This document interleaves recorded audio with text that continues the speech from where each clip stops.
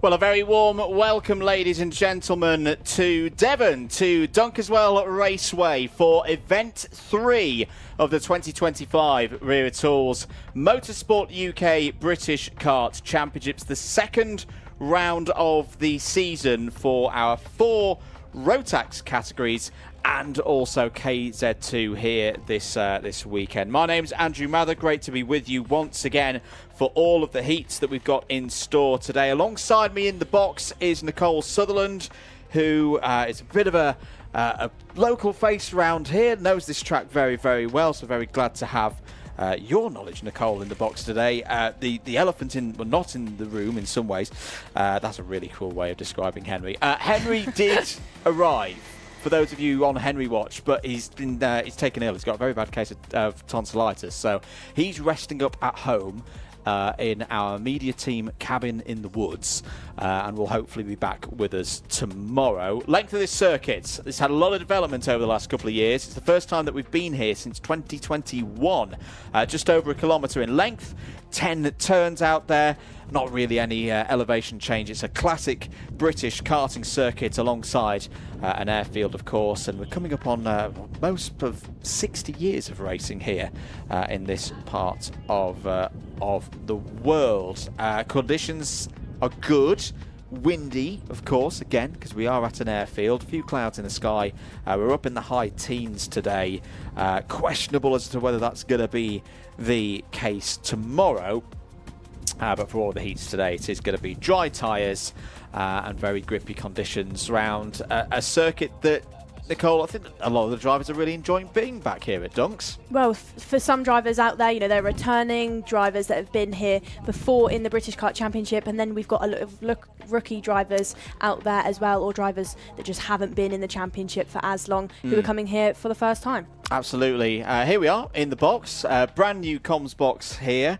Very lovely to have our look over the track for all the races that we've got in store for you today. So essentially it's the heats for everybody out there. All the ROTAX categories race twice across the course of this afternoon, and we've got KZ2 timed qualifying for you here today as well. Their racing starts proper tomorrow.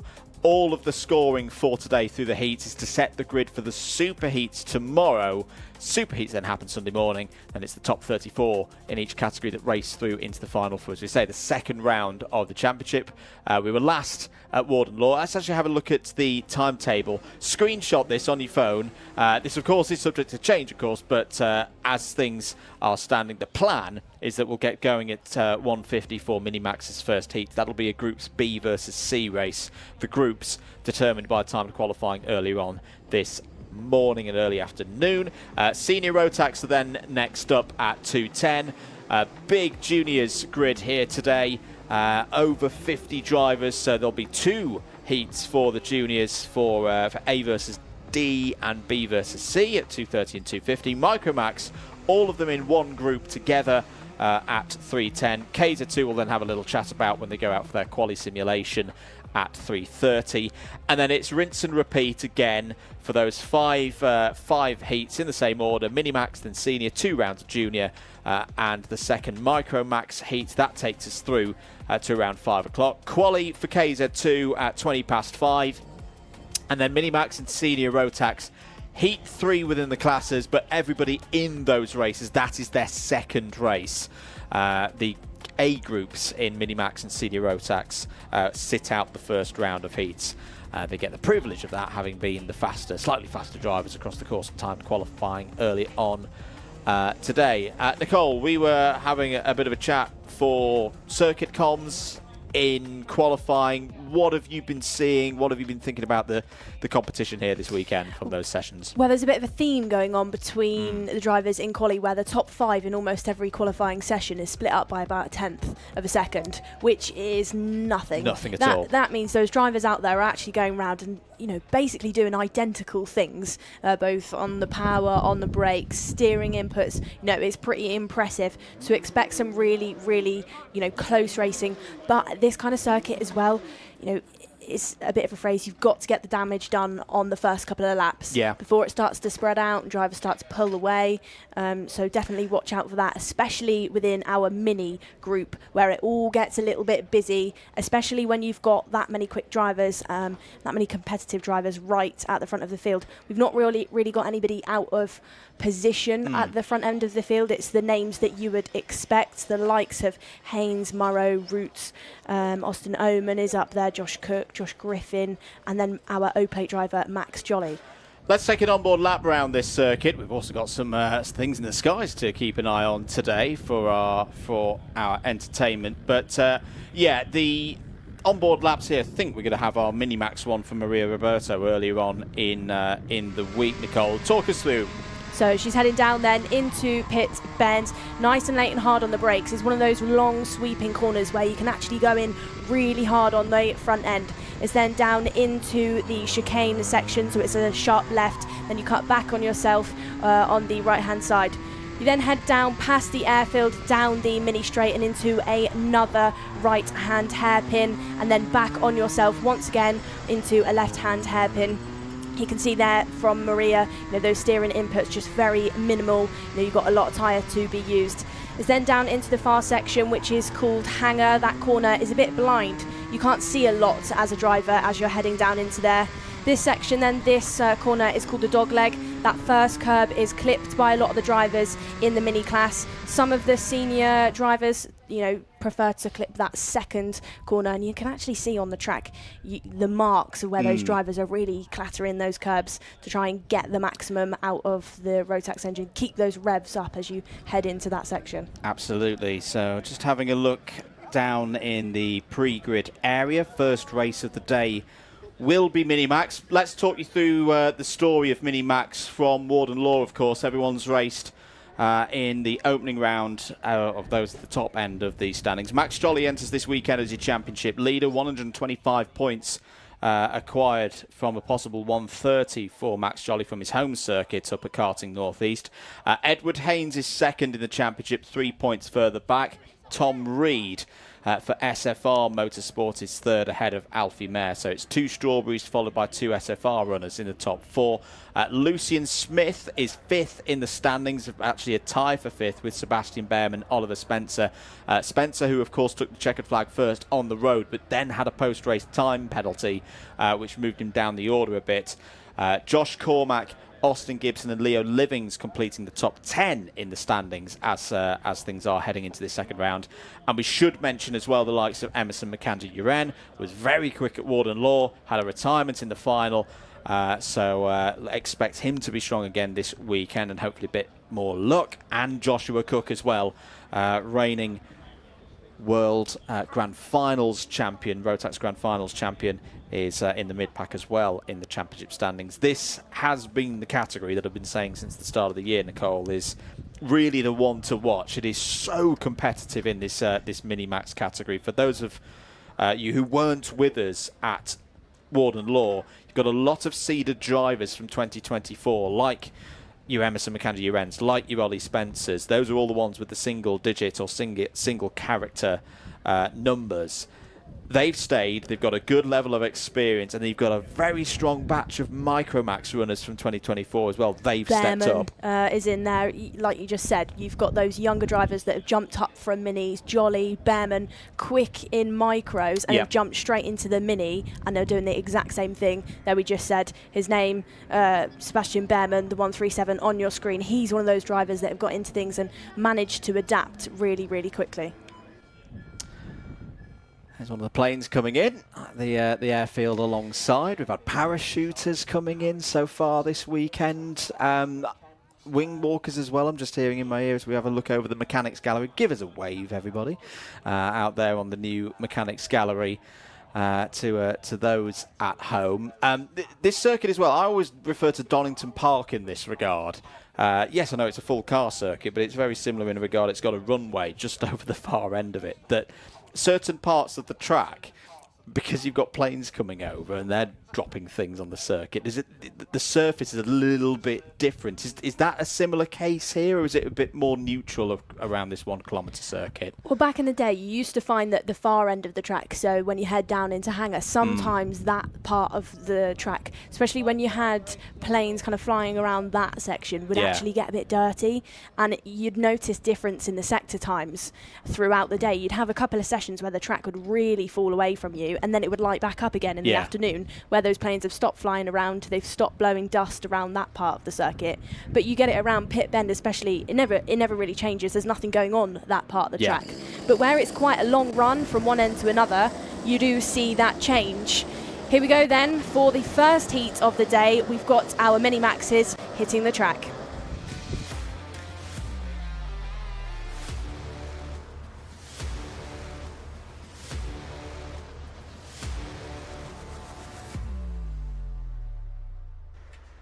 Let's take you through then for the first heat of the weekend. It's Minimax 950 that gets us going for this one. The grid will be with us shortly. This is a Group B versus Group C race. The groups determined by timed qualifying earlier on today. So second in that timed qualifying going into Group B was Riley Morrow. Starts this race from pole. James Roots is alongside on the front row in Group C. Austin Oman and Joshua Cook, they form up the second row of the grid ahead of Max Jolly and Emerson McAndrew-Wren on row 3, Josh Cormack and Oliver Spencer on row 4. Going from row number 5, we have Christian Sangatuni with Benjamin Lawn. From row 6, we have Alfie Mayer and Tom Reed. Very quick start. We get things going then for the first race of the weekend. Oh, and there's immediately a problem there for Austin Oman, who was sideways down into turn 1, has kept control of it, is there in second place. Through the complex they go for the first time. I think it's one of the Sam Pollard's that's got through to the... No, it's one of the SFRs perhaps that's got through to the front. And the highest starting one of them was Alfie Mayer all the way back in 11th place. So it's been a real jumbled up start for this one here at Dunkeswell to get us going. 10 minutes plus 1 lap. Of course, as down the inside there goes Riley Morrow for third place. Bit of a shaky start then for Minimax 950. We'll count them through at the end of the first lap. I'm expecting some big moves up and some big moves down the order. It is Alfie Mayer, I thought it was, who's come through to the front of the order. Started 11th, Nicole. Not quite sure how Alfie's done that, but he's in good form. A tremendous start up to P1. Would be so interested to know how Alfie Mayer broke formation right at the start. There. Wondering if he maybe took the long way round and went round the outside. We didn't quite get to take a look, but Riley Morrow, who started at the front, has dropped down into third. We saw him through Hangar pick up a position once again on that previous lap, but he has dropped down the order so far. Drivers on the move then, at the start of this one, we have Aidan Hammond. He's gone up by 11 places. Maximilian Abrahart up by 10, and Nelson Taylor up by 10 as well. It's that kind of circuit, that long sweeping corner of Pit Bend on an early lap then just shows you can get a lot of work done really early, and we said it when they were on the pre-grid. Damage done on those first couple of laps. Absolutely. So Mayer leads from Oman, Morrow in third. Good start for Sanguinetti as well, the Canadian for Strawberry Racing, the first of the Strawberry Racing contenders out there in this one. Max Jolly holding in the top 5. Going the other way, Emerson McAndrew-Wren, is there trouble out there, Nicole? Yeah, Emerson McAndrew-Wren then has dropped right down the order. He sat there in 22nd, and we've lost Tom Reed has dropped down the order as well. So Tom is sat there in 23rd behind Emerson. There is a gap between those two. Not sure if that drama was the two drivers together, but two of our typically front runners have actually found themselves at the back of the field early on. Yeah, two of the seeded drivers, Emerson McAndrew-Wren, the number 3 seed, of course, Tom Reed, the number 10, move there. One of the KRs to the inside, having a battle in and around there. I think that was Oliver Spencer and James Roots. James Roots in the global karting entry, fighting over P10. So a bit of a mixed up and slightly chaotic start in terms of those results for Minimax 950. Remember, it's these 2 heats today and then the super heat tomorrow. Those races all have points, intermediate points acquired through them, and it's the top 34 who will qualify for Sunday's final. championship points are awarded, of course, at the end of all of the heats.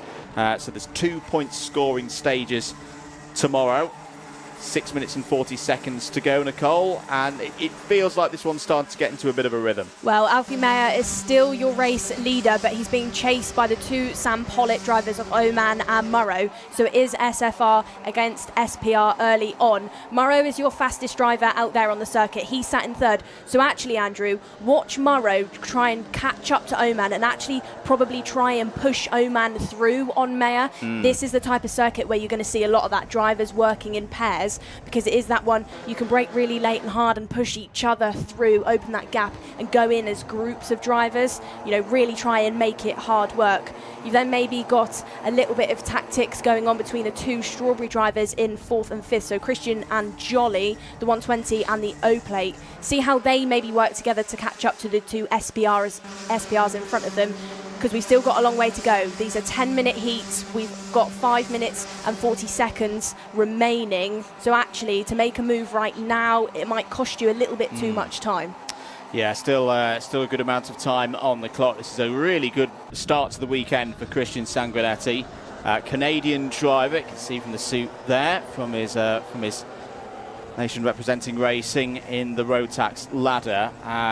Why is it a big improvement? Well, P39 in the classifications at Warden Law, so didn't make the final at Karting Northeast for the opening round of this championship. So to see the Canadian up there in the top 5, that is a mighty step forward, holding off the O-plate winner Max Jolly. Max Jolly, who took that place, of course, at PF International earlier on in the year. Here's an attack from one of the KRs. Was that Ollie Spencer on the move, perhaps? Ollie Spencer's been going forward. Now it's the 175 who is charging through. That's Joshua Cook, another one of the drivers looking for big things at the moment. So that's Joshua Cook up to 9th place. I think it's Sebastian Behrman that's finding himself in a little bit of a fight, and now we've got to move for the race lead. Austin Oman then overtaking into the left-hander, and we've got the other SPR driver of Riley Murrow following through Hanger. So like we said, Andrew, those two SPR drivers did exactly what we said, work together and push through to overtake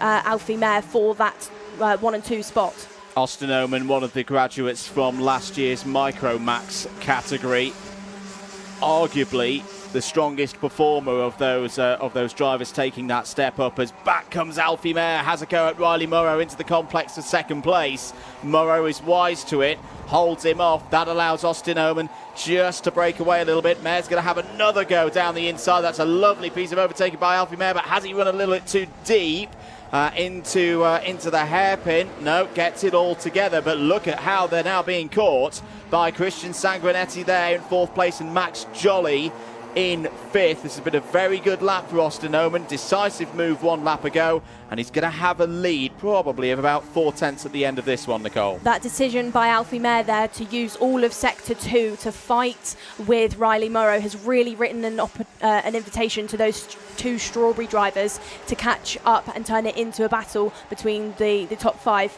Maria Roberto then, our onboard driver, trying to make an overtake into Pit Bend, but you can just see in that corner where the drivers don't hold the brake. If they're going to overtake, if they roll off the brake, they're going to get overtaken right back again, and that's what just happened to Maria as she attempted a move.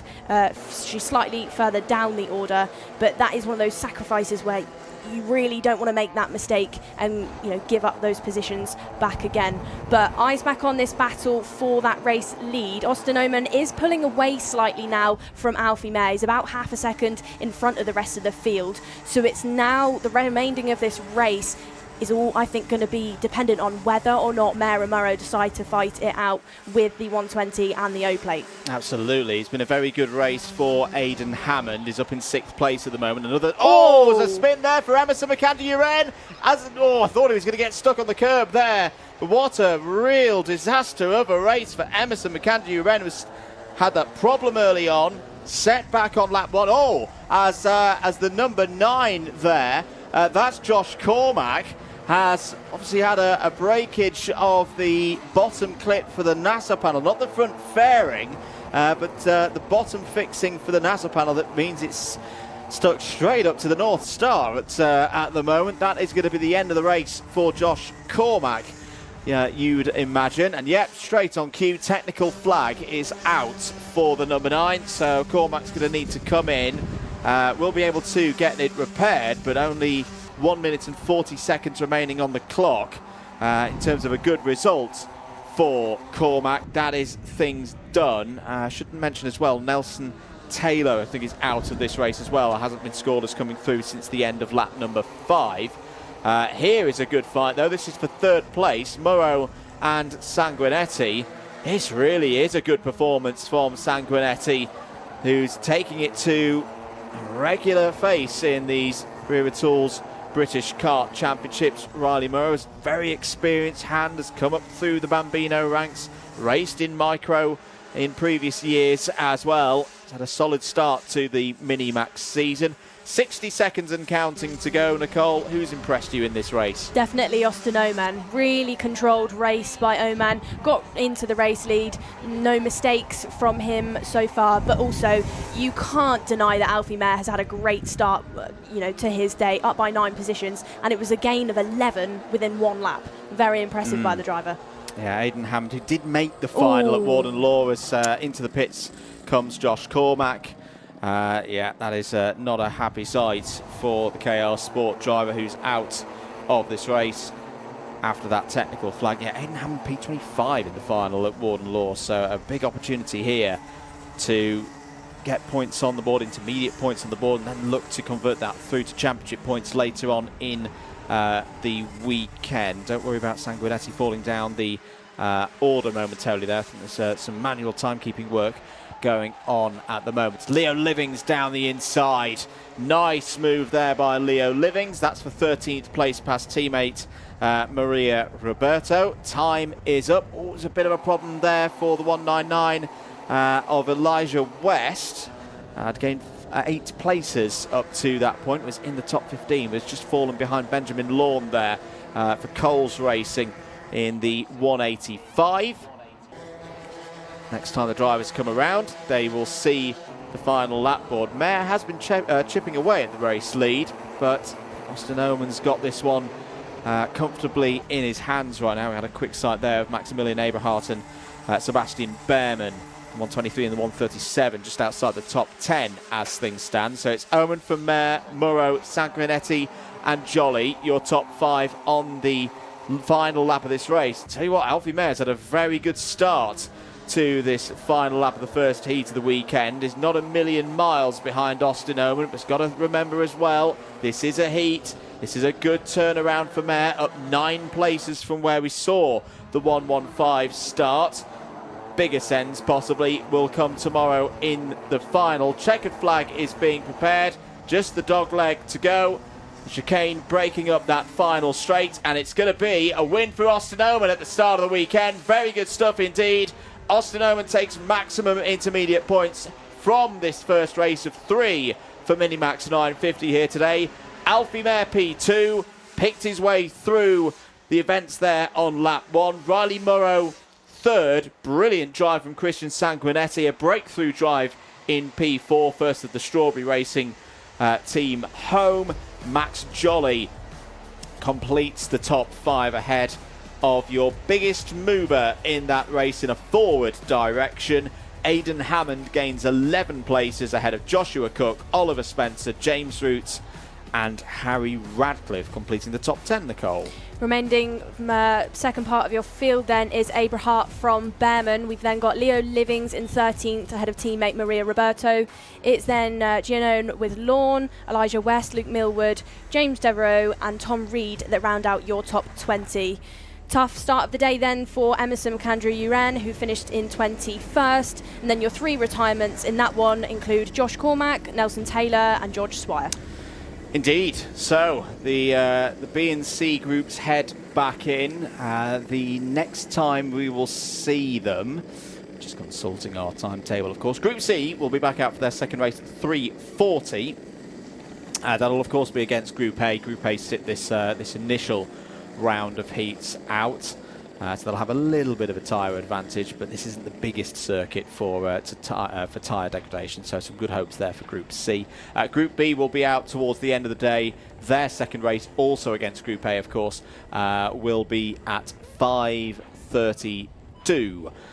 So if you're particularly following any of the drivers in those groups, keep a note of those times. But do stick with us here at Dunkeswell for first day of racing for Event 3 on the Wera Tools British Kart Championships. Riley Murrow and Austin Oman having a bit of a chat there over the stories of their races. Austin Oman, it's about this stage last year in the Micromax category where Austin really took a big stride forward.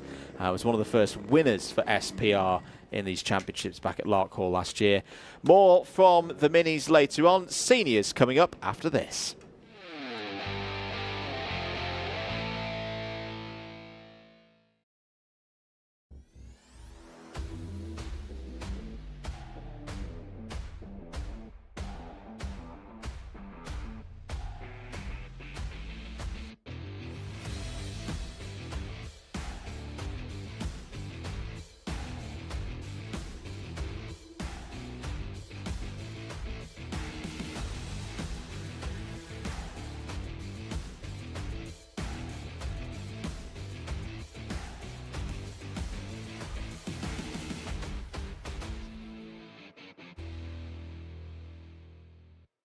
Here at Demon Tweeks, you probably know us for our massive kartwear range. We've got everything from suits, boots, gloves and helmets from the biggest brands in the business. But we are so much more than that, because if you're looking for kart parts, well, we've got you covered too.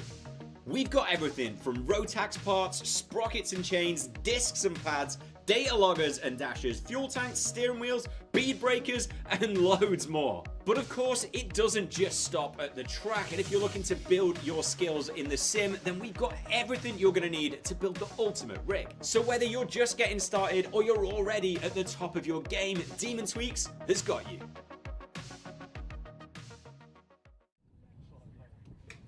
Welcome back here to Dunkeswell, Event 3 of the Wera Tools British Kart Championships for 2025. Andrew Mather and Nicole Sutherland in the commentary box for you today.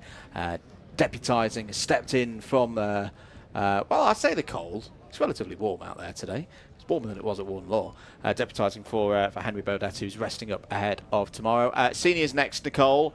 Very intrigued to see how the seniors get on this this weekend. What have you been hearing? What have you been seeing out for free practice? Well, you've got a mix of drivers in this grid, and you've got, you know, I think all of them are so close. There's some really seriously quick ones.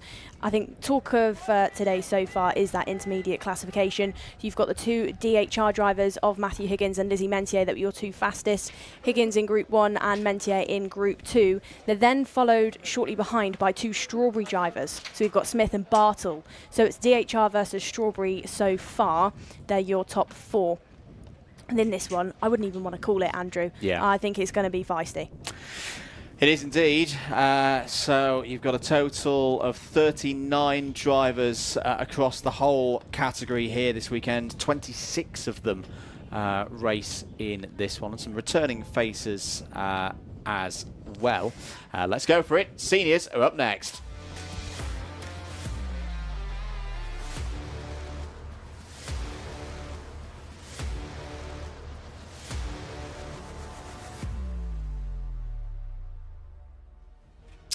Let's get ready for it then. Heat 1 of the day for senior ROTAX. Lizzie Mentier starts on pole position. Charlie Smith alongside on the front row. Lewis Gilbert, winner last time out at Warden Law. It's alongside Guy Cunnington for row number 2. Third row of the grid, Matty Hingley and Joshua Graham look for a good start. Jack West and Kai Hunter are on row 4. Row number 5, we have Archie Walker with Lewis Goff. 6 is Joshua Turnbull and William Antrobus. And then shortly behind on 7 is Hugh Moulton with Neo Clark. For Strawberry, we have Cian Garrity, and for Hunter Motorsport, we have Tyler Harris.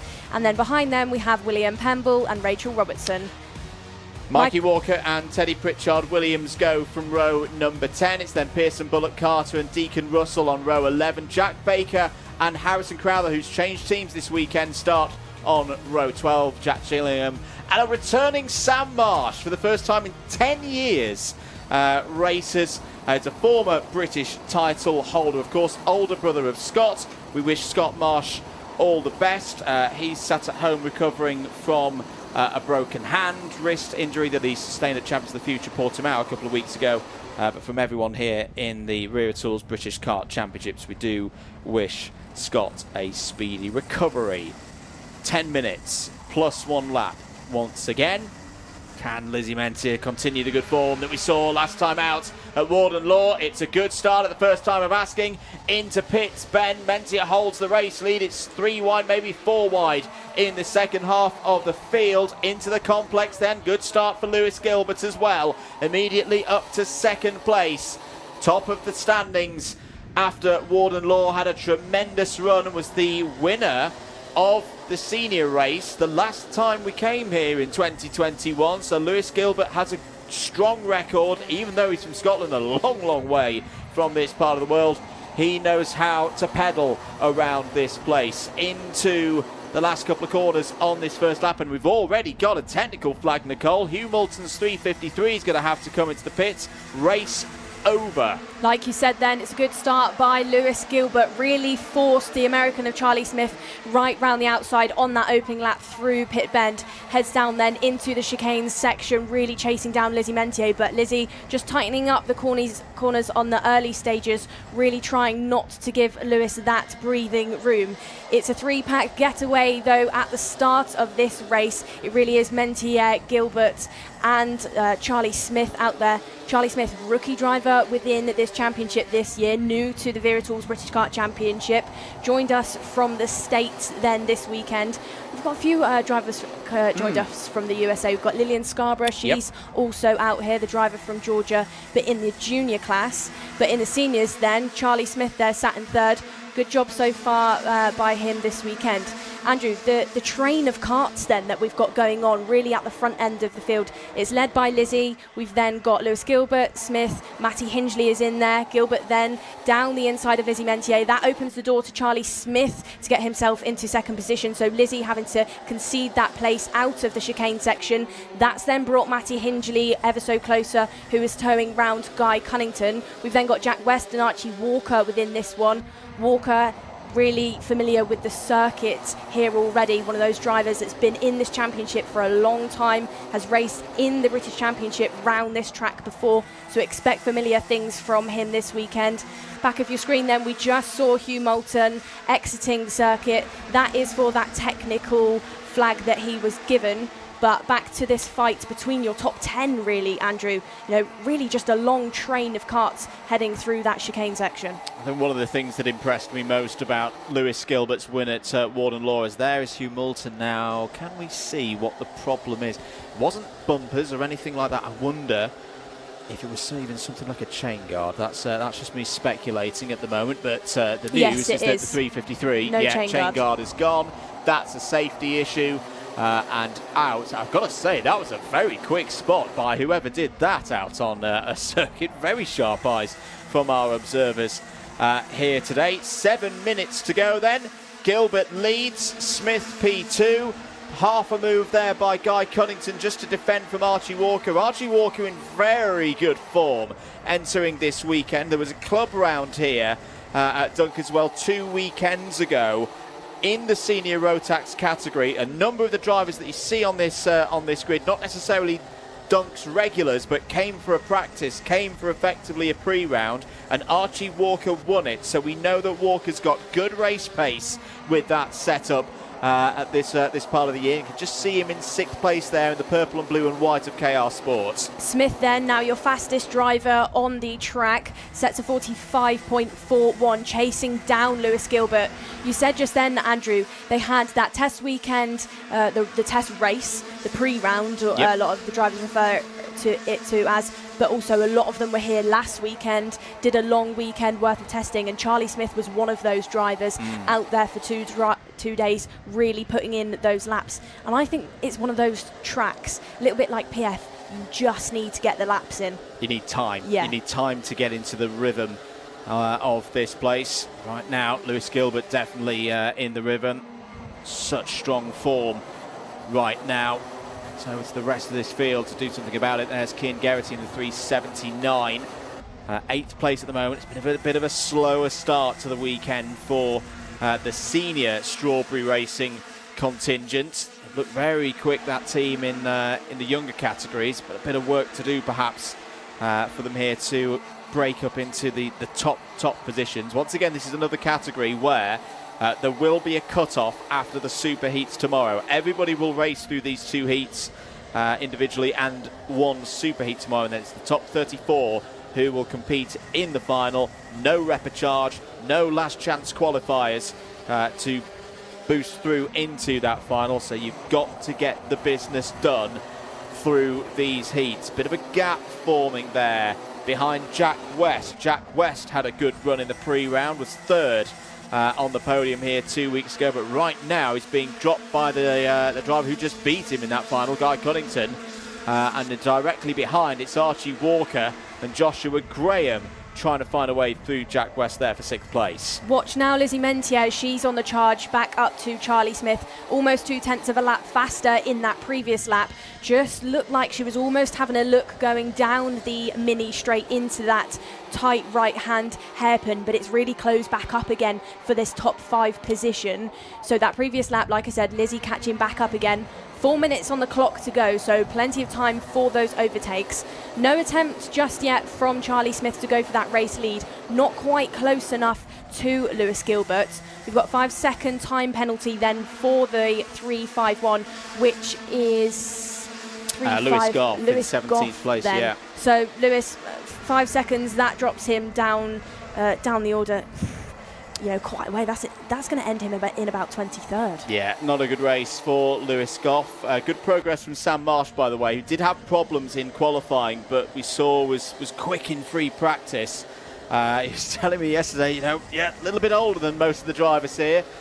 After 6 or 7 laps, the arms start to get a bit heavy. They start to ache. Not perhaps got as much race fitness, but I tell you what, at the end of 8 laps, Sam Marsh has gained 8 spots out there. It's a good run into the top 20. I'm quite enjoying watching Sam because the last time I raced here, and it was 2022, I was with Coles, and Sam was my driver coach. So now I get to watch him drive round. Like you just said a minute ago, he said to me yesterday he does 6 laps and he's knackered. So all those times he told me off for being too tired, the roles are reversed now, Sam. You can tell him now. We've got all the cameras around the circuit. You go back to him this evening and say, well, you're looking the a reason bit why tired, you're down the mate. field, Sam, you need to be doing this, that and the other to get yourself up towards the front. That's a nice move. That's Matty Hingley down the inside of Lizzie Mentier. That was for 3rd place. Matty Hingley's had a really good start to this season, has been rolling back the years himself. The man from St Asaph's is up to that 3rd place now, but has got to chase in on Charlie Smith, who does have the fastest lap in this race so far. Just over 2 minutes remaining on the clock then. Lewis Gilbert starting to stretch away. Has he played the tactics right again? We saw him do this at Warden Law. Keep it bunched up, keep it tight for 2nd, 3rd, 4th, 5th, and the rest of them in the early stages of a race, particularly through the tight and twisty stuff. And then just as he gets towards 3 to go, 2 to go, that's when he's able to just stretch it out a bit and get himself in a comfortable position. It was a masterclass from the Scotsman at Karting North East. He's not needed to do it as hard of a backup here at Dunkeswell. It's not as would you say, Nicole, whereas at Karting North East there were a lot of overtaking opportunities where you could be deep on the brakes. Here, because you've got a few medium speed corners, you've got to pick your moments, haven't you? There's less chances to get through. Yeah, you definitely are right in saying these are 2 completely different circuits. You know, Warden Law really fast, really flowing. You know, you've got to be brave on those overtakes. This one, more sweeping corners, a little bit more settled down. But I think you can get it done here. You've just got to have that bravery to kind of go in, trust the brake, trust the grip that's out there, because there's a lot of it and you can find it. Use it to really just get the kart stopped, go in on the front end and make those overtakes. It's not impossible. You can get it done, but it is one of those places where you have to maybe just be a little bit more patient. less gung-ho. Yes. Yeah, good fight going on at the moment between Guy Cunnington and Archie Walker. This is for 5th place, just going through Pitts Bend now. Behind them, Jack West, Cian Geraghty, Joshua Graham. As through there initially goes Walker through the tight and twisty stuff. Cunnington's going to have a cut back here as they go onto the back straight. That's going to allow Jack West to rejoin the party, and through has gone Archie Walker. Oh, a bit of a hip check there from Guy Cunnington just to assert himself in 6th place now. No way through for Jack West. Cian Geraghty, Joshua Graham and William Antrobus. I'm going to start calling him Darth Waft because he's still got the 8-ball helmet, as Sam Pollitt Racing are describing it. But William Antrobus, very strong in the junior categories last year, stepped up to seniors for 2025, has got a new race lid on the way, but in the meantime, that black helmet and black visor, Darth Waft, is closing in, solidly scoring in the top 10. That battle then between Guy Cunnington and Archie Walker has just left him vulnerable to Jack West, and that's this pack following him behind. You know, we've got Jack West there just tightening up that second sector to see if he can try and get something done. But we just saw it, that battle that we had going on between Walker and Guy Cunnington really lost Guy a lot of time. You know, Walker now has not really got to worry about this train of karts behind him. Yeah. It really is Guy that's in a little bit of trouble on this final lap that we're heading into. We are indeed on the final lap. Lewis Gilbert clear at the moment, looking good again to get a big haul of intermediate classification points on the board from this first race. Charlie Smith's not got 2nd place sewn up yet. Matty Hingley's looking quick in the second half of this one. Lizzie Mentie's on for good points as well there in 4th place. Heading into the last big braking zone on this final lap. No changes in position. I think all of these drivers know that they've just got to carry these points through. It's useful points to have at this stage of the weekend. Lewis Gilbert takes us from Warden Law to Dunkeswell and continues this winning streak. Takes it by 3/4 of a second ahead of Charlie Smith, Matty Hingley, Lizzie Mentir and Archie Walker, all in the top 5. Solid starts for them. Guy Cunnington, Jack West, Cian Geraghty, Joshua Graham and William Antrobus complete the top 10 for the first heat of the day. That'll be done for groups B and C until their second races later on this afternoon. But this form from Lewis Gilbert continues on and on. Here's the second half of that order. William Pemble, Teddy Pritchard Williams. Good drive there from Teddy. Up 8 spots for the Origin Motorsport team. Still, I think, finding their feet a little bit in this championship, but the experience of Pritchard Williams propelling them forward. Josh Turnbull, Neo Clark, Kai Hunter, all in the top 15. Tough race there for Kai Hunter. Up 10 spots. Biggest mover, Sam Marsh, after 10 years away, finished P16 there for TH Course. Mikey Walker, Harrison Crowther, Lewis Goff, Pearson Bullock, Carter all in the top 20 on the road. Remember, Lewis Goff does have a 5-second penalty from earlier in the race. Tyler Harris, Rachel Robinson, Jack Baker, Deacon Russell and Jack Gillingham, the last of the 25 finishers. So that 5-second one for Goff will drop him down to P24 as things stand. One retirement, which was for a missing chain guard, number 353 of Hugh Moulton. Steady race that, I thought, that there, Nicole. Good starts for Lewis Gilbert, continuing the form that we saw at round 1. Yeah, we saw very minimal changes positions after, you know, probably the 3rd or 4th lap. Spreads out a little bit, and then you just get these trains of karts that just tend to kind of follow each other around. You know, not really much damage going on for anybody out there. No major movers within that other than Sam Marsh, but of course when you're starting that far back at the back of the order, you've really got to be a bit brave and try and get something done. You said, you know, Sam, 10 years since his last race, but never left a kart paddock. He's always been around, so, you know, you'd expect, still knows what he's doing. Still knows what he's doing. Still got the ability as well. That's what's impressed me so much with Sam this weekend. To say it's a shame that he had those problems in TQ, but to see him right up there with a very, very strong senior grid with your Bishops, with your Higginses and Cunningtons and all the likes. So yeah, keep an eye on Marsh across the course of the weekend. Timetable-wise, Group B we'll start with Group C because they're out a little bit earlier. Group C will have their second race at 4 o'clock local time here in the UK. That'll of course be against Group A. Group B will have their second race. That was anyone starting on drivers right on the inside, first, third, fifth, seventh, etc., etc. Their second race of the day will be the very last one for the whole thing. 5:52. They will go for another one against Group A. Let's have a look at some of the highlights from that one for senior Rotax before we move to the juniors. See Sam Marsh having a little discussion there with Kai Hunter.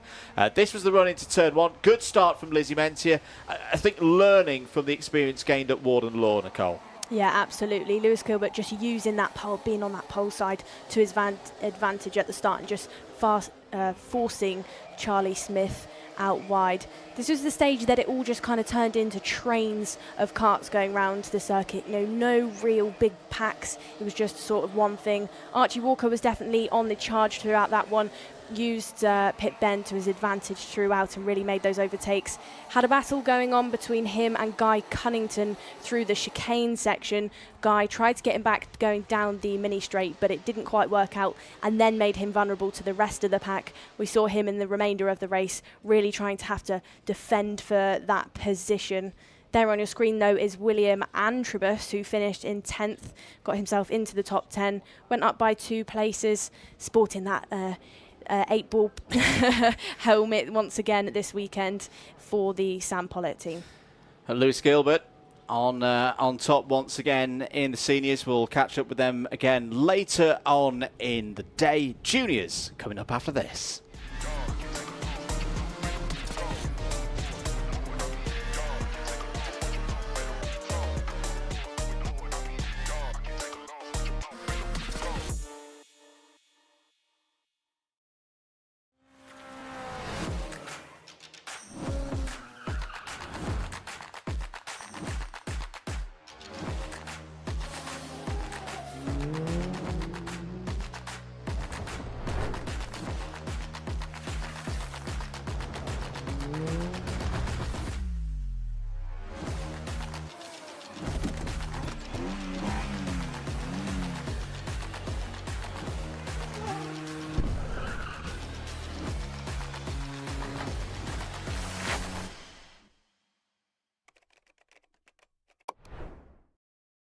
Start your journey today indeed. Head across to motorsportuk.tv. Hello to all of our viewers on the Motorsport UK TV platform and to all of you on YouTube as well. I knew we'd forgotten something. This is what Bodette normally does, but he's resting up at the moment. Let's have a look at some of your comments and how you're getting on today. Let's say who you're supporting. Let us know here at the circuit. Lo and behold, they're now pausing on us, the comments here in the box. But do get them coming in. Juniors up next. Big field of juniors, 56 in total. This is going to be the hardest one to qualify for that final because again it's 34 going through, so you know just about a quarter to a third are unfortunately not going to make it. So these 2 rounds of heats that we're going to see here today, Nicole, very important. Yeah, absolutely. You know, we're still very early on in the season, and it's not like some of our other BKC weekends where it's double headers. It's just those 1 round of, you know, points, but points mean prizes, and this is a long game, and every heat counts. Let's go for it then. Junior Rotax Heat 1 out next.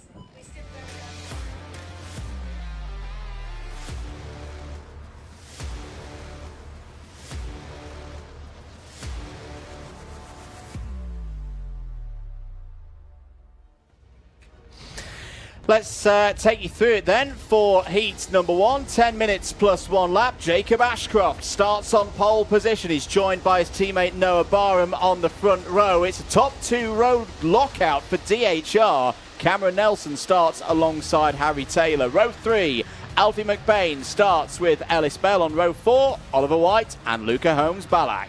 Going from row number 5, we have Albert Friend and Benjamin Baker. Shortly behind on 6 is Kian Bernard, the Wera Tools back driver with Matej Kovahice. From 7, we have Ryan Gandor with William Archer, and from 8, we have Louis Radcliffe with Riley Cranham. On to the 9th row of the grid, Harry Holland and Jensen Chalk are inside the top 20. That's completed by Hani Sadiq on debut in the championship alongside James Kell.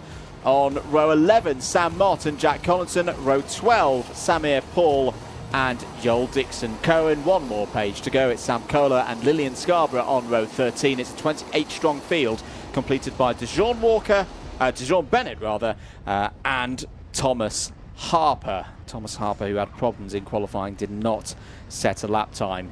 Can anyone break the form of Jacob Ashcroft? Round winner, of course, at Warden Law. Heads into this weekend as championship leader. We are racing in Junior Rotax, and it's an aggressive run into the first corner, and in the middle there, well, that's problems for Albie Friend. Yes, it was. And also, Harry Holland's been involved with an incident with one of the MLC drivers, which I think is going to be Jensen Chalk.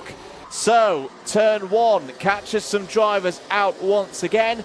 At the very front of the field, though, Dan Holland Racing have looked so strong so far this weekend, particularly in the juniors. It is still their 1 through 4 lockout, Nicole.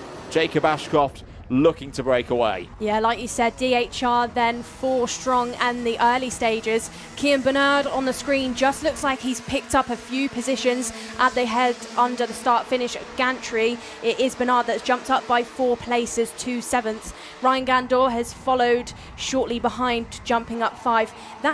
Those drivers then from 7th to 10th really look like they've followed each other around and made up some positions as they get all crossed up going out of the complex there. They are those drivers in that top 10 really trying to fight it out for position then. Cole's drivers on your screen almost getting caught out. That's the 246 of Ellis Bell, and now it's all going on just behind Ellis Bell. We've got more battles going on between Louis Radcliffe, Riley Cranham and Luca Holmes-Ballack. Going back to the front end of your order though, it is Jacob Ashcroft from Cameron and Nelson. We then have Noah Barham. Harry Taylor was previously in 4th, has lost the position to Alfie McBain, who's racing for Hunter Motorsport this year. So Alfie McBain, strong start within this one, but your top 3 just look like they're starting to break away slightly. Jacob Ashcroft then heading down into that tight right-hander, lifts that rad cover, just heating up this afternoon, I think, Andrew. Yep. We're in the comms box. You've got a bit of a breeze from the AC in here, but I'd say out there actually on track, things getting warmer for the tyres, for the engines, and for those drivers. And fastest driver then is your race leader, Jacob Ashcroft. So really just using that clean air that's cooling that kart down to his absolute advantage. Air temperature at the moment 17 degrees. It's very open circuit here at Dunkeswell, of course. There's Kian Bernard in the 282. That's the Wera Tools Alliance Academy backed driver. Represented the United Kingdom in the FIA Karting Academy competition last year. So as a very impressive young pilot, stepped up to started doing a bit of junior racing at the back end of or in terms of the national scene in 2024, but this is his first full season at this level, and is holding off Ellis Bell at the moment there in that battle for 6th place. Is out of the race. Riley Cranham. Riley Cranham.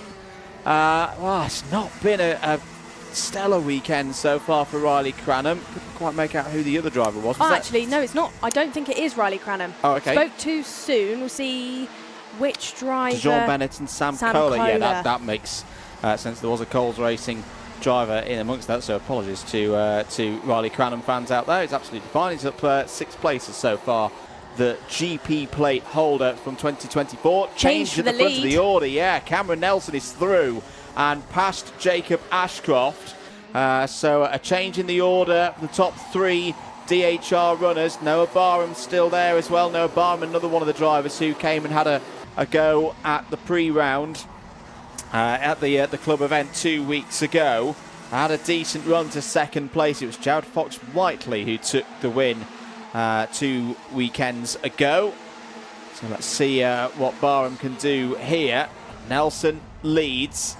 Had a big step forward in terms of performance in the second half of 2024. Surprised a lot of people with his performance at the ROTAX Grand Finals at Sarno in the autumn of 2024. But he's showing in the first half of this 2025 season that it wasn't a fluke. And it is where he belongs in this ROTAX category. Into another one of the turns there, hanger turn right at the bottom end of the circuit, and then towards the dog leg.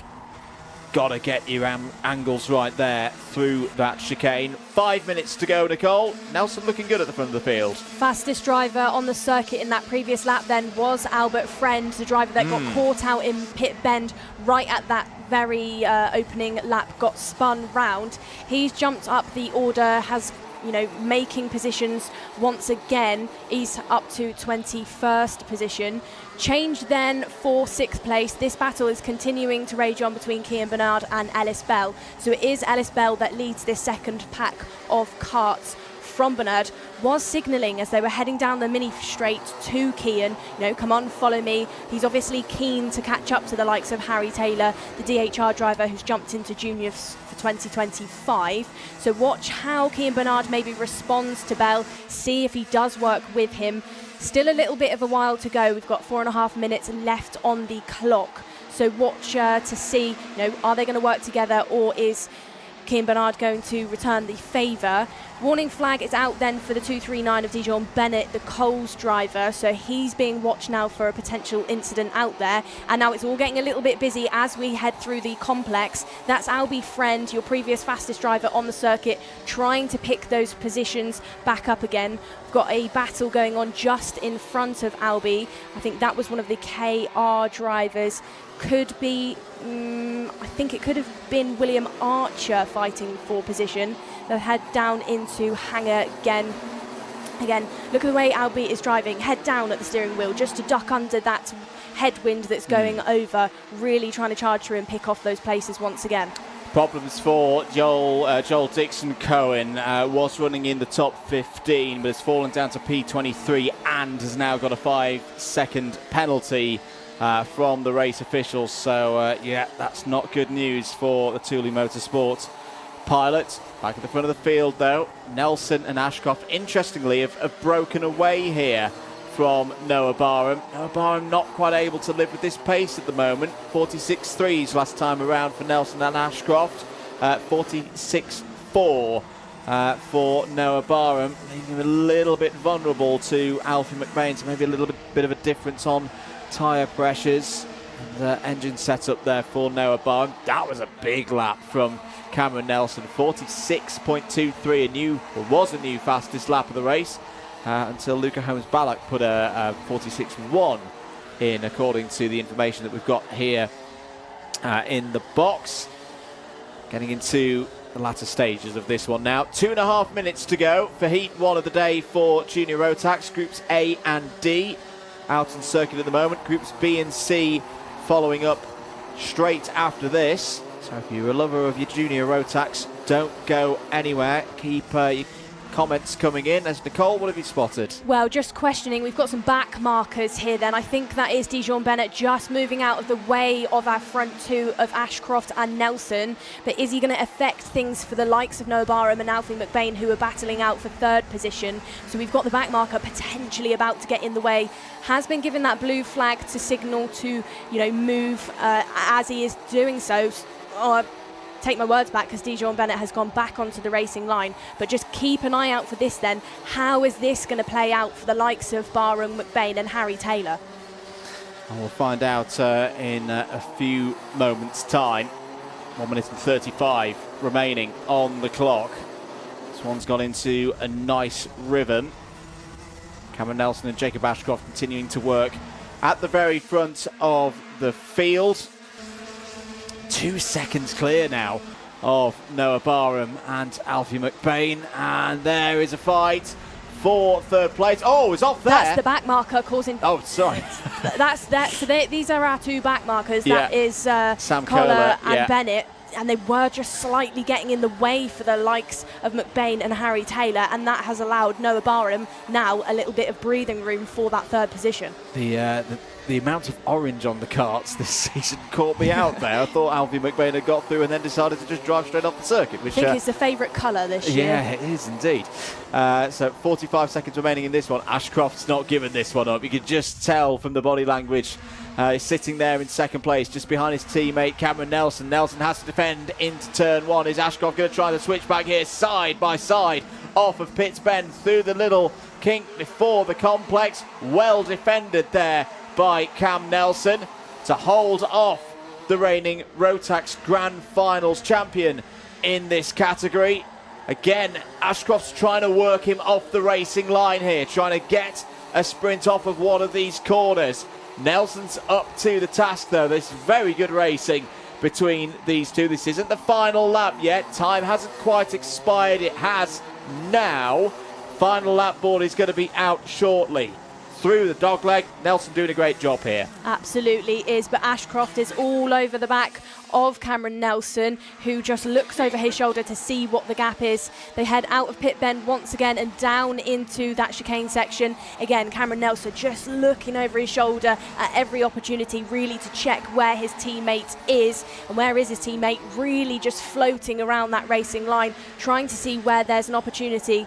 Nelson then sat more on the white line, trying to tighten things up to Ashcroft, the 242. Like you said, ROTAX Grand Final champion, experience, knows how to win a race, but is also going to be very aware this is a heat, and it's not the end of the world if a race win isn't achieved. It's a heat, and he's the championship leader as well. He doesn't need to go full send into these heats. Nelson's going to win it then from Ashcroft. DHR are going to be very pleased with that. It's a 1, 2, 3 for them. Noah Barham holds off Alfie McBain. Harry Taylor makes it 4 of the blue and yellows in the top 5. Ryan Gandour, good drive there from the Canadian up to P6. That was a gain of 7. Luca Holmes-Ballack, Ellis Bell, Matako Hidze and Riley Cranham completes the top 10. More of a step in the right direction for Riley Cranham.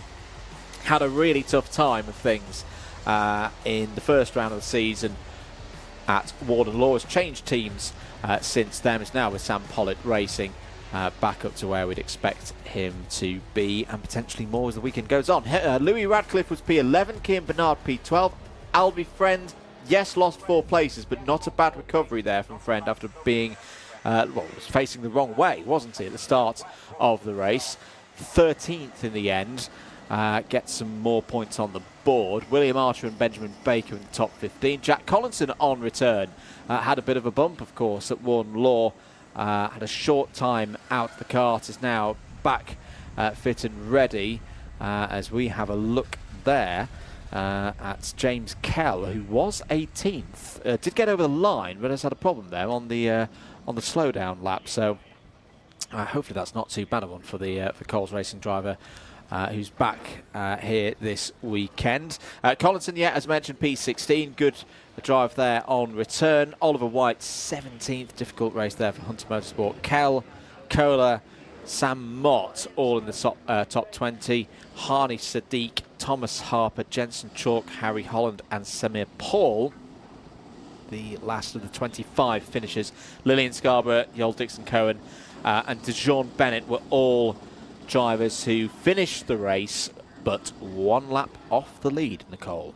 Yeah, it was DeJean Bennett that was one of those back markers that did get caught up by our top 5 and was signalled just to move out the way. There was almost a little bit of a moment when it was, though, that second pack of karts, the likes of McBain and Taylor, that had to overtake DeJean, but, you know, did try his best to get out of the way of those drivers. Drivers on your screen then currently are Jacob Ashcroft and Noah Barham, just having a bit of a sit down whilst they're going over the weighing scales. They're just being checked, you know, minimum weights are met. Hello to Michael Burke. It was 10:40 in the evening in Bathurst, Australia. So, evening, Michael. Hope you're having a nice one. I'm sure he's just relaxing with a drink on this Saturday night. Hello to Stephen Letts. Hello, Stephen. Well, I said someone wishing Stephen Letts a happy birthday. Someone whose name is Stephen Letts. Stephen Letts is wishing Stephen Letts a happy That's a very birthday. Stephen Letts thing. Hello to that go-kart guy. Can you come to the UAE and broadcast? I'm up for that. Let's book the plane tickets. Let's do it right now. So thanks for tuning in from the Arab Emirates. Hello to Dave Nichols as well, who was cheering on Jack Collinson in that last race over on the Alpha Live comments, because we do both of them as well, Karting UK and Alpha Live. Motorsport Magpie, hard at work as always. Hello to Joshua Owen. Jana Slater has tuned in as well. And Greg Smith, hello Greg, is watching the broadcast from the garden. What a lovely way to spend your Saturday afternoon. We're not heading away from Junior ROTAX. We've got another heat for Junior ROTAX coming up immediately after this. So that's Groups A and D done for now. Group A will be back out for round 2 at 4:20. They'll be against Group C. Group B will then be 20 minutes later for their race versus Group D. Nicole, take us through the highlights. Drama at the very start then for Albie Friend. Your Minimax 2024 champion got spun round just in the centre of that pit bend. Battles going on between Kian Bernard and Ellis Bell for that 6th position throughout the entire race, really heating things up through both the chicane and down the mini straight. Ellis Bell then, Nicole's driver, getting into a little bit of drama with Riley Cranham. Drama out there for the likes of Dijon Bennett and Sam Collar. They got caught out after that sharp right-hander after the mini straight. But similar through what we saw in the senior race, it does calm down after about that halfway point, and we just more see trains of karts. We had battles going on between Kart Republic and SPR drivers. And this was the point then, Andrew, that Dijon Bennett, the back marker, just slightly started to get in the way of that top 6, and it almost caught out the likes of Harry Taylor and Alfie McBain. Your race winner, though, was Cameron Nelson, and it was a gentle fight between him and his teammate of Jacob Ashcroft. But throughout the whole thing, did give each other that racing room. There was no contact between the two, no calm, and playing a little bit of a team game, I'd say. They're both aware that points mean prizes within this, and Jacob as well is your championship leader, doesn't want to risk making that mistake and ruining it for himself early on. Nope, it's a good first race from the juniors. More Junior ROTAX coming up straight after this short ad break.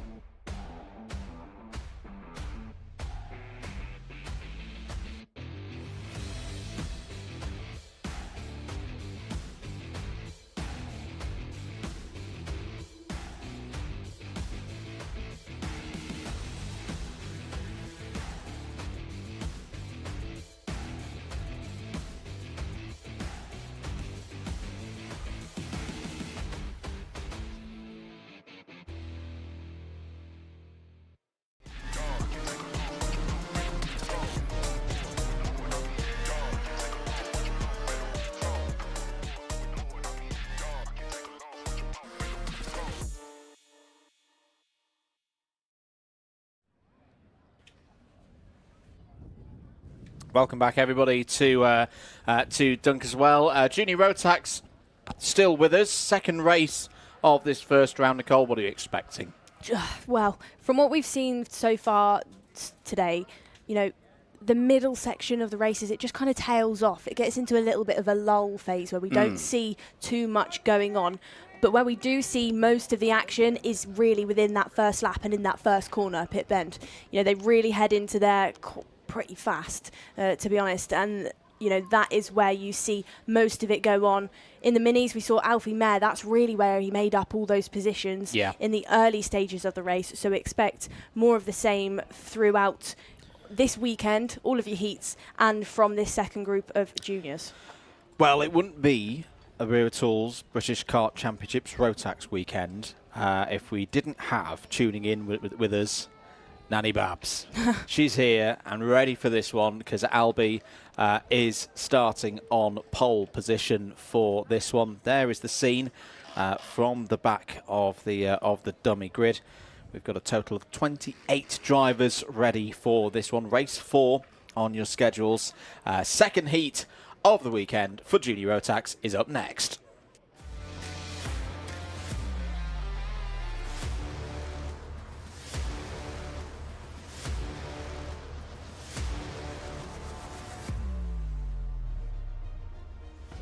Here we go then, Heat 2 for Junior ROTAX, second one of the first round, and Albie Lapper starts on pole position with Cole Denham for company on the front row. Archie Lovett, good qualifying, starts on the inside of row 2, is joined by Harry Freeman. On row 3 we find Charlie Wolfert and the O-plate holder Leon Hasty. Kai Clark and Ethan Griffiths are on row 4. Going from row 5, we have local Eva Morris alongside Jared Fox-Whiteley. From 6 is Zane Quaker with John Pucken, and from row 7 we have Ewan House with Matteo Palazzo. Going from 8 we have Sebastian Clark with Finley Buck, and then behind them on row number 9 we have Sebastian Lush and Strawberry's Charlie King. From 10 is Henry Cameron with Vlad Tomanchuk for KR Sports, and from 11 we have Archie Rogers-Tyler with Connor Large. Row number 12, Zane Chandaria and Pierce Ward have work to do from there. Jake Flewitt and Kieran Stewart on the penultimate row of the grid, row 13. It's a 28-strong field completed by Elliot Surtees and Daniel Hartley. So same order of events, 10 minutes plus 1 lap for our junior ROTAX drivers for this one. They've seen the likes of Nelson and Ashcroft can do in the first race. What can they do here? 10 minutes plus 1 lap is underway. Everyone checks over to driver's right straight away. Are they? No, they're not all going to be able to get through turn 1 without incident. That means there's already a bit of a breakaway, and it's Zane Quaker again. A repeat of what we saw a lot during Warden Law. Zane Quaker had great speed through final practice, decent speed in qualifying. When it gets to the racing, it all goes wrong. And there were the other drivers involved there as well, which we'll track through in a moment's time.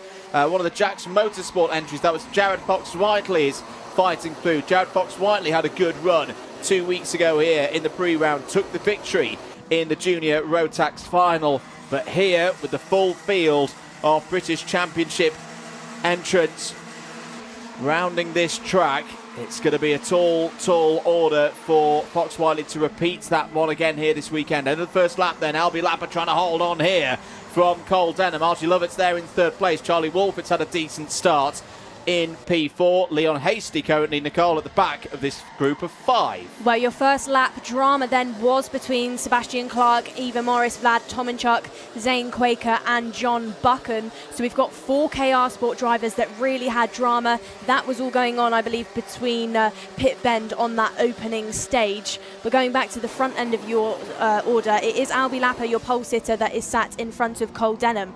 Cole really lit things up within the junior category in the past couple of weeks.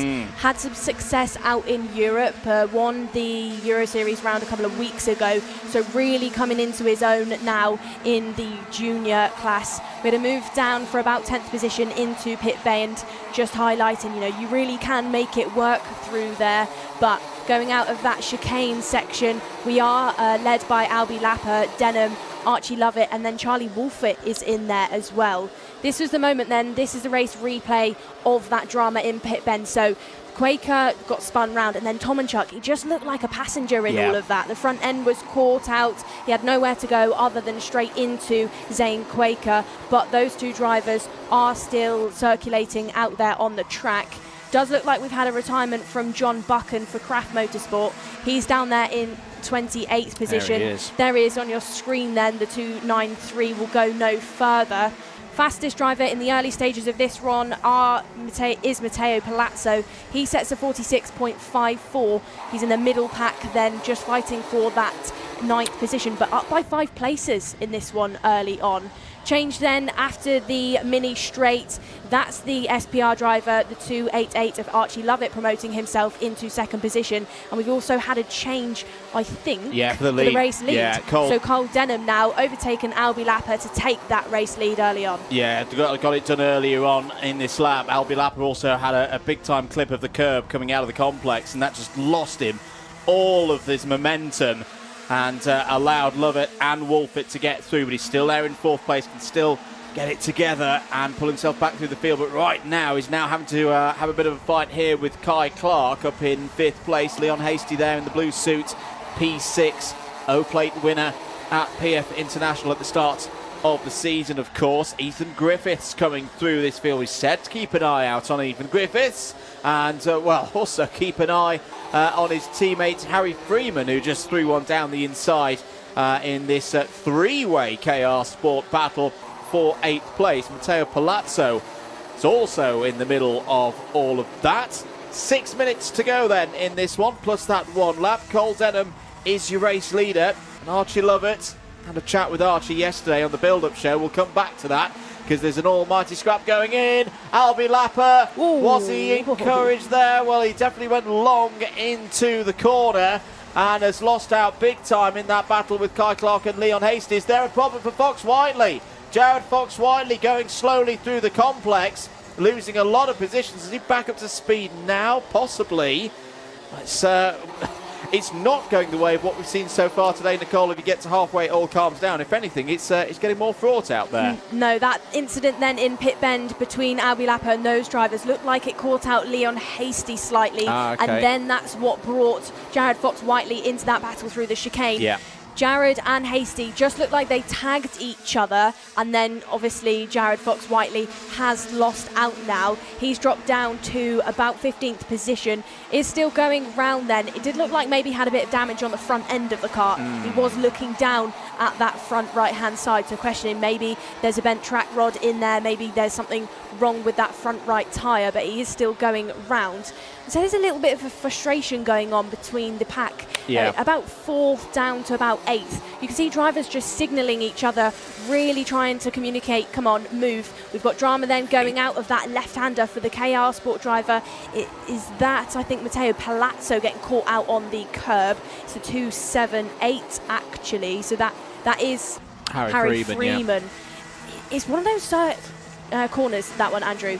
If you get caught on the right and the outside, you've got nowhere to go other than clip the curb and really concede those places. Eva Morris then, your local driver, somebody that was looking really strong. We've collected some onboard footage of her that hopefully we'll see later on this weekend, but she's out. Retirement from her, and that looked like a rear right puncture. Yeah, flat right tyre, no pressure in that one. Oh, it's deep there. It's gone Kai Clark. This race feels very, that just looked like driver error to me. Went too deep. It's very scrappy, this heat. I'm a bit surprised that it's this scrappy. It almost feels like a final heat in a way. It really didn't look like Hasty, the O-plate drive winner, forced him into that either. It looked like complete driver error, went in too deep, too hard, and just missed the corner. Battle is on though between the two KR drivers. They go into pit bend. Now it's between Ethan Griffiths, Palazzo and Harry Freeman for that 6th place. I bet the KR team are probably stood there with the head in the hand slightly, just trying to get those drivers to calm down a little bit. High up the order as we've got a move then. That was one of the KRs. I'm not seeing double, I'm seeing triple. KRs. I actually don't want to say which driver that was because you can't quite tell. Yeah, I think it's Palazzo might have been having a go. No, it was Freeman on Palazzo on that occasion. You can see Sebastian Lusch is encouraging himself on there, just giving that almost like come on moments in there at the seat of the kart. Less than 3 minutes to go then. Here's a move down the inside. That's Charlie King losing out to a recovering Albie Lapper. So all of this scrapping is actually good for Albie Lapper. It gives him the opportunity to stay part of the game and start to come back up through the field. So that's Lapper back up into the top 10. Drama. 5-second penalty for Leon Hasty. Yes, I wonder whether that was for what we saw with Lapper earlier on in the race, because Leon Hasty was in that group with Lapper, and I think Archie Lovett and Charlie Wolford in there as well. That drops him down to about 17th position, Andrew. Yeah, that's a costly one in terms of intermediate points for the Scottish driver. Harry Freeman now your fastest driver. I mean, that's probably why he's been so bold to look to get through. A bit of a kick up there for the 290. That's Ethan Griffiths, the rookie for this year in the Wera Tools British Kart Championships, getting up on two wheels for a moment. That's a side-by-side moment with the two KRs. Freeman goes through in a bit of a boisterous manner. Meanwhile, there's another KR scrap going on, this time with Matteo Palazzo. Poor Ethan Griffiths falling down through the order. Now, Lapper's taken advantage of that, finds himself gaining once more. Charlie King, all of a sudden, Ethan Griffiths started that sequence, wasn't even started the lap, he was into the second half of it in 6th place. He's now completely outside of the top 10, Nicole. Yeah, we've just seen for one of the first times today then a move into that bus stop dog leg corner, that final corner. Albie Lapper was trying to fight his way back through the order after that drama that he had go on between what we suspect was between him and Leon Hasty. Drivers out there still looking a little bit frustrated. You've got a lot of signalling going on today. Drivers trying to communicate to each other, go, chase, move forward. Moving forward then, Archie Lovett is your fastest driver out there now, sets a 46.12, so half a tenth faster than the race leader of Cole Denham. It's 4 tenths between them, so probably not enough time within this one for Archie Lovett to catch up to Cole, but don't count him out. Harry Freeman now takes that fastest lap away with 45.99, so the only driver within the whole field so far to get into that 45, only by a fraction. Move potentially on then between the 278 and the 276. That's on between KR and SPR. Clark getting overtaken for that 5th position. That was a nice move then by Harry Freeman, really just setting it up out of the exit of that sharp right-hander through the complex section, getting the run down that mini straight and late on the brakes into the and doing exactly what you've been telling me all weekend, Nicole, of like to get overtakes done around this place, you've actually got to do the work the corner or two before to be patient. So that was good stuff on that occasion from Harry Freeman. We're on the final lap then. I think the other thing that surprised me about this heat, Nicole, is the scrappiness versus how calm the first one was. We've not even... It's been a night and day difference between the two different grids for Junior ROTAX in this first round. No scrappiness though from these two. Cole Denham, Archie Lovett are going to score well here. Good to see the proper Archie Lovett back. He had a torrid 2024 racing out in Europe. Had some struggles at times in the OK Junior category in the FIA Championships, but is back on form here in the British. Denham wins heat number 2 for Junior ROTAX by a second from Archie Lovett. Big points for both of them. Charlie Wolford continues the good form that we saw from him in MLC Motorsport at Warden Law, P3. Leon Hasty, 4th, but has a plus 5 second penalty, which at the moment would drop Leon down to, I think, 12th place. Harry Freeman and Kai Clark completing the top 6. Sebastian Lusch, good fight there from Sebastian Lusch at 10 places in that race to finish P7. Matteo Palazzo, Albie Lapper and Charlie King complete the top 10. Jared Fox-Whiteley had that moment early on in the race, recovered to P11. Ethan Griffiths, a tough time out there. I think Ethan had a bit of a dose of welcome to the Junior ROTAX competition at this level for the rookie. P12 in that one, but has got good race speed potentially for later on in the weekend. Finley Buck, Ewan House and Shane Chandaria in the top 15. Great to see Chandaria flying the flag for Kenya up in the top 15 there, a gain of 8. Sebastian Clark, Elliot Surtees, Jake Flewitt, Archie Rogers-Tyler and Daniel Hartley all in the top 20. Henry Cameron, Zane Quaker, Connor Large were into the drivers who all had problems in that race.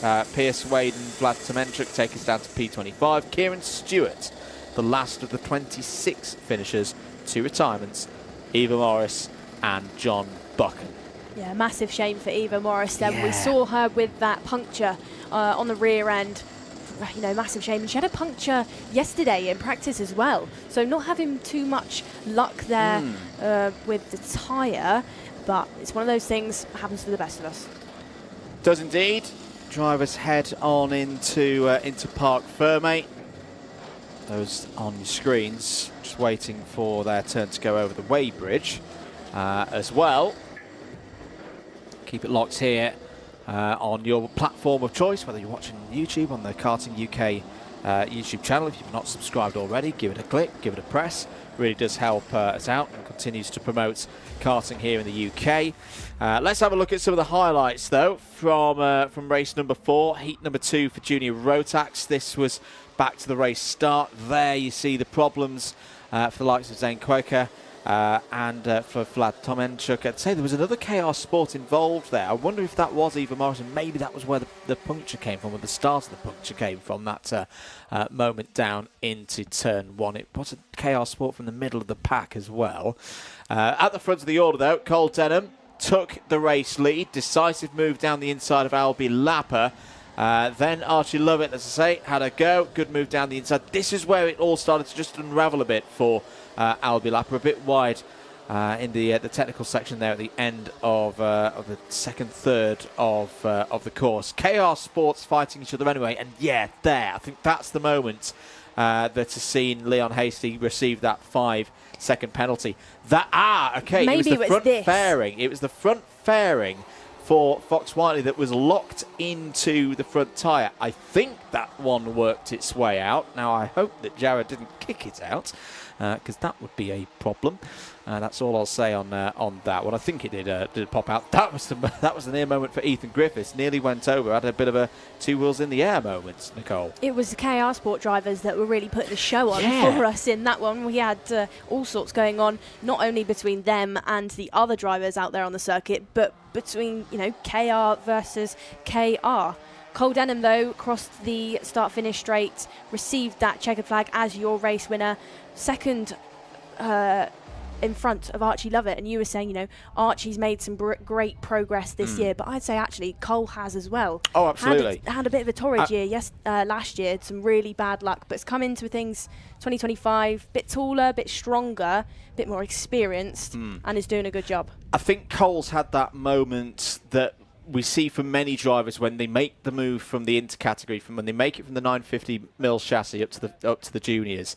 It is such a massive difference. You know, your power, you're going from 13 horsepower to 23 horsepower. You know, you're nearly doubling the amount of power that you've got. You know, the chassis completely changed, and it does take the best a little bit of time to get up to speed. But when they do, that's when they really, really shine through. So good stuff there from Cole Denham. What we're going on to now then for the first heat today for the micros will be the micro. We've only got one group of these drivers, so just the one group. Yesterday then we collected some onboard footage of Dean Pahal, so let's take a look.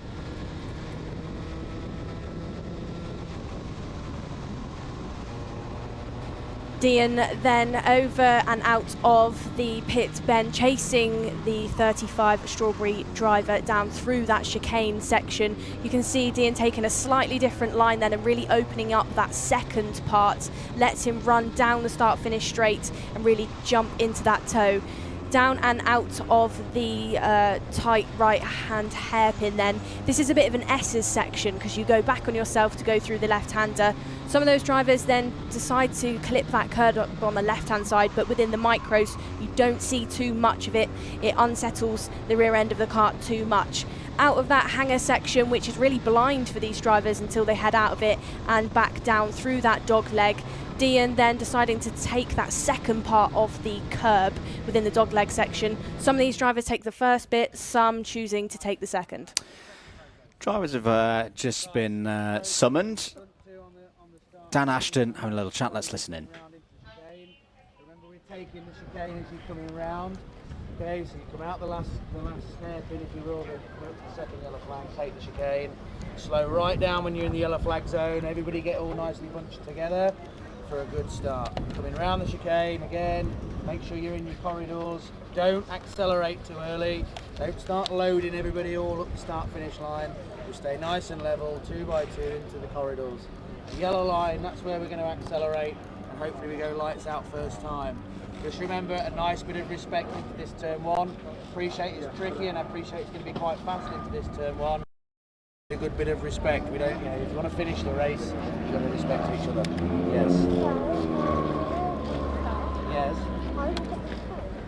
No, so you take the chicane, go around the chicane, 2 by 2 into your corridors and go. Make sense? Yeah. Go! Good words there from Dan Ashton, one of our head race officials, just reminding all of the drivers ahead of their first race of the weekend their responsibilities. Well, it's not a full opening lap for these drivers. You do cut the second part of the section, so you don't do that second sector. But Dan there was just on the screen explaining to these drivers they do take that dog leg corner to then get themselves into file, into the tram lines, to then see the lights. But all these drivers, I could hear Dean Pahal was just questioning, do we definitely take the dog leg? Yes, you Yes, do, you Dean. do. Take it. No, good for drivers to check and make sure that they've heard everything correctly. There's LBJ Stubbs on your screen. Has had a tremendous 2025 so far, has Albi. 20 drivers in total for this weekend in Micromax UK. Their first heat is next.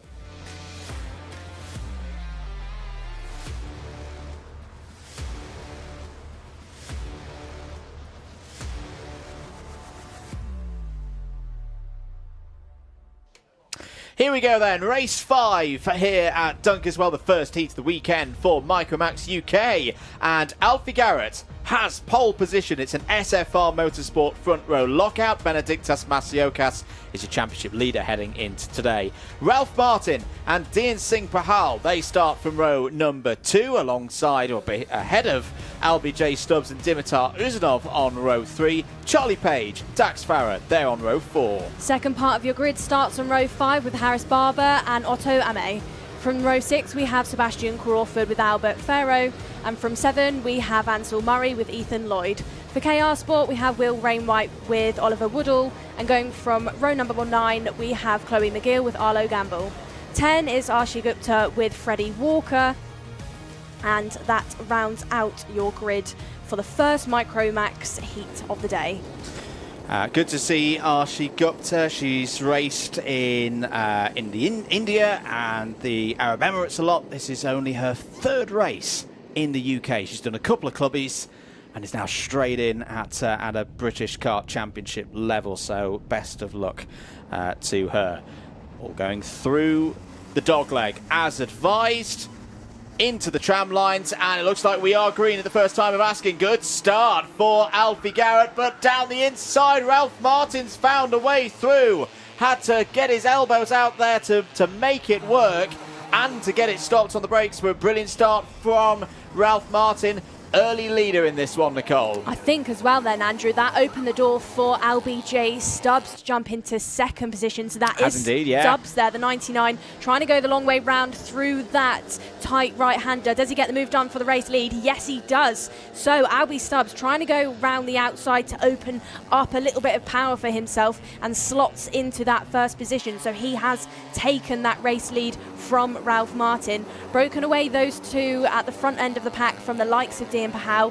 We saw Dean's onboard lap look settled at this track. I know he struggled a little bit yesterday through testing with the kart. Wasn't quite happy with the handling of things, but is looking a little bit better in today's racing so far. Has now been overtaken, Pahal, by Alfie Garrett, the driver with SFR for 2025. So that's a change for 3rd place. Chloe McGill on your screen having a good battle a little bit further down the order. She sat in 15th place, jumped up by 2nd. And then, Andrew, I can hear out the commentary box, it sounds out there somewhere like an exhaust has maybe popped off. Possibly. But I made this mistake with a Mr. Anthony Jordan 2 weeks ago, and it just happened to be a load of bikes going around the circuit. So I'm going to... I think it is someone's exhaust has come loose, but this one caught us out. Might be this number 66 I'm hearing in my ear. That would be Ethan Lloyd. So we'll keep an eye on that one. But LBJ Stubbs is your race leader. Ralph Martin In second place right now, Alfie Garrett through into third place and is now the fastest driver out on circuit at 53.16. Yes, it is the number 66. You were absolutely spot on, Nicole, that loose exhaust was a problem out there for somebody. The technical flag has been shown to Ethan Lloyd. That's a real shame. Ethan was running in 11th place, one of the RCE runners, but that will be the end of this heat. The good news, though, for all of these drivers, Nicole, is that they will all make the final. There's not a cut-off at 34th place isn't required. So it's a setback, but not the end of the world. Yeah, it's one of those classes where the pressure is off a little bit on these drivers because they haven't got to think about promoting themselves into the final. There we go then, the driver whose exhaust has popped off, the 66, sorry, 66, hand up, Ethan Lloyd, pulled into the pit lane then and will not continue any further. Albie Stubbs then on your screen continues to lead this race from Ralph Martin. Stubbs, along with the likes of William Antrobus and Riley Cranham, is one of the 3 drivers in SPR that's doing the double this year. You know, he's racing in 2 different classes. He's in the IAME and Rotax, as we've got drama heading out then. That's the 33 getting all involved. Charlie Page then has clipped the wall. Did look like an incident went on between him and a couple of other drivers. I'm sure at some point we'll probably see or hear a little bit more about that, but there was a bit of impacts then for Charlie Page. Went into the wall actually quite hard. Yeah, hope Charlie's okay. Hope the kart's okay as well. Charlie's been pretty quick so far this weekend. Heading down into turn 1, Harris Barber there in 12th place. Was maybe a little bit disappointed with the result from qualifying. Saw 3 of the Strawberry Racing drivers kind of do things their own way. Exhaust being repaired there by the mechanic on Ethan Lloyd's machine. Ethan Lloyd, who's been racing since June 2022, went for a birthday karting day with Rob Smedley's organisation, and that ignited his passion for karting. So hopefully we'll see that kart out on circuit again in the not too distant future. Potentially get some more track time here with 5 minutes and 40 seconds to go. Back at the front of the order, Stubbs leading from Ralph Martin, Alfie Garrett third. What I'm liking the look of at the moment here, Nicole, is you've got a different mix. I mean, Stubbs there again, having another good run like we saw at the O-Plates, like we saw at Warden Law as well. But particularly for Alfie Garrett, looking to improve on an 8th place both in the intermediate classification last time out and in the final. This is a big step forward. Meanwhile, there's this fight on our screens for 4th place. Well, we've got Charlie Page, who was second at Warden Law, is now out of this one. So that throws a bit of a spanner in the works. But going back to our race leader, Stubbs, had, I think a bit of a confidence boost recently, Andrew. Has had a couple of wins under his belt in various different different formulas, yeah. And I'd say he's come here to Dunkeswell and really is using that to his advantage. And when you see him around the paddock as well, he's always smiling, he's happy, and that really benefits him, I think, out on the circuit. Best lap is still sat there then with your Warden Law winner, Benedictus Masiokas, and your O-Plate winner, as we've got a battle going into the chicane, and that is a change between the 47-32 and the 99. And the 99. So that is for your race lead, and it's all getting a bit busy now as we head down that mini straight. It looks like the 47 of Alfie Garrett is really trying to have a look to overtake Ralph Martin, the rookie driver, your highest up rookie within this race. You're only to sit in the top 5. They head down into Hangar then, and Stubbs really just showing both of these drivers behind him who that track belongs to, but it looks like he almost missed out then on the exit of Hangar, almost was vulnerable going into the dog leg corner, but holds on to that race lead. 3 minutes and 40 seconds to go then. Have we got a move for 3rd position? Yes, we do. Alfie Garrett then overtakes Ralph Martin, but Ralph trying to keep it on the road then uses that rumble strip, that green piece of area on the exit of Pit Bend to his advantage. And now the battle then is going between him and Alfie Garrett, and that is allowing Albie Stubbs to just break away from the two. Yeah, this is good for Albie J. Stubbs, because whilst Ralph Martin and Alfie Garrett have this squabble over 2nd place, Albie J. Stubbs is in his rhythm and is edging away. Benedictus Masiokas is not too far behind, of course. there in 4th place. Great speed for Masiokas at Warden Law last time out. Is your championship leader. A couple of notifications from race control. Noted the number 66 for Ethan Lloyd, which unfortunately has not gone back out on circuit. Under investigation as well, the number 23. That is Din Singh Pahal. Less than 3 minutes to go then. It's the first heat of the weekend for Micromax UK. LBJ Stubbs continuing to lead this one from Ralph Martin. But Ralph Martin, that was a good lap. Or second half of the lap was very good for Ralph Martin. Is just chipping away at that lead that Stubbs currently has. There's been a change for 10th place. A very good drive here for Chloe McGill in the number 18 for SFR Motorsport. She's gained 7 places in this race and, as mentioned, into the top 10. You highlighted Arshi Gupta at the start of this race, Yep. and Andrew, the driver who has joined us for this weekend. She's continuing to improve on lap after lap then. The previous one went green, so it's getting better and better throughout the race. Can, in the next lap, Arshi improve once again? I'm sure we'll update you, but nice to have the driver out there and, you know, even at the, you know, back of the order, still putting that hard work in to improve corner after corner, really using the opportunity to improve her driving. Absolutely. Pace is just off over a second off that of those at the very front. Alfie Garrett's had a go at Ralph Martin's 2nd place again through the complex, but not quite able to make it work on that occasion. 90 seconds to go in this first heat. Last race of this this rotation of heats for the ROTAX categories. We've got a bit of chatter about KZ2 coming up after this, and then we go again for another round of 5 heats through the ROTAX categories. Keep it locked here on the Karting UK and Alpha Live YouTube channels, or if you're watching on Motorsport UK TV. 60 seconds remain now, and again it's going back and forth, this one.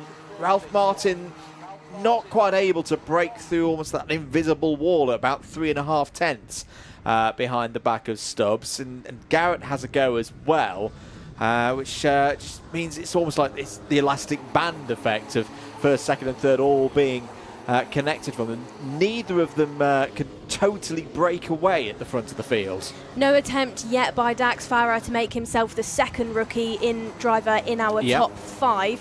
He's still sat there behind his teammate of Harris Barber, so no, decision just yet to try and make an overtake. It is still Ralph Martin that's your only rookie within the top 5, still sat in that 2nd position, 0.3 of a second behind Albie Stubbs. Now 0.2 of a second behind Albie Stubbs. I think just being pushed on slightly by Alfie Garrett. Alfie making the most of it just to maybe suss out where Ralph lacks compared to him and where there could be an opportunity. But of course, we're on the dying stages of this race now. The clock really has run out. Now, this is the bit that Albie Stubbs is deciding to sit more on the white line and tighten this 2nd sector of the circuit up. Takes a look over his shoulder to see what the gap is to Ralph Martin, which is still 0.2 tenths of a second. Dean Pahal continues to be under investigation then for that incident earlier on. But the battle still focuses on these top 3. Stubbs closer to the white line, then really tightening this lap up to come under the start-finish straight to be given that last lap notification. What is the gap to Ralph Martin? It is just 0.1 of a second as Ralph Martin tries to go down the inside, and now that's allowed Alfie Garrett to take the race lead. A mistake then by Albie J. Stubbs going into pit bend made him vulnerable, and it is the SFR driver that leads the way now. Yeah, Stubbs and Martin busy with one another. Just gave Alfie Garrett the opportunity there to be calm through the first bend, take the race lead. Benedictas Masiokas also isn't out of this yet in terms of a top 3 finish. Alfie Garrett checks over the shoulder where we talked about an improvement from being in the top 10, around 8th place at Warden Law. This is going to be a mighty improvement for Alfie Garrett through the dogleg for the final time in this heat. And your first heat winner is going to be the number 47 of Alfie Garrett from pole position. Brilliant stuff there from Alfie Garrett, the young driver from Radstock. We've seen him get good results before here and there. And, 3rd place, I remember, back at O-Plate in 2024. But could this be the start of things for Alfie Garrett in the Wera Tools British Kart Championships to get that consistency, to get those results in. We'll see later on today, of course, in heat number 2, but for right now, that is a great result for Alfie Garrett. Absolutely is. Was followed shortly behind then by Albie Stubbs. It was a tenth of a second that Alfie won by. Ralph Martin, the rookie driver, was then in third. It was Benedictus Masiokis and Harris Barber that round out your top 5. From 6th to 10th includes Damitar Uzanov, Albert Ferro, Dian Pahal, Dax Ferrer and Otto Ame. But don't forget that Dian Pahal is under investigation. We've then got Chloe McGill, who just quite couldn't manage to get into the top 10. Shortly behind is Sebastian Crawford, Arlo Gamble, Ansel Murray, Will Wainwright and Freddie Walker. We've then got Oliver Woodall and Archie Gupta that are your top 18. And Charlie Page and Ethan Lloyd were your 2 drivers that retired from the race.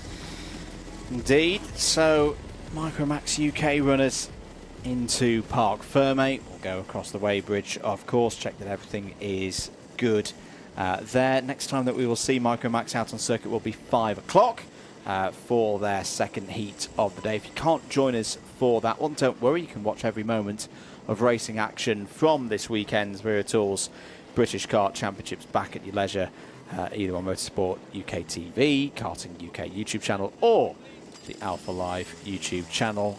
They, of course, will be out on circuit for their super heat tomorrow as well, which will be at 1:30, their final at 4 o'clock tomorrow afternoon. So plenty of racing still to go for the Micromax UK runners.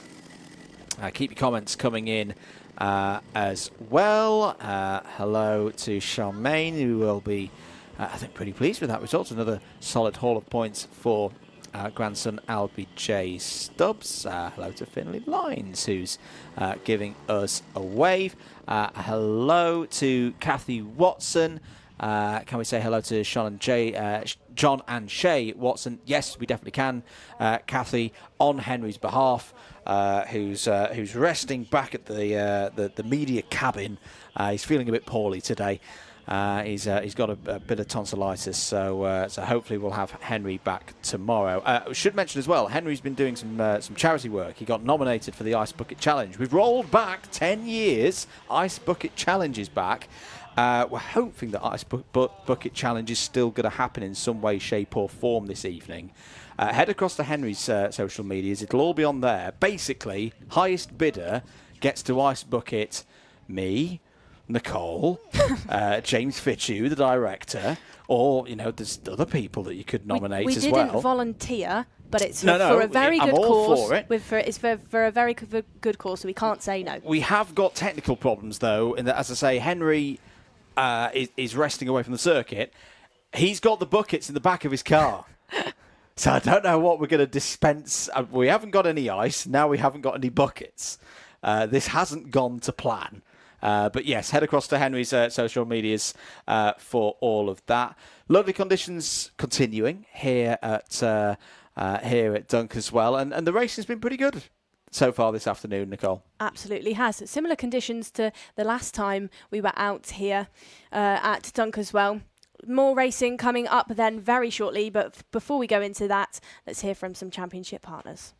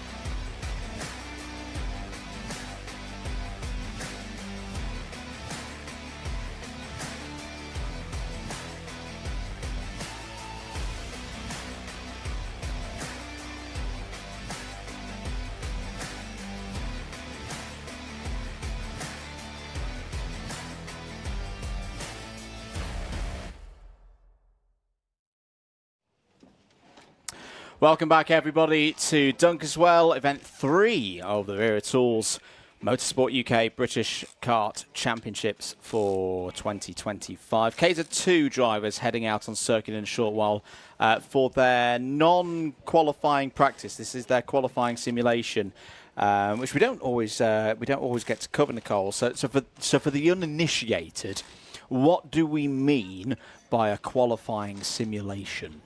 Practice. So it's the exact same setup as qualifying, but it doesn't actually mean anything. So where you end up is not your qualifying position, but it's the same in the sense of it's the 3-lap average that we go off of, and allows the drivers to really get a feel of how qualifying is going to work for them, and an opportunity for them to, you know, use some new tyres, chuck some new boots on, and really try and maximise what they're going to get out of those KZ karts. So in terms of again, for those who've maybe not seen this before, how's this different to a free practice? What are you, obviously in here you're doing that 3-lap average bit and going through the motions for later on this afternoon, but how different is one of these to, say, you know, one of the free practice that they had earlier on this morning? Well, to be honest, every time you go out on the circuit, it's the same thing. You just drive it. You are driving around in circles, but within, you know, so there's nothing that, you know, you don't go out and feel a big difference. But it's that sense of it's the exact same time that you're given. So it allows you to practice when you're going to exit the grid, what kind of track position you're going to try and get yourself in. And also the opportunity to really suss out what your competitors are doing. When are they leaving the grid? What track position are they going into? And as well, like I just said, you chuck new tyres on for Quali Sim. So it really allows you to get that feeling, especially for your first couple of laps. How am I going to approach this? So I scrub that sheen off the tyre, get the temperature up, and then get my 3 laps in. Bit of a rundown of what we saw at Warden Law for KZ2. So going from the official results, your championship leader is Timo Youngling. However, Timo's not here this weekend. Timo's racing in Valencia in preparations for the FIA race, which you'll be at next week, Nicole. Yep. So Timo's not here. So he was a bit surprised. He turned his head and went like, "What?" when I said this on the build-up show yesterday. I'm calling Oliver Stewart effective championship leader because he is here and he's only 2 points behind Timo. So that margin will disappear in a moment for Oliver. Oliver at the front of this group as well in the number 22 was on the podium last time out at Warden Law, so he's on 125 points. Second in that final at Karting North East was Ella Stevens. She's third. Ella has looked absolutely rapid so far this weekend. Had a very good result at Silverstone in the Superkarts as well. I think, sorry to cut you off, Andrew, not even rapid just this weekend, throughout a KZ career so far. E-plate champion, you know, she was on the podium various times last year. She had great results out at Kim Bolton. And, you know, you look at her across the average of a lap, sector times, and the way she drives the thing is pretty impressive. Fourth in the championship heading into this weekend. 4 back from Stevens is Ashley Lewis, who's, I want to say, I think I saw his name on the club board of champions here at Dunkeswell over the years. So, he's got good experience. Charlie Turner completed the top 5. Charlie Turner then is a driver that we managed to get some onboard footage from yesterday. So we'll throw to that now and let you see how he approaches the circuit. Heads down the main start-finish straight then and into the long sweeping corner of Pit Bend. Avoids that green area that some of the ROTAX drivers do run slightly more of, just tightening things up then through the chicane section and getting out of that exit of the corner, really shifting up those gears. Down the mini straight then and through the tight right-hander, cut back on yourself into the left of the S's. Doesn't use any of that exit curb on the right-hand side and really lets the KZ run really deep into that hangar section, the far corner. Tightens things up slightly going out of hangar and down the straight because, of course, they missed that bus stop section of the track. They run straight down the start-finish straight. And I'd say, actually, it's got to be one of the longest straights for these KZs on the calendar. Really, really do get a long run down there. Hitting 100 miles an hour is what Charlie was telling me yesterday.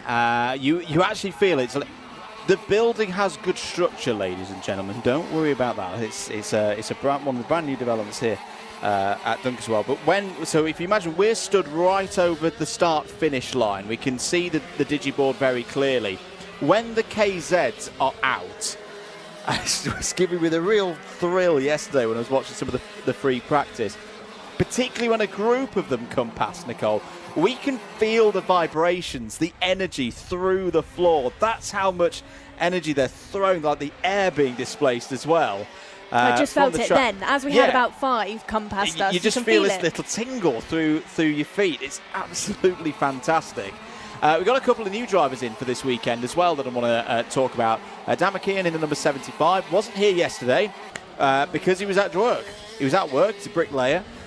So he's got some good pace at the moment. 9th place, very close as well. Look at that, top 10 covered by 2/3 of a second. Also new drivers for this season, or didn't see them at least at Warden Law. Bailey Rigalsford as well in the 192. Welcome to the class of 2025.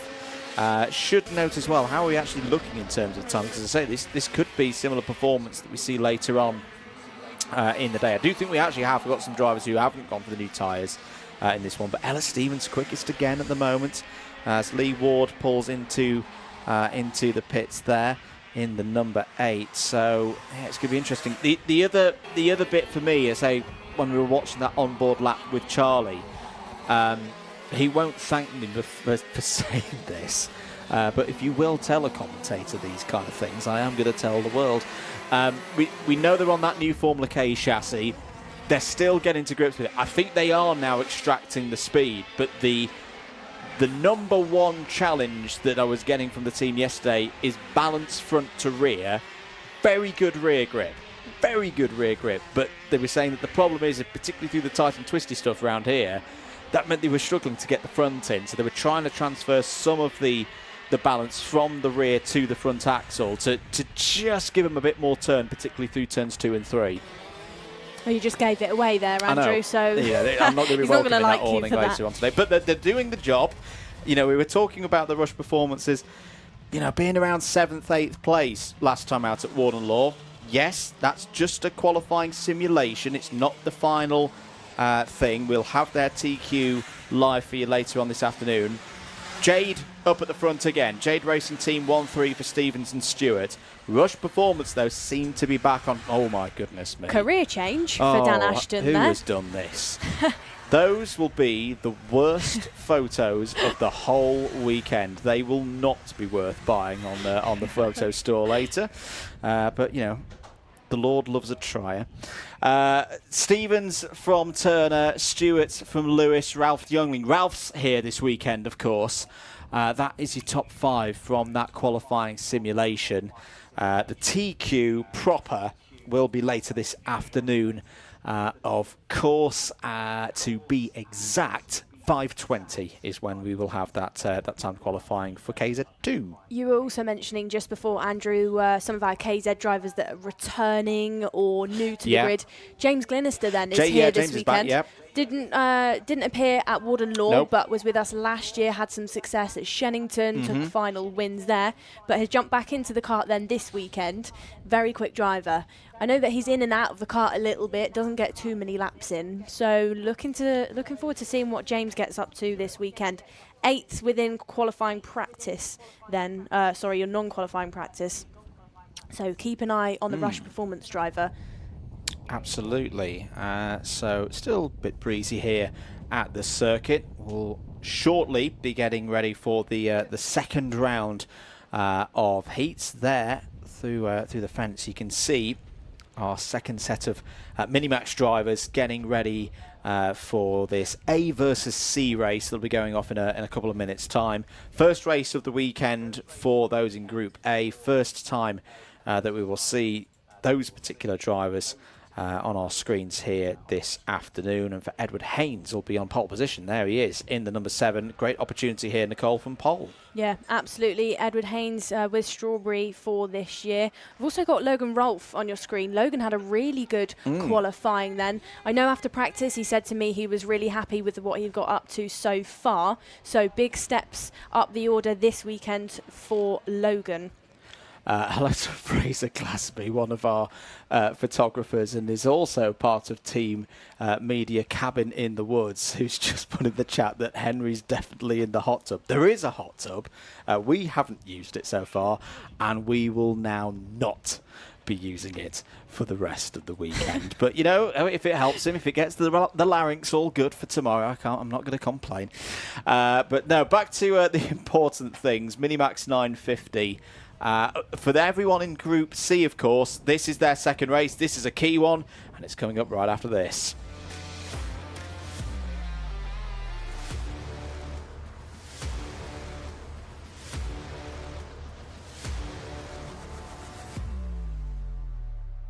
Heat 2 for Minimax 950. First appearance for Group A. Second appearance for Group C. Take us through it, Nicole. Taking us off on pole then is Edward Haynes alongside James Roots. Second row then, and in third we have Logan Rolfe with Joshua Cook. And going from row number 3 we have Joshua Griffin with Emerson McAndrew-Uren. Going from row number 4 we have Lucian Smith, and it's birthday boy Oliver Spencer that starts 8th. From row 5 we have Ryan White with Benjamin Lawn, and from row 6 we have Alfie Ward with Tom Reed. 7th row of the grid, Soren Gallagher and James Devereaux set off from that one. Arthur Farrow and Harry Radcliffe go from row number 8. It's Fraser Anderson and Max Aberhart on row 9. Stanley Stanford and Luke Mill would complete the top 20. Jack Fulbrick-Harmer, Sebastian Behrman, Jensen Walker and Maria Roberto are all ahead of Eddie Duncan, who completes the 25-strong field here for Minimax 950. And that's the first falsie of the day. We're going to go around again for an extra formation lap, Nicole. Extra formation then. We just said birthday boy Ollie Spencer turns 12 this morning. He's going off the grid 8, I think. 8th, I think. Ollie is. So we've got a couple of birthdays in the paddock this weekend. Yeah. It's Ollie's today, it's Stephen Letts. Tomorrow is Charlie Turner's. It is. So I'm sure there's lots 25 of plus a bit. 25. But I'm not going to say anything. Sorry, Charlie. I can't mock. He's still. He's always going to be younger than me. How old do you know now, Andrew? 50? Oh. Whoa, that's uncalled for. So, race 6 of the afternoon, Heat 2. Keep your comments coming in. The less about Henry Bozette being in the hot tub, the better. I'm really excited for this one. This is going to be a good run, I feel. Edward Haynes takes us into the tram lines. Lights are out. Away we go for race 6, Heat 2 in Minimax 950. And around the outside, James Roots going for a big one there. And James Roots is going to have the inside line. Oh, there's a cart off in the background there. Was it one of the No, it was the MLC that went off there, 183. But what a start for James Roots round the outside. For Global Karting, has taken the lead of this race. That was a mighty brave run as the 6:43 of Stanley Stafford, another one of the Global Karting entries, has a bit of a slide. Nicole, you've driven many a lap round here. You've done many a race start around this circuit as well. Going from that outside line and around, that is a really hard one to do. It absolutely is. It is definitely doable. You know, if you keep your foot in, you use the grip, you can get around there. But it is the case of where it tightens up in the middle of the corner and that pole side start to flow outwards, you end up getting forced out and closer to the barrier. It was the 183 and the number 3 that had that first lap drama heading out of pit bend. So that was Emerson McAndrew-Uren getting caught out once more. So it's him and Alfie Ward that really clipped each other and ended off onto the grass. Leading this race, though, Edward Haynes, your pole sitter, continues to push forward over the likes of James Roots. Logan Rolfe then sat in 3rd position. Logan having a good weekend so far. Really good steps up the order by him. Maybe didn't have the Warden Law that he would have wanted, but within, come to Dunkeswell, looks settled and looks quick in that kart. Let's take you through your order then for these early stages of this race. It is Edward Haynes that leads from James Roots, Logan Rolfe, Joshua Griffin, and then Ryan White. But it looks like it's a battle for about 5th position that is going on. Joshua Griffin, the number 5, is kind of leading this battle of karts. So it is the likes of Ryan White, Lucian Smith, and Ollie Spencer. So once again, theme of the day is KR Sport drivers getting into these small trains of each other and start to push forward, but also, like we saw in the juniors, tripping over each other a little bit. Yeah, a little bit in that second half of the top 10. Edward Haynes really pushing. He's making a bit of a break for it here, ahead of James Roots. Has got himself fired up as they head through the dogleg. Big chunk of curb there taken by Edward Haynes. What is the gap going to be at the end of this one? Okay, it just holds at short of half a tenth. Oh, bit of a moment there for Joshua Griffin. Joshua Griffin on his return had to sit out of Warden Law due to having a bit of a injury off the back of a club event earlier on in the season. Has had good speed, won here 2 weeks ago, in fact, as part of preparations for this round of the British Championships. That was a near moment for Joshua Griffin. Has lost out to Lucian Smith there in the 144, but at least is still part of the battle at the front of this group. Apologies, no, it's not the 144 that's come through, it's the 147 of Ryan White. Ryan White getting better and better all the time. Good to see from our former Honda Cadet British champion 2 seasons ago. Had a difficult 2024 as well as taking this step into the ROTAX categories, running up there in 3rd place, and has been one of the shining stars for Hunter Motorsport so far this weekend. Definitely has, like you said, our Honda Cadet previous British champion, but you know, similar size karts but very different. The tyre that they use in Honda, you've got a really stiff sidewall which allows the driving to become easier for the drivers, and they haven't got to think about kart setup as much. It's more just focused on the driving, but as you jump into a mini class, it becomes harder where the tyre gets softer and the driver has to think about the setup a little bit and kind of mature the way that they drive, because there's more factors that contribute into it. And of course, a mini engine, it's faster, it's quicker, you've got much more to think about. You know, you've got to think about the temperature of the thing and monitoring that. You know, it's just as you get older and you get more experienced, it happens to these drivers. But Ryan White within this one looks like he's really starting to learn a thing or two.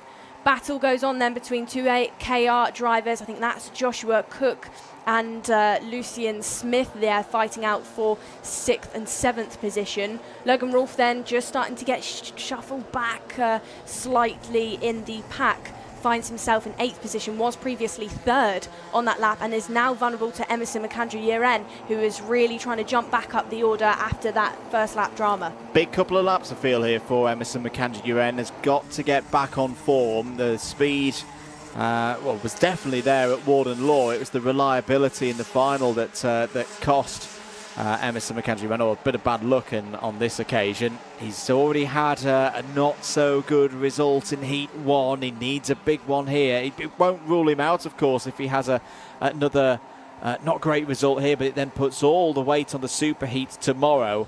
Emerson McAndrew-Yeren now back up to P9. This is better, but he'll want to probably try and break into the top 6 if he can. 4.5 minutes remaining. Here's your battle for 3rd place. Griffin, Spencer, White heading into Hangar Corner, turn 8 now. They've been dropped by James Roots, who's up there, a bit of a lonesome drive at the moment in 2nd place. As things stand, it would be Haynes and Oman on 0 points before the final heats later on this afternoon. Mayer would be 3rd on 2, as through there goes Ollie Spencer, through into 3rd place, where we saw a lot of overtaking from Spencer last time out at Warden Law. Had those issues in TQ, which meant he had to drive through the field in the heats. Good to see that overtaking prowess is still there for the birthday boy this weekend, Nicole. That's a nice move. Spencer up to P3. Absolutely is. No major movers within this race so far. We've got Fraser Anderson is up by 5 positions, but is now given a warning flag. You've then got Sebastian Biermann up by 7, your Micro GP plate champion of last year, one of those drivers that jumped into the Minimax category for 2025, had maybe a little bit of a slow start to things, maybe not at the end of the grid that he would have liked to be straight away, but I do see from him weekend after weekend there is progress going on for him and that Jax Motorsport team. This battle, though, for third position, still going on. No change, no attempt by Joshua Griffin on birthday boy Oliver Spencer just yet. Ryan White, though, for Hunter, sat there in fourth and really just trying to suss these two drivers out. Sussing out, though, is Emerson McAndrew-Uren down the inside at the left-hander in that second sector then, and now gets himself into eighth and with the fastest lap. Yeah, that's good stuff there from Emerson McAndrew-Uren. Sebastian Behrman, whilst mentioned and praised by there, Nicole, I think this might be your first commentator's curse of the day. Under investigation now for something that's happened out there. Emerson McAndrew-Uren, now the fastest driver on circuit, is up to P7. He said a top 6 would do. Get some good points on the board. And, well, Joshua Cook is currently holding that position. I'd say with 2.25 minutes to go, they might work together here. They might feel that they can potentially start to chip away at that gap up to Ryan White. 1.2 seconds the gap at the moment. Changed for 17th as well. Harry Radcliffe has got through past Maximilian Abrahart. I think Luke Millwood's also gained a spot. A bit of a tough weekend so far is Luke, but has just got past Alfie Ward for 22nd place. Bit of a relaxed drive then within this one. Edward Haynes, we've hardly said anything about him. Leads away by 2.4 seconds. Really just been gifted a bit of potential, because I'm not going to commentator's curse, because I'll say something and then something will go really wrong. But, you know, well, it did say 2.4 seconds. It's now gone to 1.2, so potential timing issue there on your screens.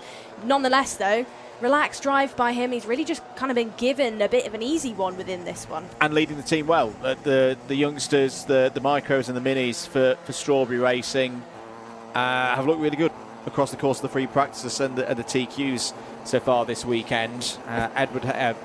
Edward Haynes delivering these results at the moment for them. And I think within the team as well, and what I noticed in quali, those Strawberry drivers, the younger lot, are really pulling each other along. Yeah. They went out in qualifying in a team tactic and towed each other around, and I think you can imagine that in the awning they probably pull each other along in the sense of data and looking at each other's graphs and learning off of each other.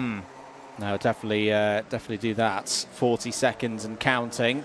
Spencer needing to defend here from Joshua Griffin.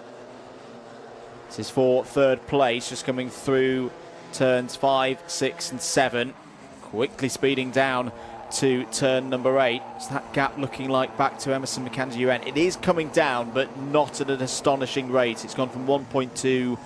Actually, no, it's come down to 0.9. Okay, no, there is still a chance here that Emerson McAndrew-Uren and co could catch Spencer, Griffin and White, particularly if there's some more defensive driving from Oliver Spencer. We're going to have 2 more laps of this one. Time expires now.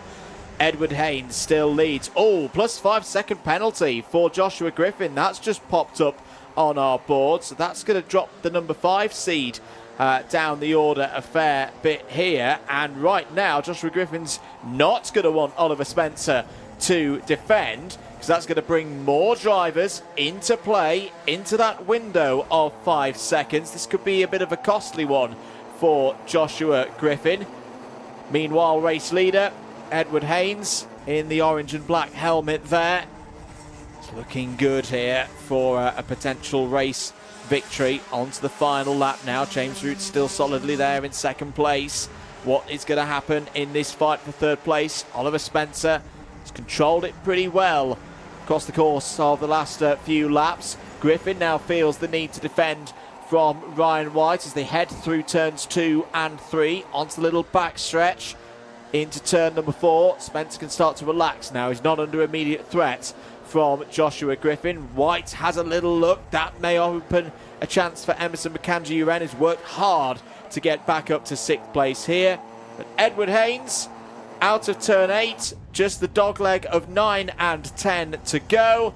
Very good start to the race weekend for Edward Haynes, and will have an opportunity to take pole position in the superheat in the final heat later on today. It'll be a 1v1 in terms of 0-point scorers with Austin Oman. Very good job indeed by Edward Haynes. Did something happen? No. It's hopped back up now. James Roots did get over the line, P2 there. Oliver Spencer third, Joshua Griffin fourth. Emerson McAndrew-UN did get P5 at the end there. I know he'll want more, Nicole, but that's a solid run for M, considering how that race started. Set up a really nice move. They headed out of hangar and he just managed to pip Ryan White going into the dogleg section, went down the inside, and when you do a move like that, it's really a test between drivers who's a little bit braver. It's a bit of a game when they overtake into the dogleg of who's going to hold it on the power for longer. Are you braver than I am? Emerson, though, it was a lovely move by him, and then theoretically, because of that 5 seconds for Joshua Griffin, he's actually gone into 4th position. No, very good point. That all of those drivers immediately behind Griffin will definitely benefit from that +5 second for the number 5. So Haynes from Roots, Spencer, Griffin, McAndrew-UN on the road. Ryan White in 6th place. So it's the two 2023 champions, Linus Stern there, 5th and 6th. Joshua Cook, P7, Lucian Smith, Tom Reed and Logan Rolfe all inside the top 10. All of those drivers will bump up 1 spot once Griffin's +5 has been applied. Benjamin Lawn will as well. 11th on the road. Arthur Farrow, the older of the Farrow brothers, was 12th on the road. I think he's going to be the first driver who, yes, will not move up. So Griffin will drop to P11. Arthur Farrow, 12th. Fraser Anderson, decent drive up 4 spots there to 13th. Sebastian Behrman up 8 to 14th. Soren Gallagher completed the top 15. Harry Radcliffe, we shouldn't forget, was there in 16th place. Ahead of Stanley Stafford, Alfie Ward, Jack Fulbrook-Harmer and Eddie Duncan. Eddie up 5 places into the top 20. Max Abrahart, James Devereaux, Luke Millwood, Jensen Walker and Maria Roberto complete the 25 finishers in that one. For everyone who started on the Antipole side of the grid, that is them done. They've got their 2 heats complete. I think the highest ranked of them, although this is of course on provisional points, is Griffin with a 4, but that will drop down later, of course, once that +5 has been applied, and you again will accumulate more points with the positions lost on the final classification. So I think Ryan White is going to be nicely positioned off the back of those heats. All very still provisional though, and we've still got another one of these heats to go. For Minimax 950, which will be one of our later races today, our penultimate race at 5:32. More to come though, here from Dunkeswell for event 3 of the Wera Tools British Kart Championships after this short ad break.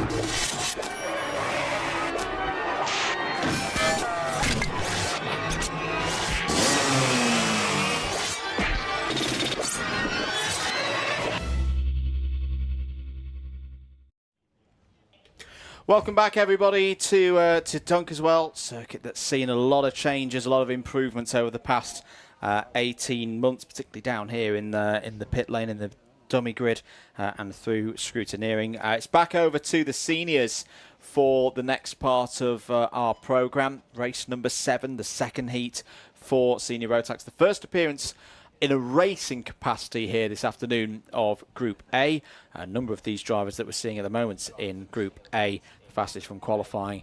But all of this racing, it's too hard for some. You've just got to take a little bit of a rest here on this Saturday afternoon. I think that was the puppy that was wearing a KR Sport T-shirt yesterday. And we put it on social media because he's KR mascot for the weekend. Group C out in this one as well for all the drivers on the anti-pole side of the grid. This is their second and final heat. This will set where they start. Ah, no, there's KR Sport Pop. Oh. So lots of pops around today. We'll surely get some of them on the paddock show later on. Do stick around if you're at the circuit for the paddock show later on. We'll be coming around and having a chat. And get involved with the Wera Tools Wheel Change Challenge. Even go have a little practice, unofficial practice, down in the race centre before we have that again later on this evening. Let's get ready for it though. Senior ROTAX Heat 2 is next.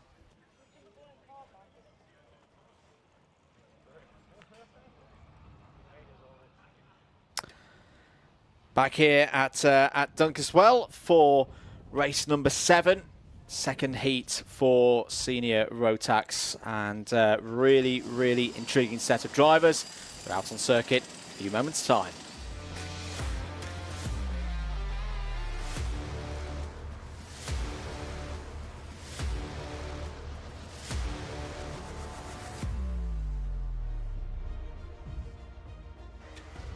Let's take you through the grid then for heat number 2. Matthew Higgins starts on pole position. America's Charlie Smith alongside on the front row. Harry Bartle enters the action on the inside of row number 2. Is joined by Guy Cunnington. On the third row, Freddie Ingram is joined by Joshua Graham. Macaulay Bishop is back and he starts this one from row 4 alongside Kai Hunter. Going from row number 6, we have Jack Lilly alongside Lewis Goff. From 5. From 6, we have Joshua Whitcomb with William Antrobus. Going from 7, we have Ewan Charman and Neo Clark. Shortly behind, we have Kai Veach with Tyler Harris. Going from the 9th row, we have Adam Wooden, and alongside is Rachel Robertson. Row number 10, Charlie Cox is joined by Teddy Pritchard-Williams, Miles Roby and Deacon Russell on row 11. Henry Gregory and Harrison Crowther go from row number 12. It's Luke Bates and Sam Marsh completing the 26 runners in this one. This could be quite an interesting heat, ladies and gentlemen. Likes of Higgins, Bartle, Bishop, Graham, Cunnington, Hunter. There's a lot of big names in this one. Away we go for 10 minutes plus 1 lap. It's a very even start down into turn 1. Matthew Higgins will lead off. Oh, and there's problems in the second half of the field. And I think was Guy Cunnington involved there. I think Harry Bartle may have lost out as well. One of the Jax Motorsport drivers is off the back. That may have been Luke Bate, but that all went wrong in the second half of turn 1, Nicole. Well, we've lost Harrison Crowther then from that instant, and I think at the start, Andrew, I could see Teddy Pritchard-Williams right out of position. He didn't cross the start-finish gantry where he was supposed to. He was right down the order, wondering what went wrong for him in that rolling up lap. But they'll head into the dogleg for the first time for the first lap of this race. We led the way then. Matthew Higgins for DHR continues to put in strong results. Is then Harry Bartle from Freddie Ingram, and Macaulay Bishop is there in 4th, making up 3 positions. Retirement then for the 352. Guy Cunnington, a local to this track, very knowledgeable, very skilled round here, is out within this heat. That is not good news for the driver. Second in the championship before this weekend, had a 5th place in the first round of heats, and that is going to be a very low score. Well, a big score, but not in a good way. He's going to tumble down the intermediate classification. He'll score something like 22, 23 intermediate points. Remember, in this system, the lower the number, the better. Harrison Crowther, I can see, is out of this one as well. He's just walking to the marshal post just outside of our commentary box window. A number of drivers not happy about that start. Matthew Higgins, though, leads this race by 0.6 of a second. Harry Bartle did manage to get through everything that happened there on the first lap, there or thereabouts. It was Charlie Smith, apologies. It was Charlie Smith. I knew there was a Strawberry Racing driver who'd fallen down the order there, and it was the American who's gone down to P21. Freddie Ingram's had a decent start. Is there in third place in kart 369 with the red and white helmet just coming towards the dogleg now. Macaulay Bishop was not at Warden Law, of course, has served his suspension and is now back in racing action. And I am intrigued to see how Macaulay Bishop gets on. We know he's going to be quick because it's Macaulay Bishop, but he's effectively lost all of his dropped scores, Nicole. He can't put a foot wrong. He can't have, a DNF in a final, for example, and that's it. The championship would realistically be over for Macaulay Bishop. What kind of mindset do you think he's in this weekend going into it? To be honest, Andrew, watching the way he's driven over the past 12 months, I don't think we're going to see anything different from him. I think he's going to be, going for it lap after lap, making those overtakes. Maybe he needs to be a little bit more careful because, like you said, if he gets caught out, he's got no more drop scores to play with. Just taking a note then within this one, your top 5 currently are those drivers with that slight tyre advantage. Yep. Because a lot of your grid were in that first heat.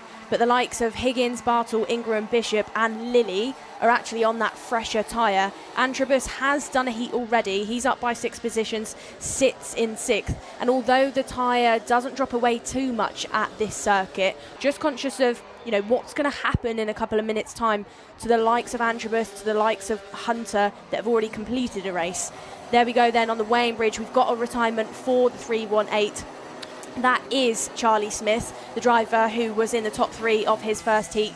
Nasso panel looks like it's taken a bit of a beating there. It's got a tyre mark on it. Probably indicates somebody's probably gone over the front end of that kart.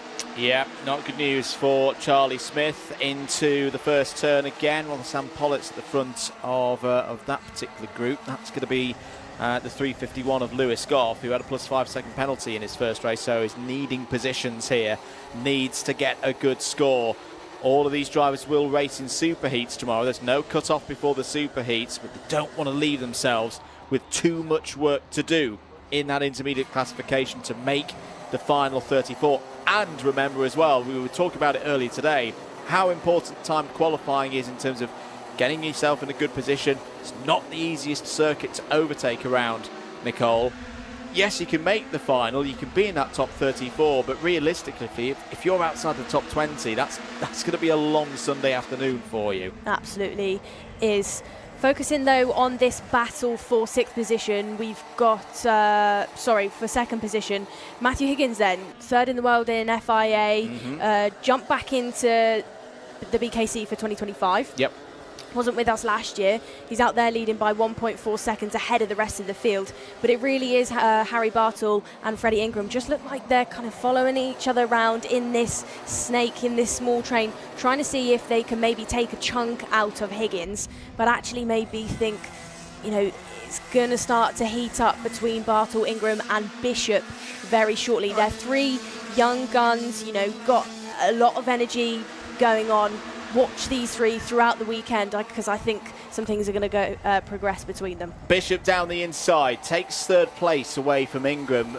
We were talking about what frame of mind is Macaulay Bishop going to be in this weekend. How does he approach this weekend? How does he approach the rest of this championship?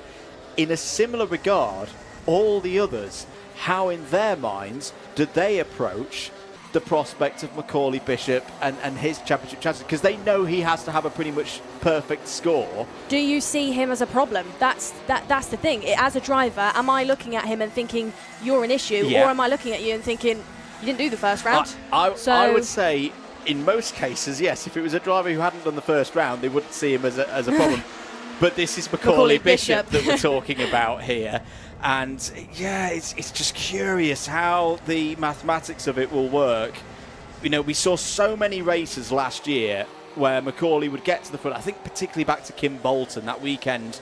The 2 of us in the box for Kim Bolton, and how you just couldn't control Macaulay Bishop because he had this ruthless ability of getting to the front of the field and just disappearing. It was a huge part of his title campaign that obviously he won in the end in 2024. That's why he's got the number 1 plate. They kind of know that if Macaulay Bishop's going to be beaten, the most likely way of doing it, bottling him up in the pack. If he's around 7th or 8th in the packs, not able to use his ferocious speed out at the front of the field. So yeah, it's going to be interesting to see how the other drivers play against him when they know that Macaulay Bishop's got to go out and win these races if he's going to retain his title. Absolutely that. William Antrobus then continues to try his best to charge through the field, leads from teammate of Jack Lilly in sixth. They have changed for positions, I believe, because the black helmet on your screen then, you can't miss it. So it is William Antrobus that leads from Jack Lilly. And then we've got Kai Hunter in there. Kai, last time we were at Dunkeswell, you know, really massive contender here. He's had great results here over the years, won an O-plate at this track previously. This weekend though, a little bit of a slow start so far, a bit of a calm one. We've not really said his name. Yeah, it's a continuation of what we saw at Warden Law. I mean, I know it's the cliche, if we go to Warden Law, we expect the Hunters to run well with at their home circuit, but it just never seemed to click to that 10 out of 10 position that we're so used to with Kai. And we should also remember he has that ability of getting that last little bit of performance out of a kart that's maybe not fully to, you know, his liking. He's able to wrestle results out of things that other drivers can't, shall we say. So we never rule him out, but yeah, it seems to be a pattern of the season so far for Kai Hunter that he's in there in the top 10, but not right at the sharp end where he wants to be. Fastest lap then still belongs to your race leader and the GP plate of Matthew Higgins, driving around in his own air. And this is the stage in the race, Andrew. It gets into a bit of a lull, bit calm things going on from these senior drivers, not what we saw from maybe our past 2 or 3 heats where it was really busy. In this one, not really any major changes and not really any major movers. We've got Antrobus sat there in 5th. He's gone up by 7 positions, but within this one, calmer race. Yeah, and in a much stronger position than we saw at Warden Law. Remember back to that first round of heats for Higgins. He had a retirement. It wasn't his fault. This is going to leave him at the moment in the lead of the intermediate classification, and similar to what we were talking about with the minis earlier, bit of a 1v1 of those on 0 points potentially on the table for us when we get to that final heat later on this afternoon. Mentioning Kai Hunter being a little bit out of sorts, he's now all over the back of Jack Lilly for 6th place. So is Kai going to throw one in here? I've been hearing as well that Kai Hunter has got, well, we've seen his new lid out for a while. I think he's got a new suit. He's not got the new race suit on yet, but I do hear that he's got one with a bit of a new design. Potentially we'll see that tomorrow. 5-second time penalty then goes to Josh Griffin. He sat in 10th position behind Ewan Charman. So incident out there on circuit has awarded Josh a 5 second. That then drops him right down the order. It puts him to about 20th position. Yeah, not good news for Withcombe. One of the rookies in the senior category hasn't taken part in, say, a junior ROTAX or any of the other younger classes through his time in racing. Time is up. We're not quite on the final lap yet. Matthew Higgins will see the board in a few moments' time to indicate that we are going on to the final lap. He is comfortably clear, 1.8 seconds clear of Harry Bartle. Macaulay Bishop not too far behind, but I don't think he's going to be in distance, in range of being able to overtake Harry Bartle on this occasion. And Bartle's, for me, too wise, too experienced a driver to simply start defending thin air. Matthew Higgins, though, this is a very good bit of news for the Welshman. Still don't know whether he's going to be part of every single round of the championship. We'll wait and see on that one. But whilst he's here, whilst he's looking quick, he's one of DHR's biggest hopes to take race victories. He exits the final corner. Matthew Higgins wins his first heat of the weekend and will go into the final heat of this phase later on this afternoon, tied on points with Lewis Gilbert. That is going to be a tasty battle to enjoy as we get towards 6 o'clock. Harry Bartle P2. Good start for Bartle. 2 points on the board then for him. Macaulay Bishop on his return to racing action. 3rd, Freddie Ingram and William Antrobus score nicely in the top 5. That's some useful results for Antrobus. 2 top 10s. should leave him in a decent position on the grid for the super heats that we'll see tomorrow morning. Jack Lilly, Kai Hunter, Joshua Graham, Ewan Charman and Joshua Withcombe all in the top 10, Nicole. Rounding out your top 20 then, we have Neo Clark, Adam Wooden, Teddy Pritchard Williams, Kai Veach, Henry Gregory, Lewis Goff, Charlie Cox, Deacon Russell and Rachel Robertson. We then have Tyler Harris in 20th and Miles Roby in 21st, and they were all your finishers for that race. Drama then for Charlie Smith and Guy Cunnington, who were two of the strongest drivers within that race. They both took retirements, as did Harrison Crowther right at the start of that race. Luke Bate did not complete a lap, and neither did Sam Marsh. No, they didn't indeed. There are some of those mentioned carts or drivers of said carts heading back to their awnings. Paulie Bishop, 3rd place in that one. So as things stand in the intermediate classification, number of these drivers, of course, have got a race to go. Others have got no races to go. Higgins and Gilbert, 0 points apiece. Bartle on 2. On his own in 3rd place. Hingley and Bishop sharing 4th place at the moment on 3. Mencia and Ingram are both on 4. West on 6. That's your top 8 in the intermediate classification as things stand. And as we say, the seniors will be back out later on. It'll be an A versus B race to finish us off today at 5:52. What have you spotted, Nicole? I think Jack Lilly has been given a nose cone there. I can see a picture being taken of it. I can see another driver in the background, I think, being inspected, but not sure whether that driver, if there was a picture taken of the nose cone. For the viewers at home, when you see a picture being taken, it means penalty is going to be awarded. How does it feel when that happens? When you've raced really, really hard through a heat, you think you've got a great result, and then that foam comes out. Oh, well, you come down the pit lane, and sometimes, you're sat there thinking, please don't notice, please don't notice, please don't notice.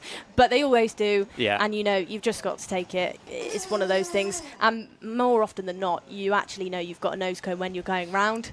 So can you feel it as a vibration? It depends how much it's dropped. If you've got both brackets have popped in, a lot of the time you can feel it. And if you're on a circuit with elevation change, a lot of the time it scrapes on the floor. You can feel it, bobbling around.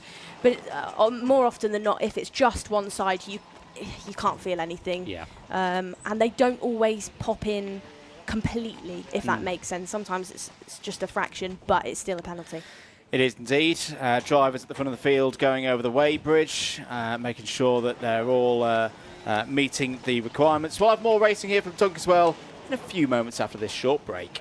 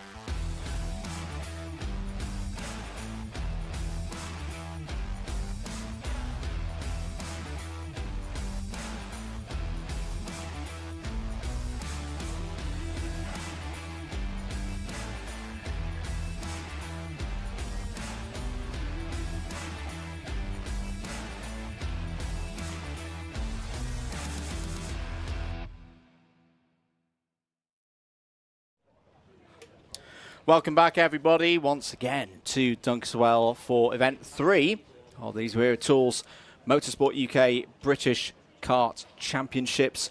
Juniors up next, start of their second round of heats. We saw a little bit of a Jekyll and Hyde set of heats earlier on for the juniors, Nicole. One was very calm, a little bit sedate, you know, going through the motions, and the other one quite scrappy. Yeah, I enjoyed the second one. There was a lot going on. Very exciting. For this one, you've got A versus C and B versus D. That's the draw for the groups in this one. And this is the second and final round. It's not a full round robin like the European competitions that have heats and heats and heats and go on and on and on for what feels like 7 days. Just the 2 rounds of heats for the juniors in this one. And again, all the results combined will set the grid for the super heats tomorrow. Intermediate points do carry on over for them to then give them championship points once we've completed the super heats tomorrow morning. So yeah, we're going to be expecting good things here from the juniors. If you missed the juniors earlier on and you don't mind the spoilers, here they come. Cameron Nelson, Jacob Ashcroft, Noah Barham did a 1-2-3 for DHR in the first heat.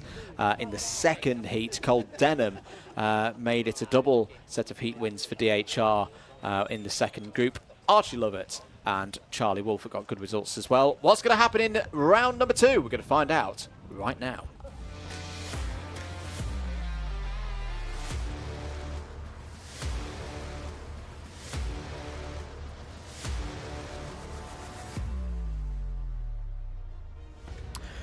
Let's run you through the order then for heat number 3. Start of the second round for junior ROTAX. Jacob Ashcroft and Cole Denham, race winners in round 1, face each other here in round 2 on the front row. Cameron Nelson and Harry Freeman go from the second row of the grid. On row 3, it's Alfie McBain and Leon Hasty. Row 4, Ollie White and Ethan Griffiths. Going from row number 5, we have Albert Friend with Jared Fox-Whiteley. From 6 is Cian Bernard with John Buchan. And from 7, it's Ryan Gandor and Matteo Palazzo. Going from row number 8 is Louis Radcliffe with Finley Buck, and then shortly behind on row number 9 we have Harry Holland with Charlie King. Harney Sadiq and Vlad Tomanchuk on an all-KR Sport row 10, Sam Mott and Connor Large on 11, Samir Paul and Pierce Wade on the 12th row of the grid ahead of Sam Kohler, Kieran Stewart, DeJean Bennett and Daniel Hartley. Those are your 28 runners for race number 8 of the day here at Dunkeswell down in the southwest of England. Ashcroft versus Denham. This could be a story that rolls through many parts of this weekend. What's going to happen in this heat? Well, the first thing that's going to happen, Nicole, is a false start. Nigel Edwards not quite happy with that one then. He is your race director, stood on the gantry with the power over the lights. Very experienced race director indeed. I wonder if they just were a little bit eager on the acceleration on that occasion, because the formation of the 28, or the order of the 28, looked pretty good. But we'll go around again. We are going around again. Past the hangar there.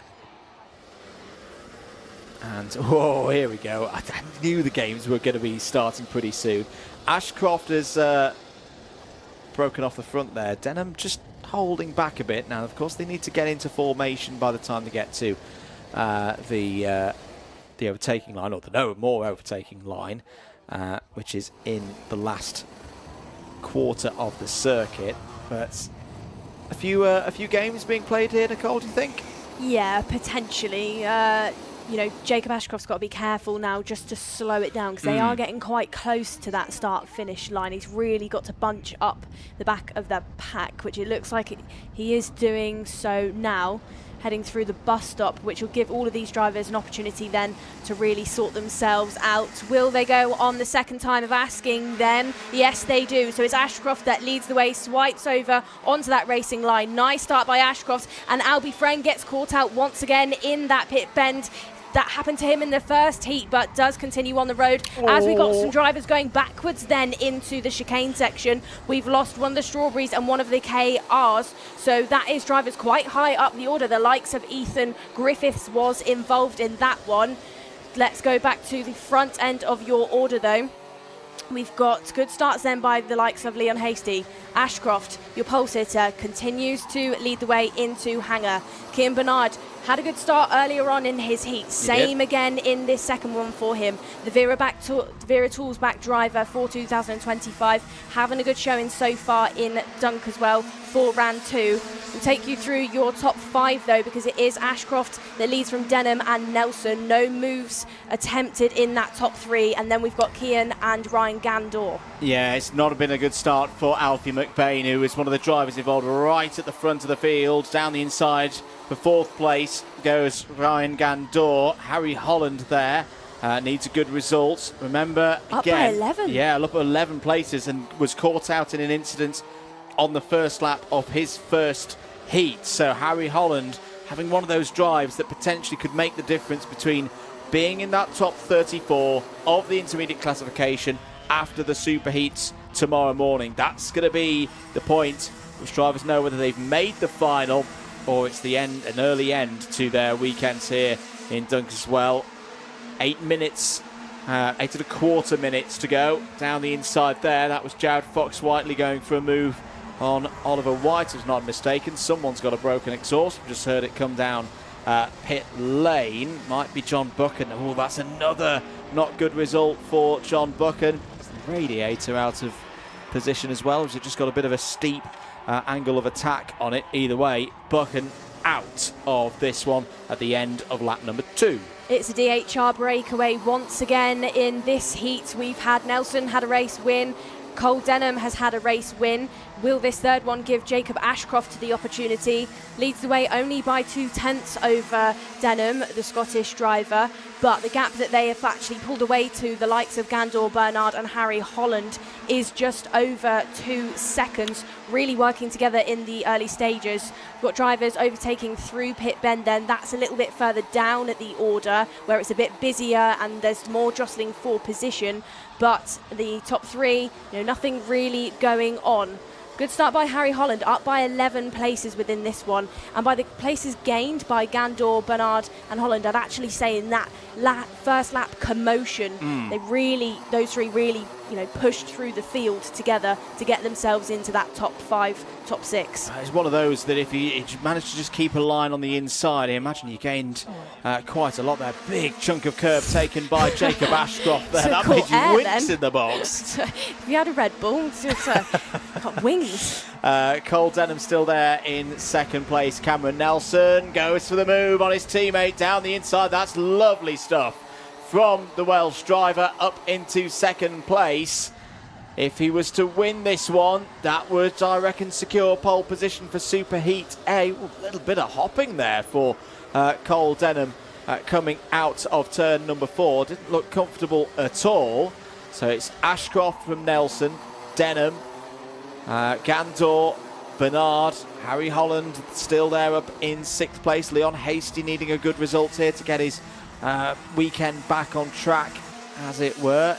Good drive up through the order as well. Sam Kohler, new driver to the paddock this weekend, has gained 10 places now into the top 15. Here's the pack with Harry Freeman go down the inside of Harry Holland there. That was for 7th place into turn 2. And there's another one through turn 2. How do you approach that as an overtaking opportunity, Nicole? It looks like quite a tight run down there into turn 2 and turn 3. Absolutely is. It's one of those things, you don't want to go too deep into things too fast. And we said it earlier on, you've really got to set it up in the corner before. That right-hand curb you almost use as a braking reference. And you see these drivers really set it up in a straight line going into there. You brake in a straight line, hold the wheel, nice, and really just kind of let the steering go and, get it rotated into there. You mentioned the hopping as well, Andrew. You saw a little bit from Cole Denham. Just casting my mind back to when we raced here last time, that is something that you're going to see more and more of as the track grips up and drivers have really got to work back in the awnings to get the setup going to combat that. We've got battles continuing to go on through this chicane section then between the SPRs, between the Ultimate Rs and between Sam KR. So that's all for that kind of top 10 position. Going back to this battle, though, for that top 3, no change yet between Nelson, Denham and Ashcroft. Ashcroft is your fastest driver out there on the circuit. And I've noticed the theme so far, Andrew. We questioned how much drivers would gain in the toe. You know, as I say it, commentators cursed, Harry Freeman is now your fastest driver out there. We questioned how much drivers would gain in the toe, and what I've seen so far, not that much. Yeah. Because in each one, the race leader quite often is your fastest driver out there, and I've not really seen anybody massively being caught up in the slipstream. Drivers getting a little bit caught out then are, you know, is this battle that continues to go on between the likes of Connor Large, Pierce Wade, Harney Sadiq, Alfie McBain and Sam Collar. That's right at the back of your grid. So they're really trying to use this opportunity to overtake and try and gain some points back. Yeah, Alfie McBain trying to come back through the field, of course, after that unfortunate start. Is back into the top 20 once again. It is mighty close in Junior ROTAX this weekend. Why do I say that? Intermediate classification at the moment. 1, 2, 3, 4, 5, 6 drivers. The top 6 drivers currently covered by 1 single point. All of them either on 2 or 3. That could all change in the next 3.5 minutes. Ashcroft a little bit wide there, running through turn and out of turn number 4, down towards this sweeping part of the course, in through Hanger Corner, turn number 8, and Cameron Nelson, as he did in the first heat, starting to put Jacob Ashcroft under a bit of pressure here, Nicole. Absolutely is nothing between those two drivers then. They'll head under the start-finish gantry, 0.2 of a second. Nelson is within that space to try and get something done on Jacob Ashcroft, or is there going to be team tactics that go on? You know, Ashcroft has not taken a heat win just yet, whereas his 2 teammates behind him, Nelson and Denham, have. So maybe they might get signalled, you know, leave it. Question, you know, it could be the case, but watch Nelson. You know, how is he going to behave behind his teammate? To play devil's advocate, why would the team want to do that? Because from a driver's perspective, they're all racing drivers. They all want to win. They all want to be top of the table at the end of these heats. Well, you want as many of your drivers as far up the order as you can. So, you know, the teams don't care which driver wins, as long as it's one with their sticker kit on. You know, as long as it says DHR on the back of the suit, Dan Nolland is not going to mind which one it is. So it's a game of that, you know, try and get as many up, as far up as you can, and then battle it out in the later stages of the weekend. Trying to make up places once again then is Albert Friend. That's a promotion for him into 9th position. Albie, he's been caught out in both heats so far on the opening lap, on the first corner, got spun round in the first, and then in the second just bumped into the back of someone, but trying to redeem those tricky results. Jacob Ashcroft then continuing to lead the way out of Hanger Bend. Head down then, just try and duck under a little bit of headwind that's probably being experienced. It is a bit breezy out there. You could see some of the trees in the background, you know. There is a bit of that, but I said it a minute ago, I don't think these drivers are benefiting too much in that toe. Kian Bernard is the driver that's being focused on by these cameras. He's in 5th position, up by 6 places within this one, really having a strong showing. But he's now got the fastest driver on the circuit shortly behind him, Harry Freeman, and Harry's faster than Kian by about 2.5 tenths. And we know that Harry, from the first round of heats, isn't scared of going for an overtake. So we'll see how Harry Freeman approaches this one. Out of Hanger Corner, out of turn 8, the dog leg up next, and once again trying to set things up for Pitts Bend, but gotta say Bernard got a very good exit there out of turns 9 and 10. 30 seconds remaining on the clock. Jacob Ashcroft has the race lead. If things were to stay this way, he would also secure pole position for Superheat A. Why?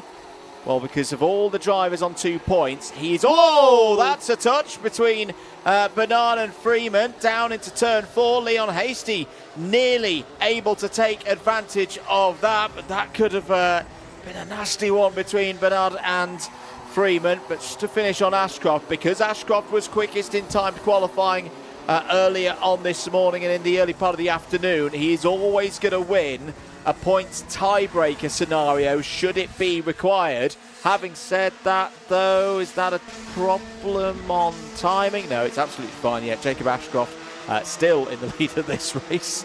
Our hearts skipped sounded like for a little you panicked moment there. then, Andrew.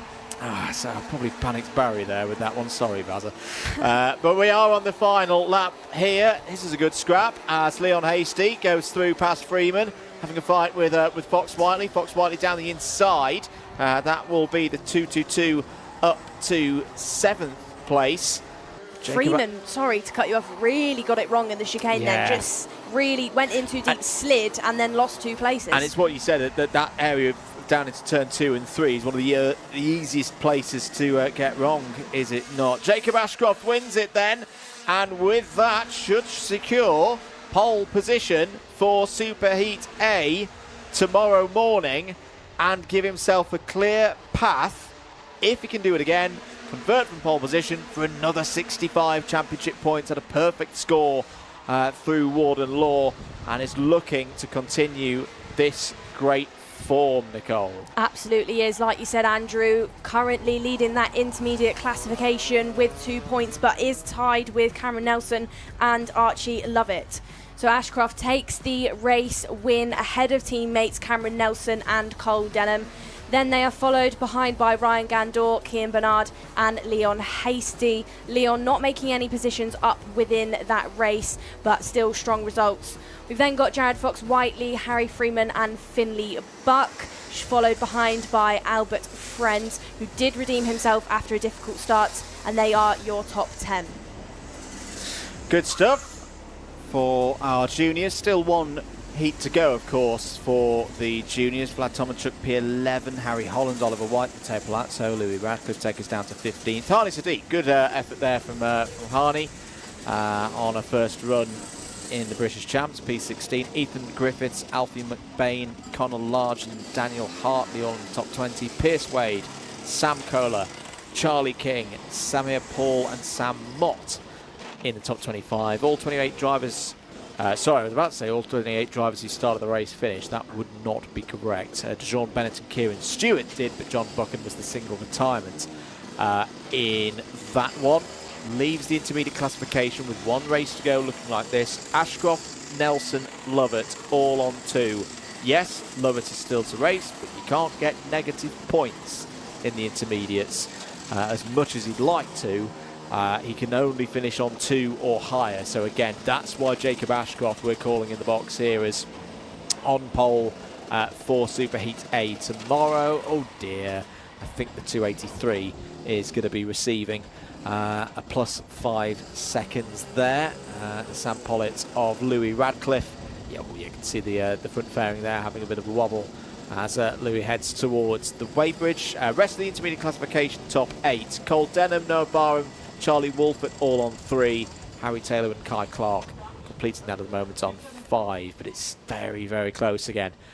We said this on Circuit PA, Nicole, but for the benefit of those not present here today, it feels with the juniors, Ashcroft's still on very good form, as we've seen for pretty much the last 6-9 months, nationally, continentally and internationally as well.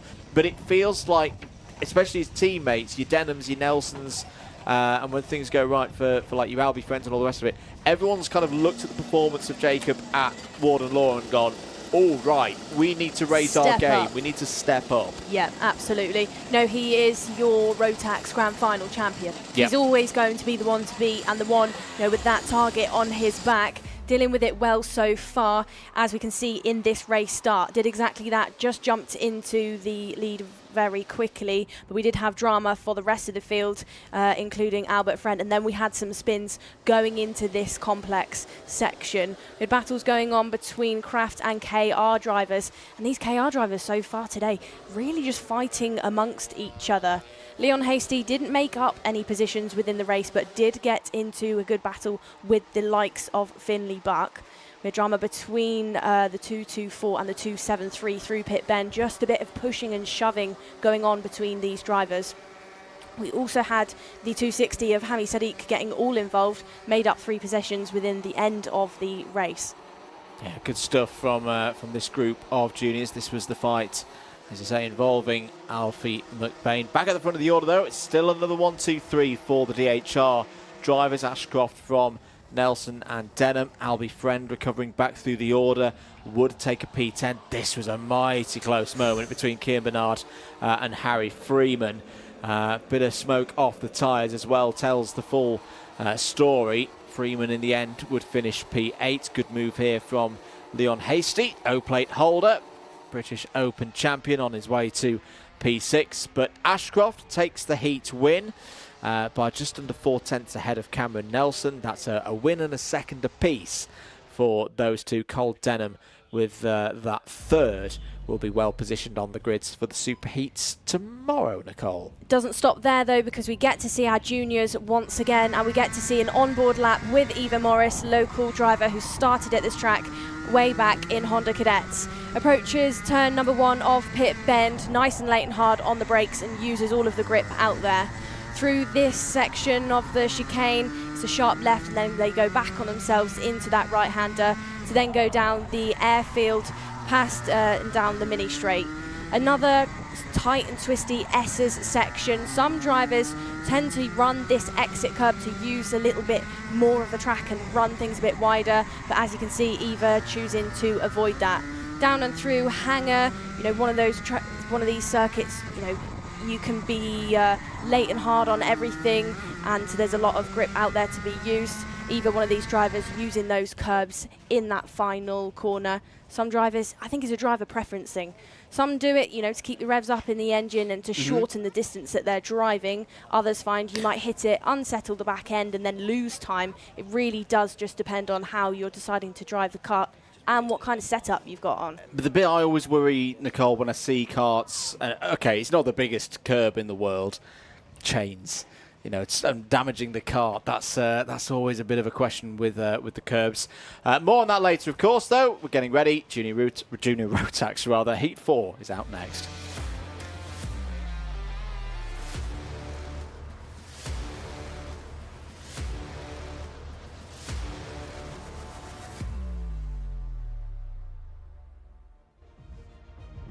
Last heat for Junior ROTAX, and Albie Lapper starts on pole position. Noah Barham alongside on the front row. Archie Lovett and Harry Taylor go from row number 2.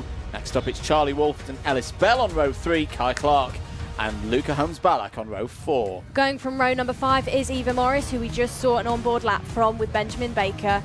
6 is Zane Quaker and Mate Kobahidze of Georgia, and 7 is Ewan House with William Archer. Going from row number 8, we have Sebastian Clark and Riley Cranham. And from 9, we have Sam Pollitt, Sebastian Lusch with Jensen Chalk. Henry Cameron and James Kell start on the 10th row of the grid for this one. They're ahead of Archie Rogers-Tyler and Jack Collinson for row number 11. Shane Chandaria and Joel Dixon-Cohen on row 12. Jake Flewitt and Lillian Scarborough on row 13. Elliot Surtees, Thomas Harper complete the 28 runners in this one. No Archie Problems for ART. Now, the 687, just to note for the eagle eye amongst you, the 6 indicates that that's a wild card entry, so it's not going to be for the full season. We are green. We are racing for this one. Heat 4 for Junior ROTAX. Good start for Albie Lapp. A couple of drivers running out to drivers left and a bit wide, but apart from that, yeah, it's not a bad start.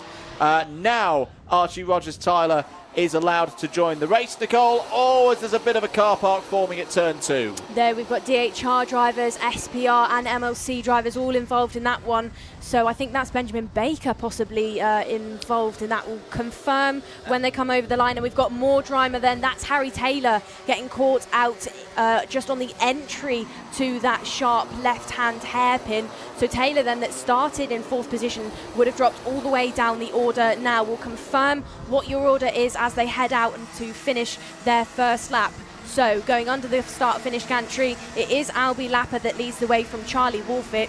Kai Clark sits there in 3rd position ahead of Archie Lovett, and then Zen Quaker, who started all the way down in 11th, has jumped into 5th on just the first opening lap. Lots of drivers with problems, as you mentioned there. Nicole, Benjamin Baker, Jensen Chalk, Shane Chandaria, Harry Taylor, Mate Kobahidze, Sebastian Lusch and Thomas Harper have all not come through as part of the main pack at the end of the first lap of her 2 karts in the pits as well. I think that's Kobahidze and Harper. Yeah, Thomas Harper is definitely one of them who will be going no further in this one. Is having a look at the rear of the karts there.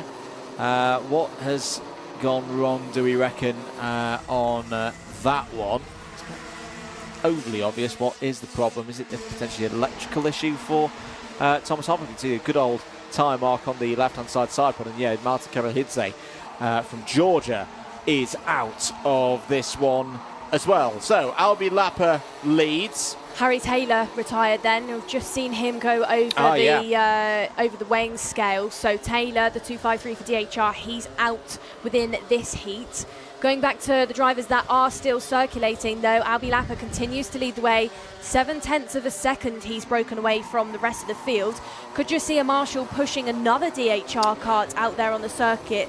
So we'll watch to see who that is, wondering if it could I think that's Kavahidze, and then Taylor, as you right to say, Nicole, is the one who's pulled into pit lane.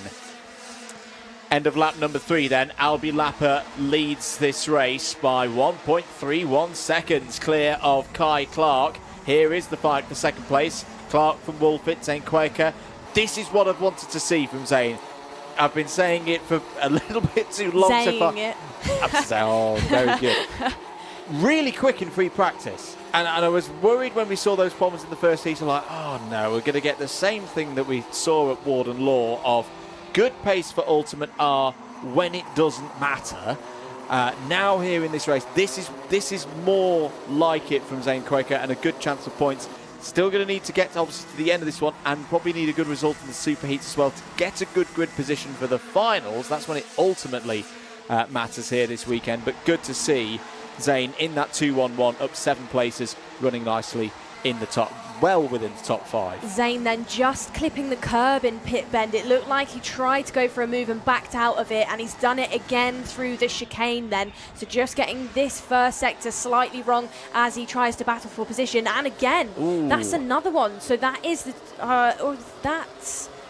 Yeah, down to around 7th place. So that's 3 in a row, 3 corners in a row that he's just got wrong. So needs to pick himself back up now and realise actually how that's affected the rest of this lap, because now he's vulnerable to the DHR driver of Noah Barham just behind him. So, you know, learn from that, Zane. We were just saying, you know, pick things back up again. Battles going on into pit bend. Then we've got Ellis Bell battling for position with William Archer. William Archer, new to the SPR team for 2025. KR team for 2025 for this weekend. So he was with SPR, was in that Kart Republic, but has jumped over to KR for the remainder of the season and has got back into an OTK, and it's looking like it's working for him so far this weekend. Not working for Zane Quaker then, as he's getting all out of sorts through that second sector, all over the curbs, and has really dropped positions now within this past 2-3 laps. It started off really strong and there's just all out of sorts. Yeah, it's starting to feel a little bit like rinse and repeat from what we saw in the first round. It's the second race. It's a bit scrappy out there. Not a classic so far. 5 minutes to go in this one. Defensive work there from Archie Lovett for P4, holding off Noah Barham. Ewan House in there as well. The Scottish driver up 7 places. Is there down the inside. That's a big move. For a big one from Charlie Wolfett. That's going to help Wolfett in terms of the IC as well. We'll move from 3 points to 2. Could potentially be on the front row here, I think, for one of those super heats. We'll see the points get updated in a short moment's time. Really pleased to see for Albi Lapper, though, you know, showing in terms of race pace that the speed that we saw in qualifying wasn't just one of those fluky ones. It wasn't a one-lap wonder moment. Yeah. You know, because in the heats he's just as quick. Yep, and pulling away from the rest of the field after a bit of bad luck in the first round of heats. Ellis Bell, just for the record, is I think having a bit of a manual transponder or manual logging of the lap times there. That's why you see the number 6 or 6th place kart hopping up and down. Not hopping up and down is James Kell. That's the 252 for Coles Racing out of this race. It goes no further than the end of lap number 7. It's a real shame for James Kell. Could be a bit of that's going to be a tall order to get back into the top 32. I think that's 2 results. So he got to the end of the previous round of races, did James Kell, but it was down in around 18th place. So You're looking at getting into that top 34. They'll all be looking at the intermediate classification overnight and going, right, what do I need to do? What kind of result do I need to get in the superheat to either go from outside to in the final or move up a few rows in the final?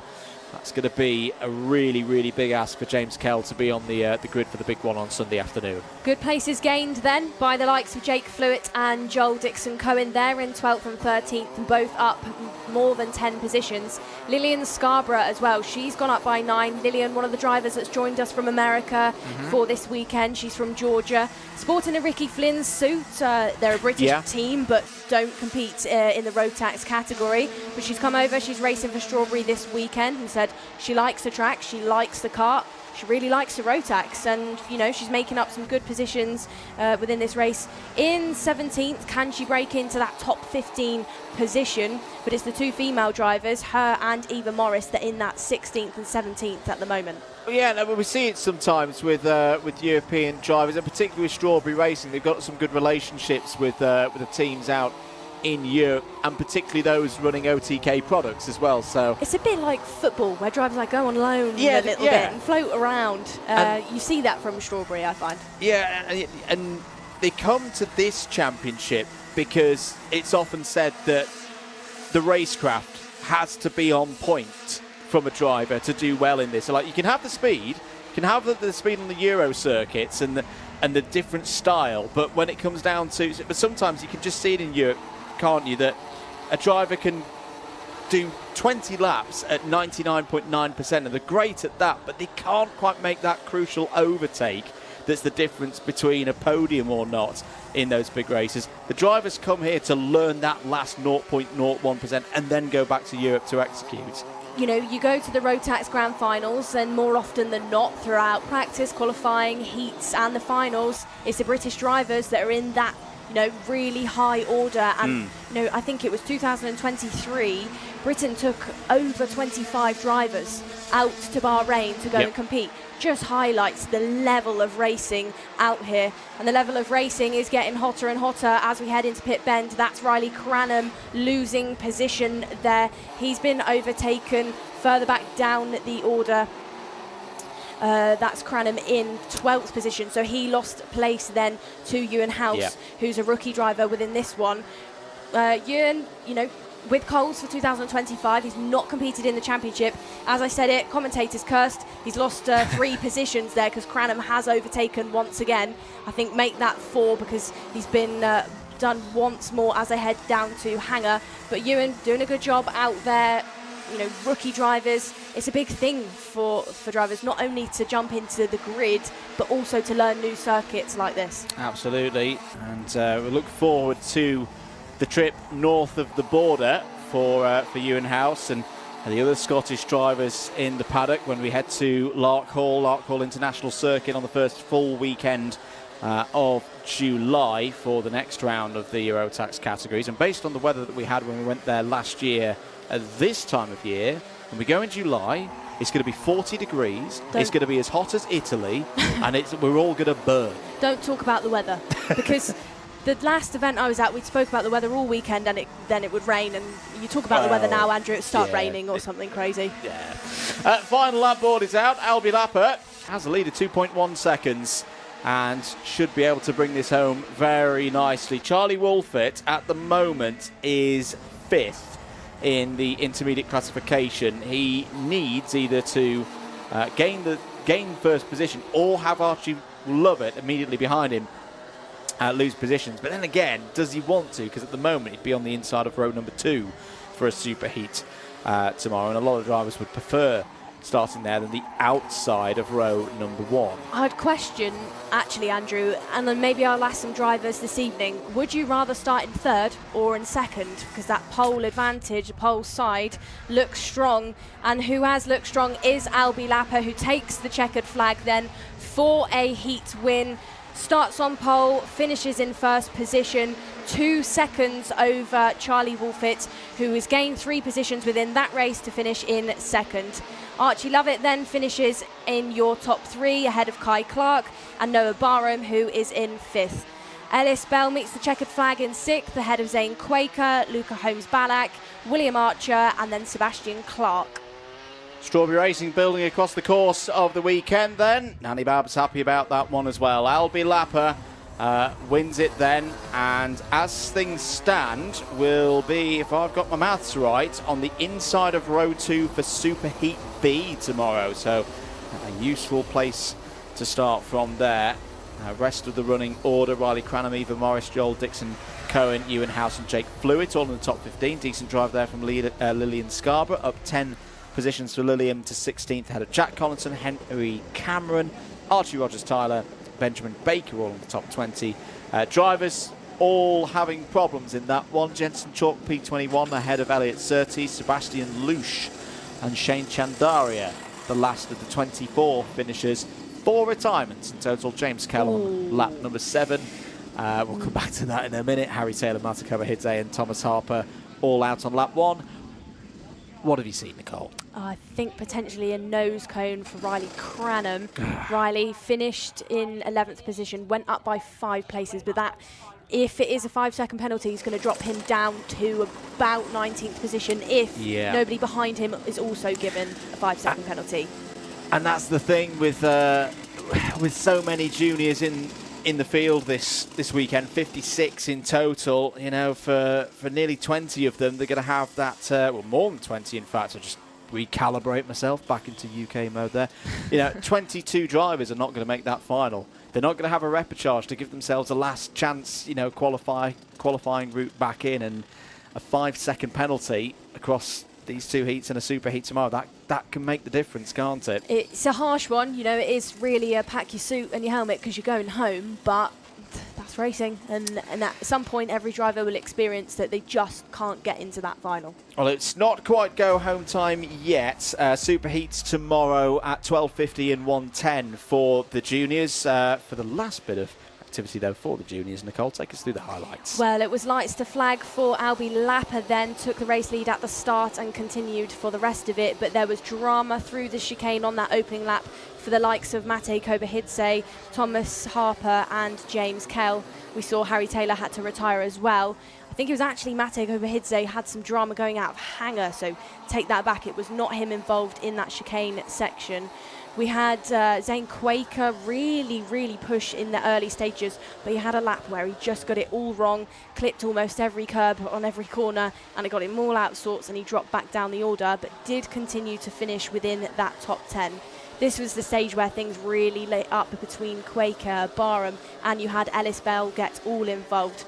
You also had the likes of Ewan House have a bit of drama out there, but the Coles have looked quick so far, and of course this is a home circuit for Coles, based out of Taunton, just up the road, so got that good track knowledge so far this weekend. As you can see, they've given it to Ewan House on these race highlights, straight down the inside of Riley Cranham into pit bend. A good move done, but like we said, going back to Albie Lapper, it was lights to flag, and it was lights to flag by 2 seconds.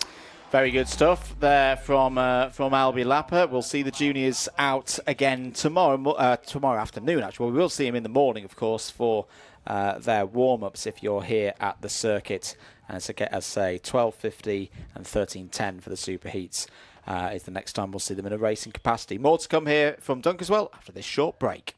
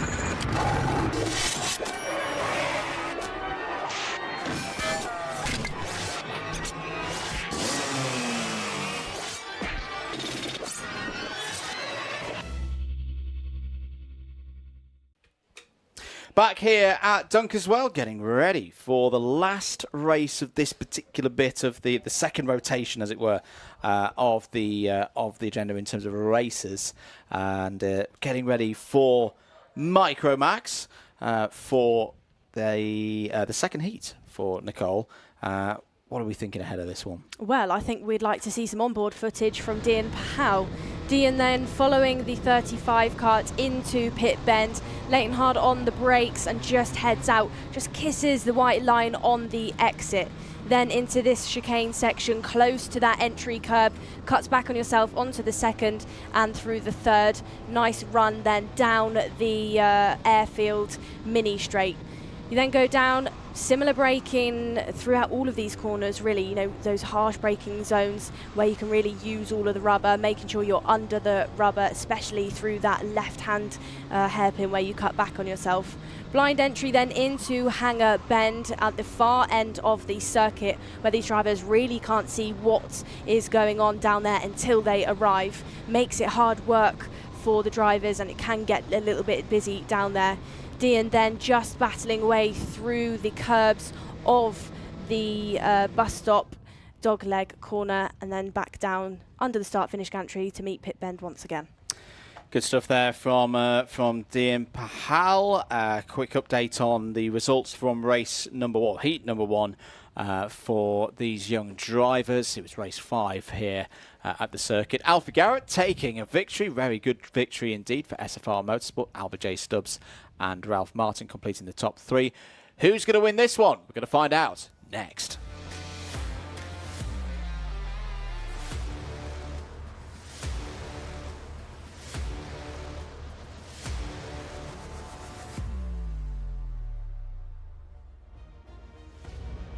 All set to go then for heat number 2 in Micromax UK. Alfie Garrett and Benedictus Masioka start on the front row. Ralph Martin and Dean Singh Pahal go from row 2. LBJ Stubbs and Dimitar Uzanov start on the third row of the grid. They're ahead of Charlie Page and Dax Farrer on row 4. Going off row number 5 is Harris Barber for Strawberry Racing and Otto Ame for Coles. Going on 6, we have Sebastian Crawford with Albert Farrow. Shortly behind on 7, we have Ansel Murray with Ethan Lloyd, and then on 8, we have Will Rainwright with Oliver Woodall. Going from row number 9, we have Scotland's Chloe McGill with Arlo Gamble, and then on row number 10, we have Archie Gupta with Freddie Walker. 20 drivers in total for this one. Points, intermediate points from the first round of heats carry over, of course, into this one. It's another 10 minutes plus 1 lap heat for all the drivers here in Micromax UK. Who are we going to see on pole position for the Super Heat tomorrow? We're going to find out in the next 12 minutes or so. We are away and running once again. Good start for Garrett. Round the outside there, Masiokas has to be patient. Oh, there's a couple of spinners in the back half of the field. One of them is Oliver Woodall in the number 40. Apart from that, we're all good. Running through turns 2 and 3. And a decent start as well, Nicole, for Ralph Martin there in the Strawberry Racing suit, Tony Kart suit and the black helmet. Ralph Martin up to P2. Absolutely has. Within this one then, it is Charlie Page to keep an eye on, because he had a retirement in his previous heat, so he's got some work to do within these 10 minutes. Back on the back of the screen, we can have seen Chloe McGill having a bit of a battle with the rookie driver of Arlo Gamble. They head out of Hangar then to meet the dogleg section race leader Alfie Garrett, just clipping that entry curb to really try and maximise what he can out of that Micromax engine. It's Alfie Garrett that leads once again from Ralph Martin. The rookie driver is then your O-Plate champion and round 1 winner Benedictus Masiokas that rounds out your top 3, but promotes himself into second, overtakes Ralph Martin through the chicane section, and it looks like now Ralph Martin could be under threat by Uzanov going down the mini straight, closes things up and hugs that white line just to protect that position, and that's brought Dean Pahal into things. Now Dean Pahal gets himself into 4th, overtakes Uzanov, who just lost some momentum from that defending that Ralph Martin did. Yeah, good stuff there from the Micromax drivers, youngest drivers in the paddock, aged between 8 years, a year of their 8th birthday, and 12 years of age, all of them on the Wera tyres as well, so slightly different compounds to everybody else in the paddock. At the front of the field, though, it is the SFR Motorsport duo of Alfie Garrett and Benedictus Masioka. Side by slide there between Pahal and Uzunov. And I think it's Pahal who's going to be at the front of that group off of turn 3. Yes, it is. So Dean Pahal up to 4th place now. The 99 of Albie J Stubbs in the middle of that group as well. Charlie Page, you mentioned him, Nicole, needing a good result in this one. In the first race, 19th, 19 points on the board. That's not what you want after the first round, but Charlie Page doing a decent job out there at the moment. At the moment, that 7th place probably be moving, though we've not got record of it on our screens, probably be moving Charlie back up into the top 15 of the grid for tomorrow's Superheat, which you will be able to watch here on the Karting UK YouTube channel and the Alpha Live YouTube channel or Motorsport TV. Do give all those channels a subscribe at your leisure. Really does help us out, including our young drivers. Keep letting us know who you're supporting in the YouTube chats. Right now, though, it's all looking very good for Alfie Garrett, not only in the lead of this race, Nicole, but 6 points in the lead of the intermediate classification as things stand. Absolutely is, Andrew. Albie Stubbs, though, really hustling the back of Dean Pahal now for that 4th position. Dean onboard camera, we saw that he can put a quick lap in, but can he defend from the likes of Albie Stubbs, who has really grown in confidence over the past couple of months? Albie out there with the SPR team on that Kart Republic, looking really quick, and weekend after weekend we see more and more results from him. Can he get a result within this heat? Looks down the inside of Dean Pahal, is closer to that entry curb, has to let Dean back through. That's going to make him vulnerable to the likes of Uzunov's. Now it looks like Albie, is he going to be able to be the first driver into that right-hander? Yes, he is. So didn't have to concede too many places after that slight mistake with Dean Pahal. Does continue to sit there in 5th place, but that has allowed Pahal to break away from this pack ever so slightly. It's Pahal that battles out for this 4th position ahead of Stubbs, Uzunov, Charlie Page and Harris Barber there in 8th, who is your current fastest driver on the circuit. Good to see Dax Farah having another good run here. Nicole is one of our biggest improvers of the weekend so far. 13th in the final at Warden Law. 9th at the moment, solidly in the top 10, just ahead of Albert Farrow, and we've seen the number 35 at times through the practice sessions be even higher than that, even up in the top 3. So keep an eye there on Kart number 35. Change for 4th then. Albie Stubbs has overtaken Dean Pahal, and that's let Uzunov through as well. So Pahal's dropped back to 6th position, and that's really back to this pack up into each other, because we can now see Arthur Farrow and Dax Farah just tripping over each other for that 9th place. But what's all that done? That's let our 2 race leaders, Alfie Garrett and Benedictus Masiokas, really pull away from the rest of the field. You can see Ralph Martin in there as well. He's got a little bit of breathing room ahead of the likes of Albie Stubbs. We have had a change for that race lead, though. Benedictus Masiokas, your O-Plate winner, is now leading the way. Yeah, got that move done on that last lap. Didn't see it, apologies, on the cameras, but to swap there doesn't change things for Garrett in terms of intermediate classification.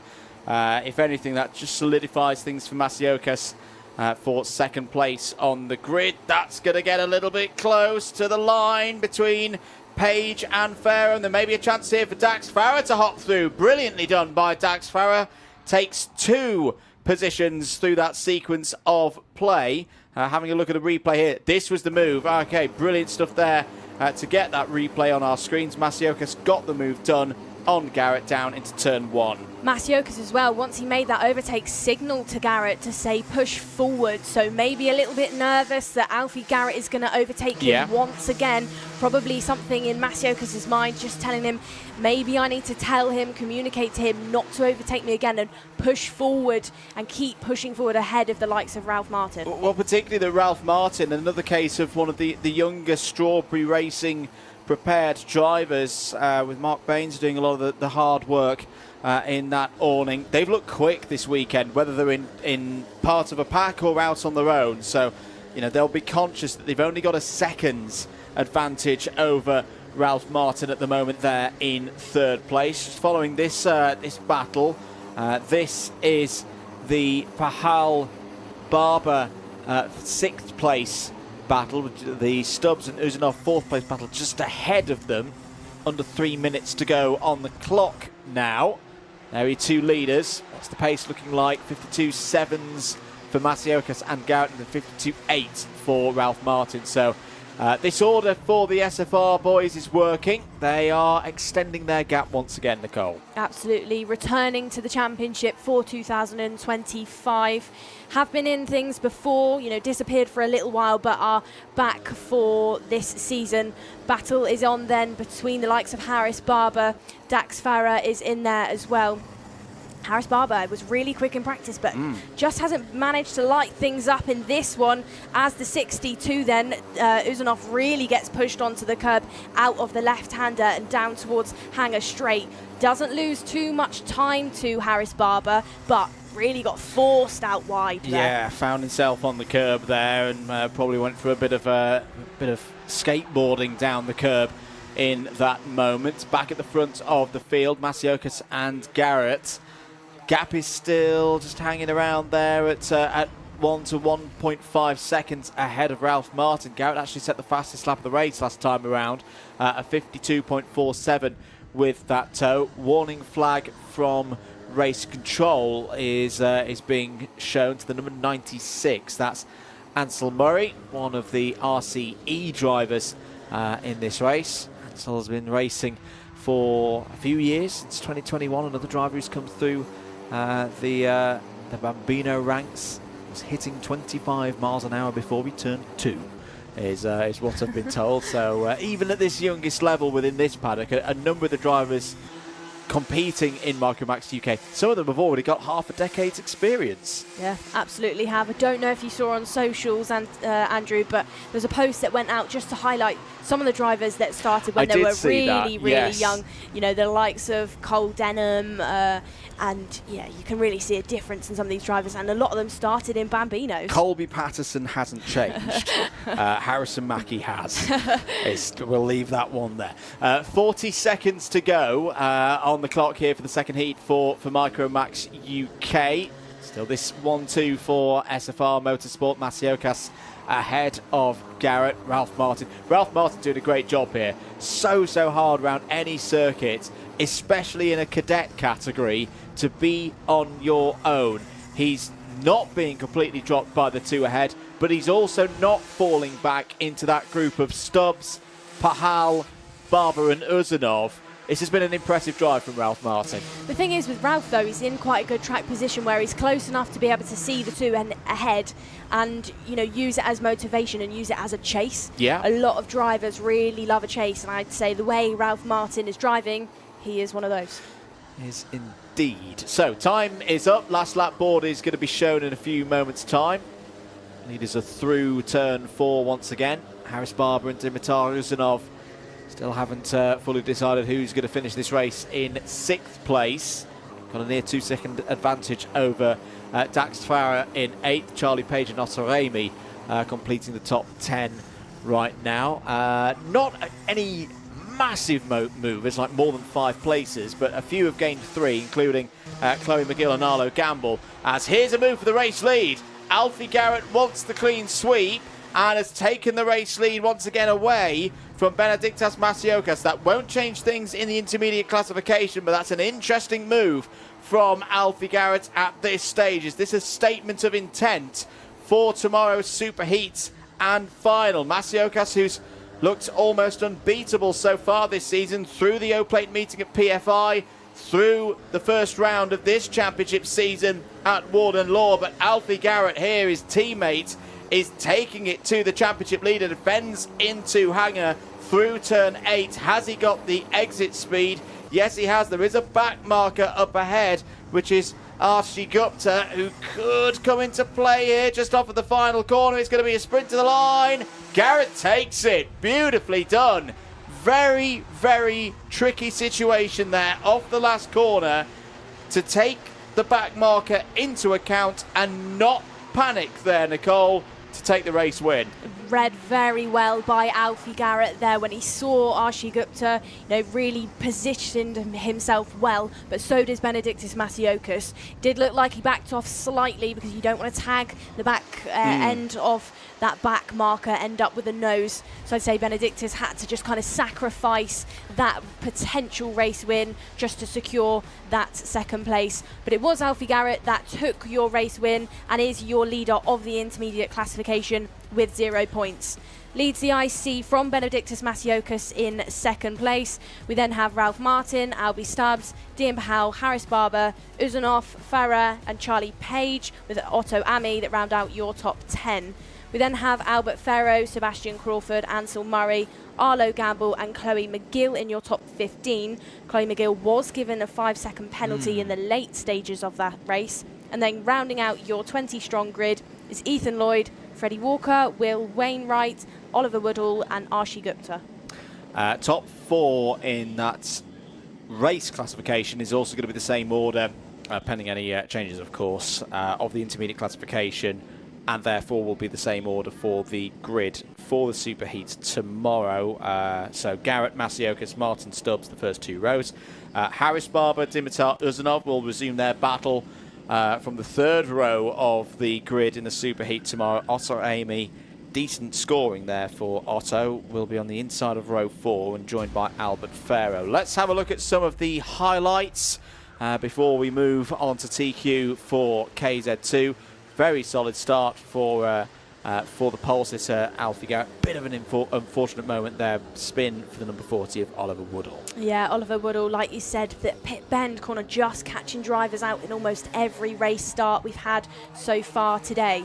We had Ralph Martin get overtaken through that chicane section, then by the O-plate of Benedictus Masiokas, and from that point onwards it was the 2 SFR drivers that pulled away from the rest of the field and continued to lead and then battled out in the late stages. We'd had attempts by Albie Stubbs to try and push up the order, which he did, overtook Dean Pahal to get himself into 4th position, but at one point was battling away with Ralph Martin through that chicane section. This was the moment then you can just see Albie Stubbs just almost got pushed by Charlie Page through that one, and then they were battling as they headed down the start, the mini straight and into the right-hander. Your 2 drivers then, the 2 SFRs out at the front, were working together at the, throughout the race, signalling to each other, and left it really late to change the final position for that race win. Dean Pahal had a good one. He finished in 5th place, ends up higher in the not in your top 8 of the intermediate classification, but it was a good race lead, and from the struggles that they had yesterday within practice, not managing to get this chassis quite where they want it, I'd say that race result actually is quite a good one. And yeah, no top 8 in the IC for Dean Pahal today, but let's flip the story around. It's often been the case of very strong heats performances on a Saturday for Dean Pahal, and then it's got a little bit wrong on the Sunday. Here's an opportunity for that to turn over when we get to those superheats. So the single superheat for Micromax, of course, and the final tomorrow. Times for those races, if you are of particular Micromax interest, their warm-up here at the circuit. And remember, it's free entry for members of the public here this weekend at Dunkeswell. So their warm-up's at 10:56 for 5 minutes tomorrow morning. Their superheat is at 1:30 for 12 minutes plus 1 lap, and then their final is at 4 o'clock. More to come here this afternoon at Dunkeswell. We're going to take another short break. Here at Demon Tweeks, you probably know us for our massive cartwear range. We've got everything from suits, boots, gloves and helmets from the biggest brands in the business. But we are so much more than that, because if you're looking for kart parts, well, we've got you covered too. We've got everything from ROTAX parts, sprockets and chains, discs and pads, data loggers and dashers, fuel tanks, steering wheels, bead breakers, and loads more. But of course, it doesn't just stop at the track, and if you're looking to build your skills in the sim, then we've got everything you're going to need to build the ultimate rig. So whether you're just getting started or you're already at the top of your game, Demon Tweeks has got you.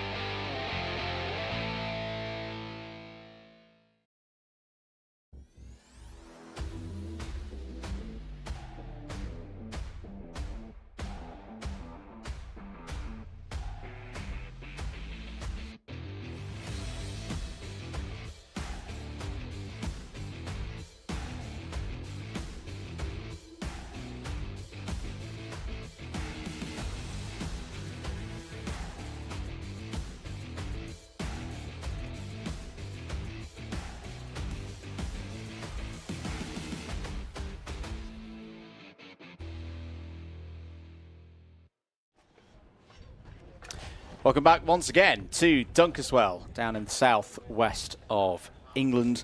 Andrew Mather and Nicole Sutherland on commentary duties today. Henry Burdett sends his apologies.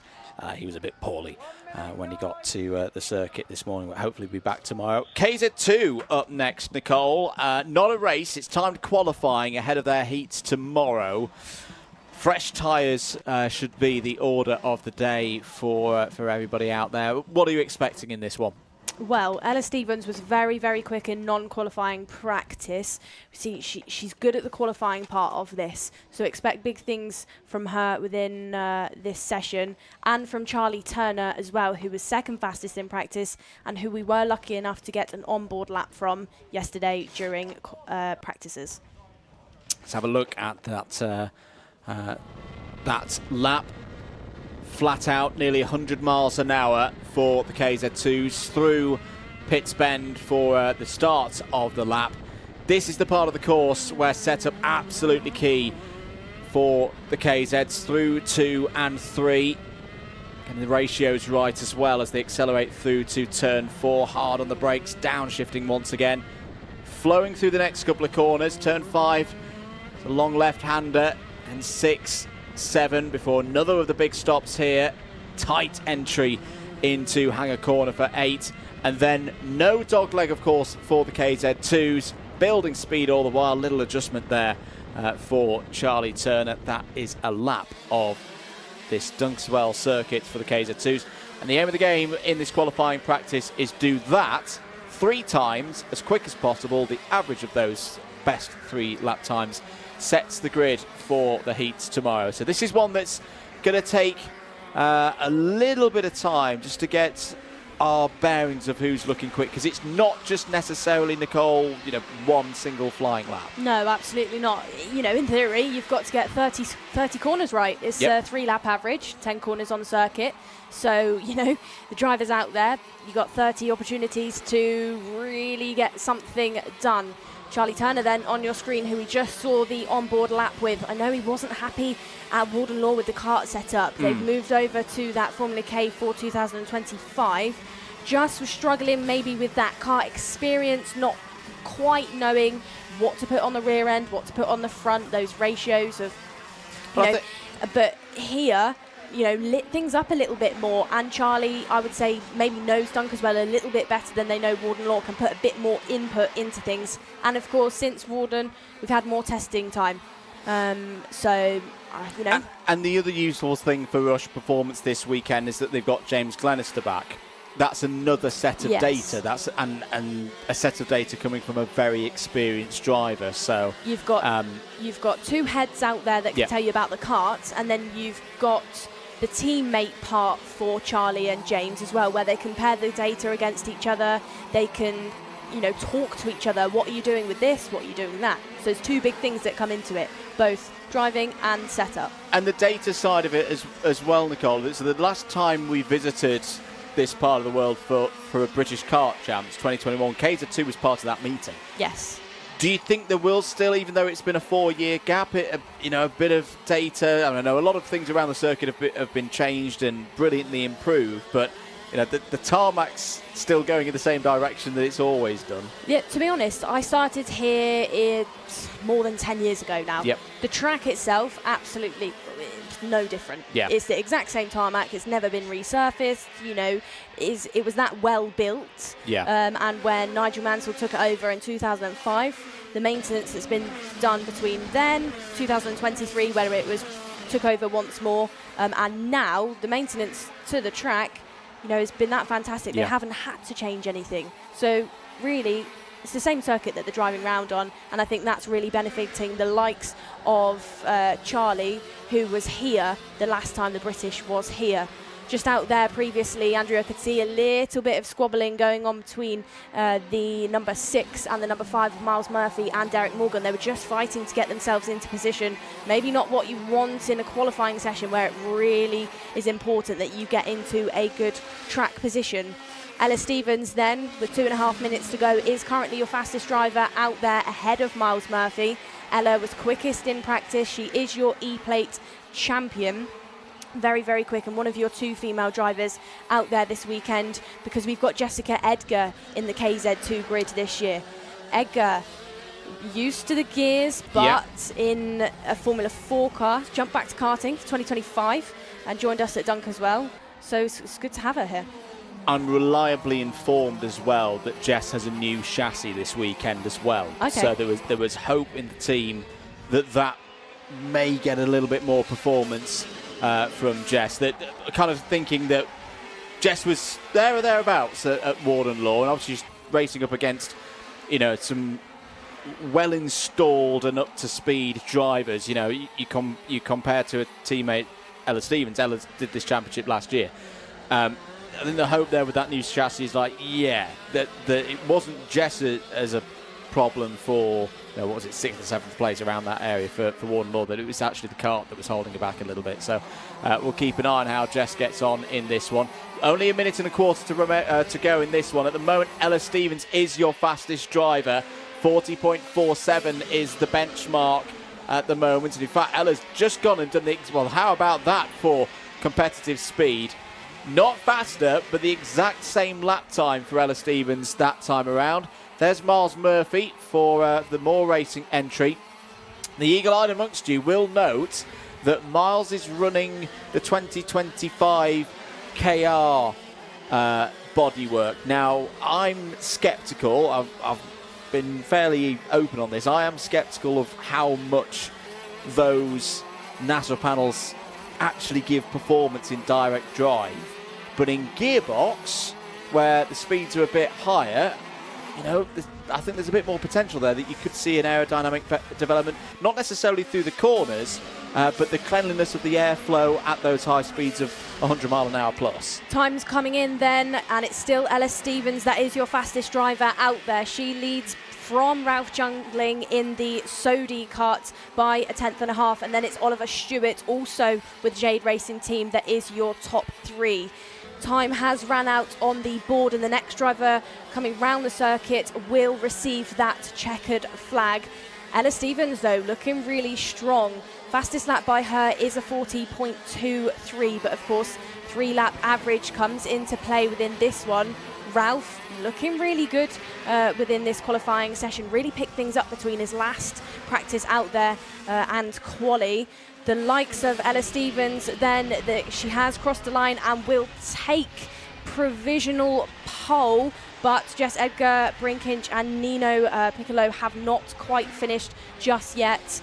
We take you through your order then, as all drivers have met the checkered flag now, and it is Ella Stevens, the E-plate driver for the Jade Racing Team, that takes pole position by 1.5 tenths over Ralph Jungling. Charlie Turner takes 3rd with a 40.56 as his best time. Him and Oliver Stewart are actually matched on times there, Andrew. 40.55, both drivers. Mighty close in KZ2. The top 8 covered by just over 0.4 of a second. So Stevens and Jungling, Ralph Jungling, will form the front row of the grid for the heats tomorrow. Charlie Turner and Oliver Stewart, plenty of experience there on row number 2. Oliver Stewart effectively your championship leader, because Timo Jungling, who scored the most points across the course of the weekend at Warden Law, is not here this weekend. Brother Ralph is, who just does a practice start there ahead of tomorrow. Timo's racing in Valencia, or has been racing in Valencia this weekend, and is racing in the FIA Championship next week. So Stewart only 3 points behind, as I say, effectively championship leader. Miles Murphy made a lot of changes to that More Racing number 5, and we'll start on the inside of row number 3 for tomorrow's heat. Good qualifying there from Miles with that new aero kit. James Glenister alongside on that row. Ashley Lewis and Jess Edgar on row 4. Good qualifying there from the first of the privateers, Bailey Rigglesford. Bailey didn't run yesterday. So, in fact, both drivers who didn't run yesterday have had a good effort there. Rigglesford and McKeown on row number 5. Nat Thomas and Derek Morgan, row number 6. Lee Ward and Bryn Kinch on row 7. Nino Bacoli on row 7. And I'll say this about Nino. I love Nino. I've only known him for 2 race weekends. But this is the story of a man who's been out of karting, competitive karting, for 24 years. This is a dad and lad effort, like back in the cadet days, but all grown up and here in KZ2. The aim for Nino last time around, he told me yesterday, was to not get lapped at Warden Law, which he achieved. The aim this weekend is not finish last.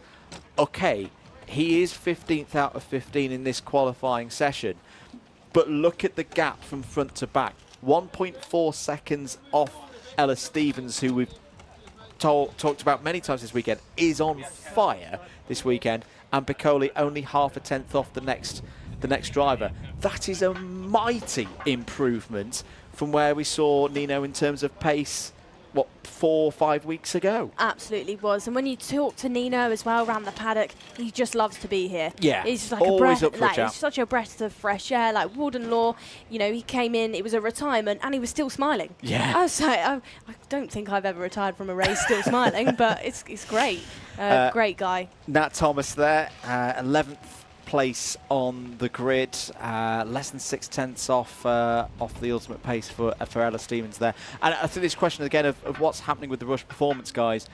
Are they getting on top of the Formula K chassis, the IPK product? Are they getting, I know the balance of the setup of grip front to rear is what they were really wrestling with earlier on in the weekend. I think the answer is yes. You know, that again, from the qualifying session that we had at Warden Law to now, they weren't across the board 3-4 tenths off the pace of the Jades last time out. So they're getting there. And who knows? You know, they're still learning with that Formula K product. Who knows where they could be by the end of the season? Exactly that. And the rate of knots that they're improving by. Exactly, yeah. They could well be on top by the time that we of course go to Glanny Gores in mid-June and then Kimbolton in August. Both of those events should be fantastic. I must admit, though, I love it here this weekend. It's brilliant. But I'm really looking forward to KZ's round GYG. That is going to be very, very special. More to come from KZ2 tomorrow, of course. Their heats and their final will be live all the way, brought to you by Alpha Live. We're going to take another short break, I think, before we go back to more racing in the ROTAX categories here at Dunkeswell.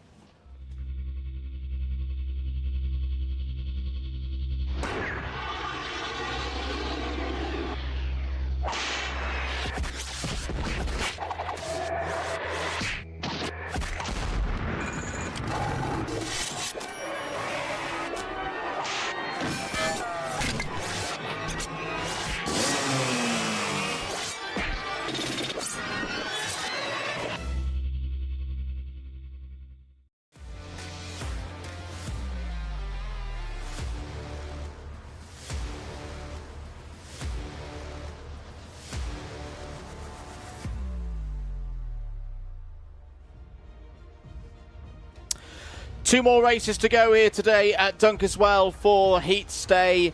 Edward Haynes and Riley Morrow are on the front row for this one in Minimax. Logan Rolfe and Austin Oman go from row number 2. It's Joshua Griffin and Max Jolly on row number 3. They're ahead of Lucian Smith and Josh Cormack on row 4. Row number 5 houses Ryan White with Christian Sanguetti. On 6 we have Alfie Ward and Alfie Mayer, and shortly behind on 7 is Soren Gallagher with George Swire. Going from 8 we have Arthur Farrow with Akil Genome. And going from row number 9, we have Fraser Anderson with Aidan Hammond. Row number 10, Stanley Stafford and Nelson Taylor completes the top 20. It's Jack Fulbrook-Harmer and Leo Livings on row 11.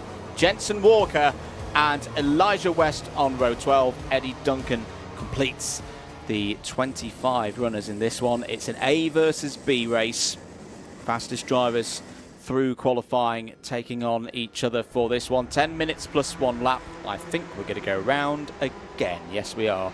That formation not to the satisfaction and the standards of race director Nigel Edwards. So you can see on the gantry there, ably assisted by Dan Ashton and team who are out on circuit, all of our observers, CCTV room as well, and Connor Clifford on duties this weekend as the driver's representative for incidents out there on track. And Connor, who I'm reliably told in my ear is now racing MX-5s. So stepping up into the world of kart racing. Many of these drivers looking to build their careers both in karting and car racing. What are they going to do in this one?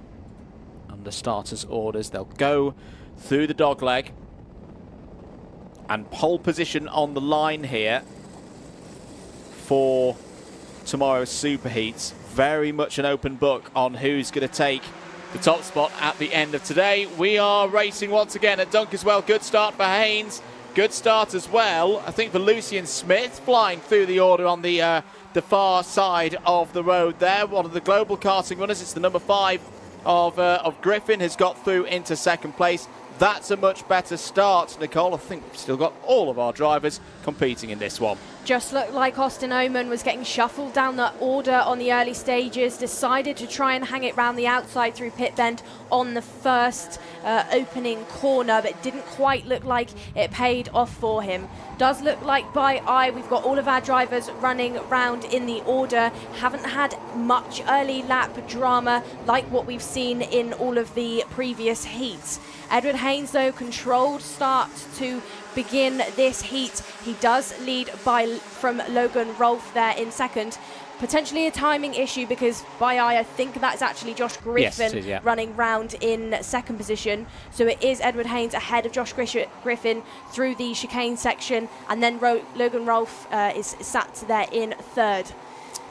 Good starts on that first lap. Alfie Mayer, George Swire at 4 and 5 places respectively. Achille Giannone and Aidan Hammond also up 4 and 5 places respectively, and solidly into the top 15 now. 8.5 minutes remaining in this race. There is the 1:15 on your screens of Alfie Mayer, who's looked really quick, had a very good run out in Wackersdorf for the recent ROTAX Euro Trophy race.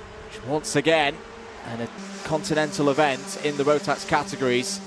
A lot of race wins for British drivers over there in mainland Europe, but back here in British Kart Championship form, side by side between the 147 and another one of the global runners there. That's Ryan White going toe to toe, gaining positions through this order with Logan Rolfe, I think, in the 132.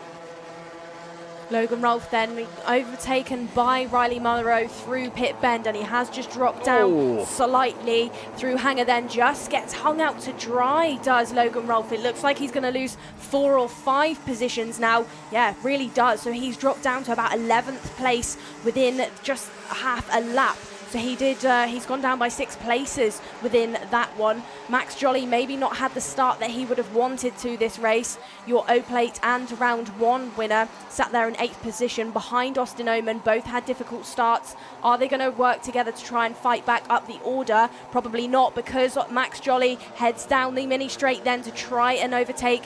Gets the move done on Austin Oman. Not quite. Oman's going to have the run going back into that left-hander. That leads the O-Plate driver of Max Jolly out to dry then, and that's let Logan Rolfe slot back in. Go on, Andrew. I was just saying with Max Jolly, still very early days in the championship, of course, but I feel like this is a big one for Max Jolly, in that if you think PF for the O-Plate, in with Strawberry Racing, Straubs know PF better than anybody, and then racing at his home circuit at Warden Law.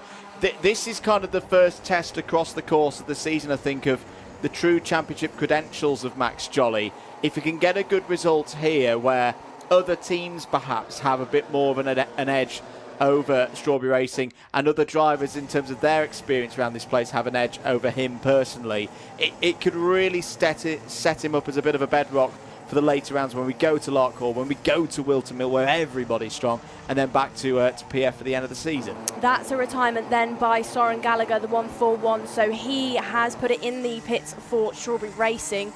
But what you were just saying then, Andrew, going back to that, like you said, bit of an unknown territory for Max Jolly then at this circuit. Like you said, he had the advantage that Strawberry know PF as well. for the O-Plate. He had the advantage at Wardenlaw for round 1 that he knows the track that well because he used to be with Hunters. Yep. But, you know, you come to Dunkeswell, hasn't driven the track before, doesn't really know it other than at the pre-rounds. So if he can have a good result here this weekend, I think it will really highlight for the rest of the championship the talent that that driver has.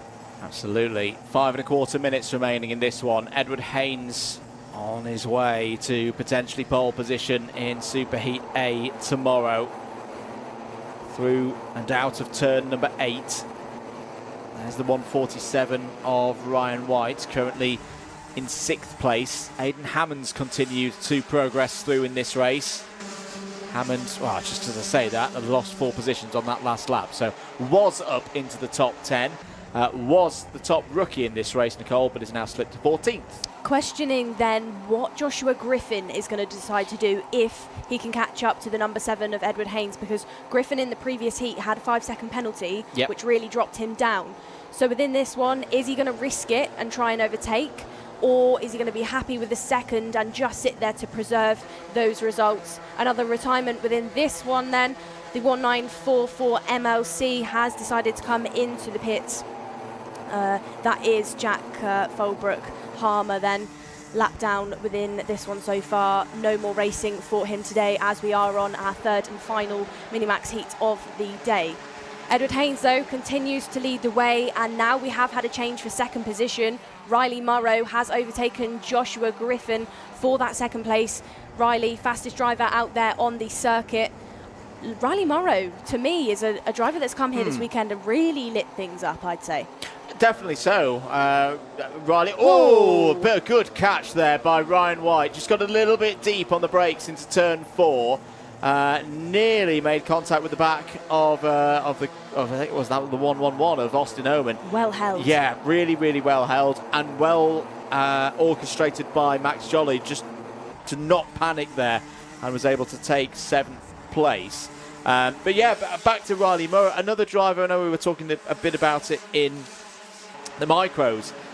These drivers still so young, you know, it's between the years of 10 and 13 for all the drivers out there. But Riley's another example. I remember seeing Riley race Bambinos round, you know, not too far from here, Clay Pigeon back in the day, and you know, has got so much experience already. You know, he's been racing for probably 6 years now.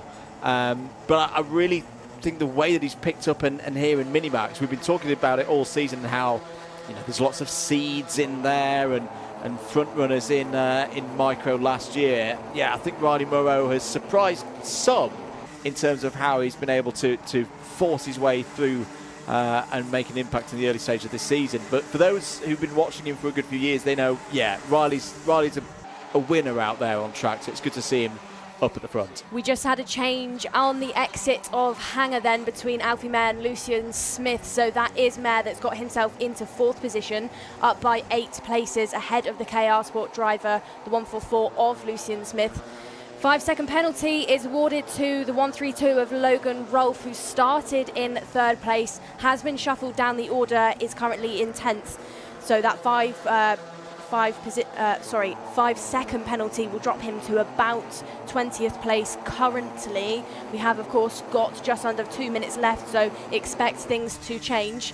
This is the battle then for 4th place between Mayer, Smith, Oman and Max Jolly. Max Jolly is now your fastest driver on the track. Are we going to have a move for 4th place by Lucian Smith? Yes, we are. Smith then down the inside of Alfie Mayer to take that 4th place. That's brought Max Jolly into things. Max Jolly trying to hang it round the outside. Will he get the run down the Hanger Straight? No, has to lose places now. That's lost him 2 or 3 places now, Max Jolly. I think he's lost about 3 places Jolly has lost by trying to hold that outside line. And maybe that's a little bit of the lesser experience of this circuit. He tried to go for a move there in Austin was never going to open the door and let Max through, and it meant he was on the outside line there, had to wait for his moment whilst everybody else in that group came through. Maybe it would have been a bit better just to wait behind Austin Oman for a better opportunity later on, but he'll learn from that. He'll review that,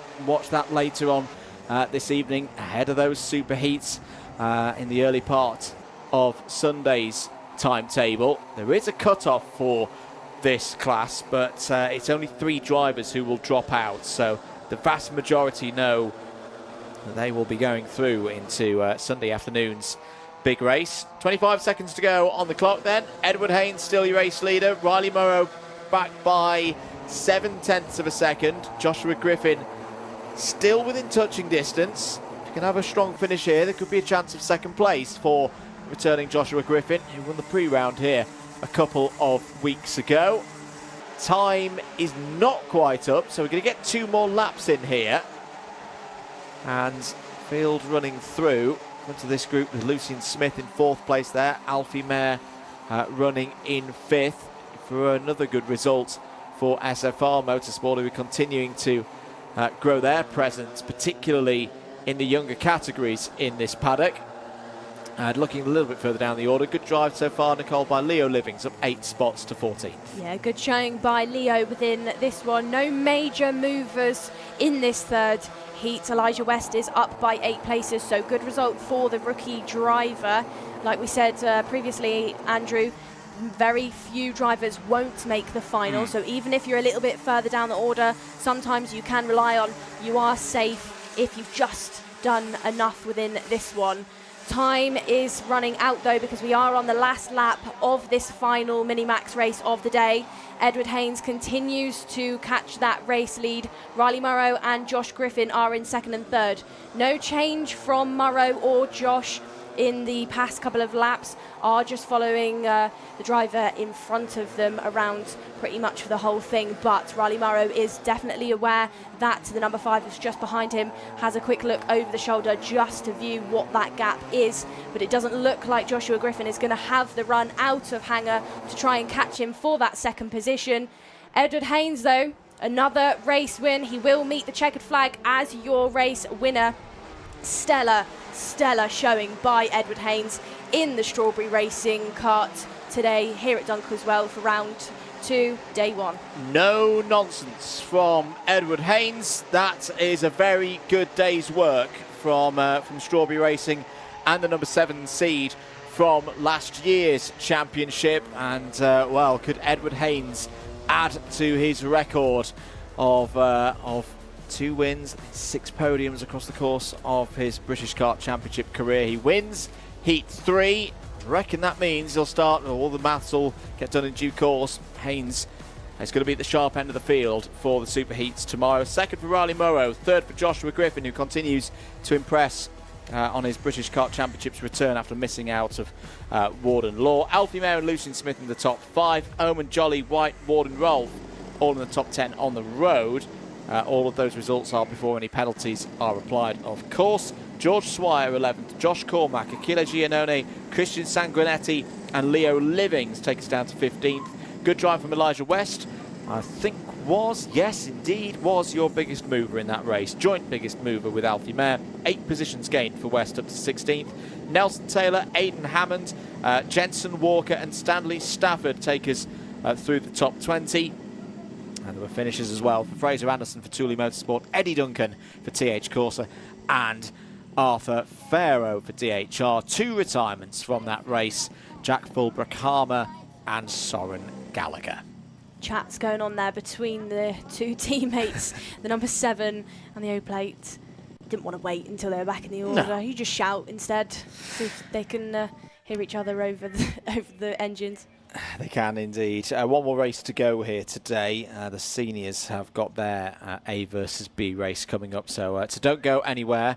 Also, 8 p.m. tonight, the Paddock Show will be over on the Karting UK YouTube channel, and the Wera Tools Wheel Change Challenge on that one as well. What have we got next? So we've got some highlights. Yep. Let's go for some highlights. We had to see it again. From that 3rd heat for Minimax 950. This was the start. Probably the toughest bit for Edward Haynes, but again, rising to the pressure, and by the time got out of turn 1, he knew he was going to have a good chance of winning this race. Absolutely did. Another lights to flag for Edward Haynes. nothing to think about after that first corner.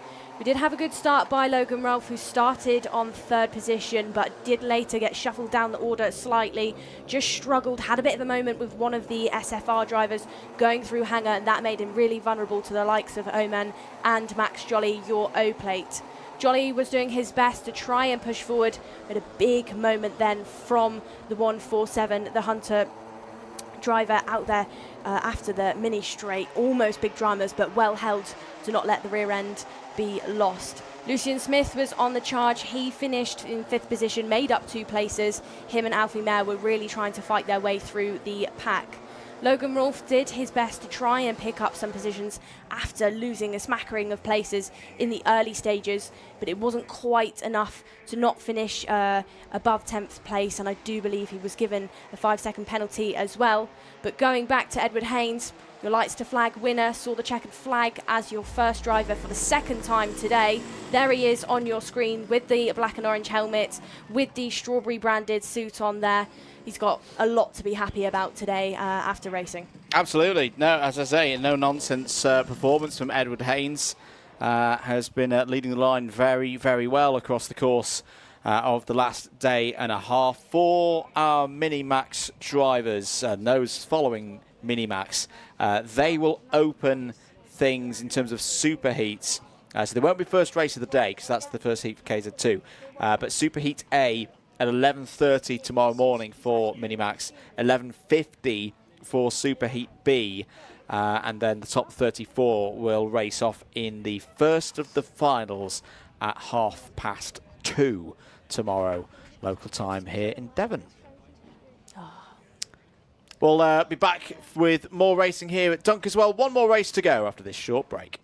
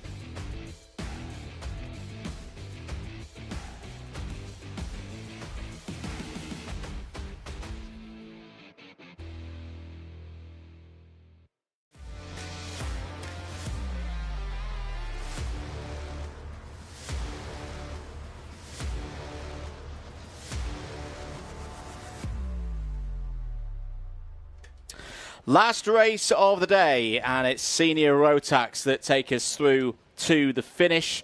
For all of these drivers, this is their 2nd and final heat of this stage of this 2nd round of the Wera Tools British Kart Championship Season 4, the top category in the ROTAX ladder.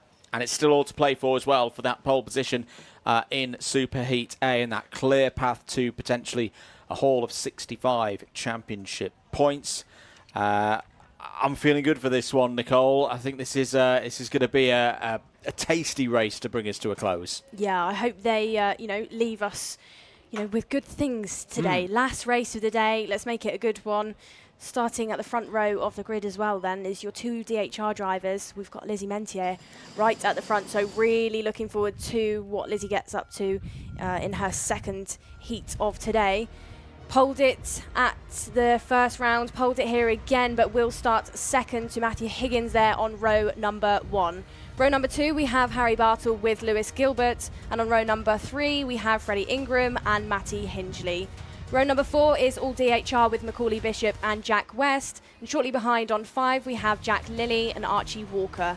Nicole. Joshua Withcombe and Joshua Turnbull start on row number 6. Ewan Charman and Hugh Moulton on row 7. Kai Veach and Cian Geraghty will go from row number 8. Adam Wooden and William Pemble start on row 9. Charlie Cox and Mikey Walker go from row number 10. Miles Roby and Pearson Bullock Carter on 11. Henry Gregory and Jack Baker go from row 12. Luke Bate and Jack Gillingham complete the 26 runners for this one. Who's your money on for this race, Nicole?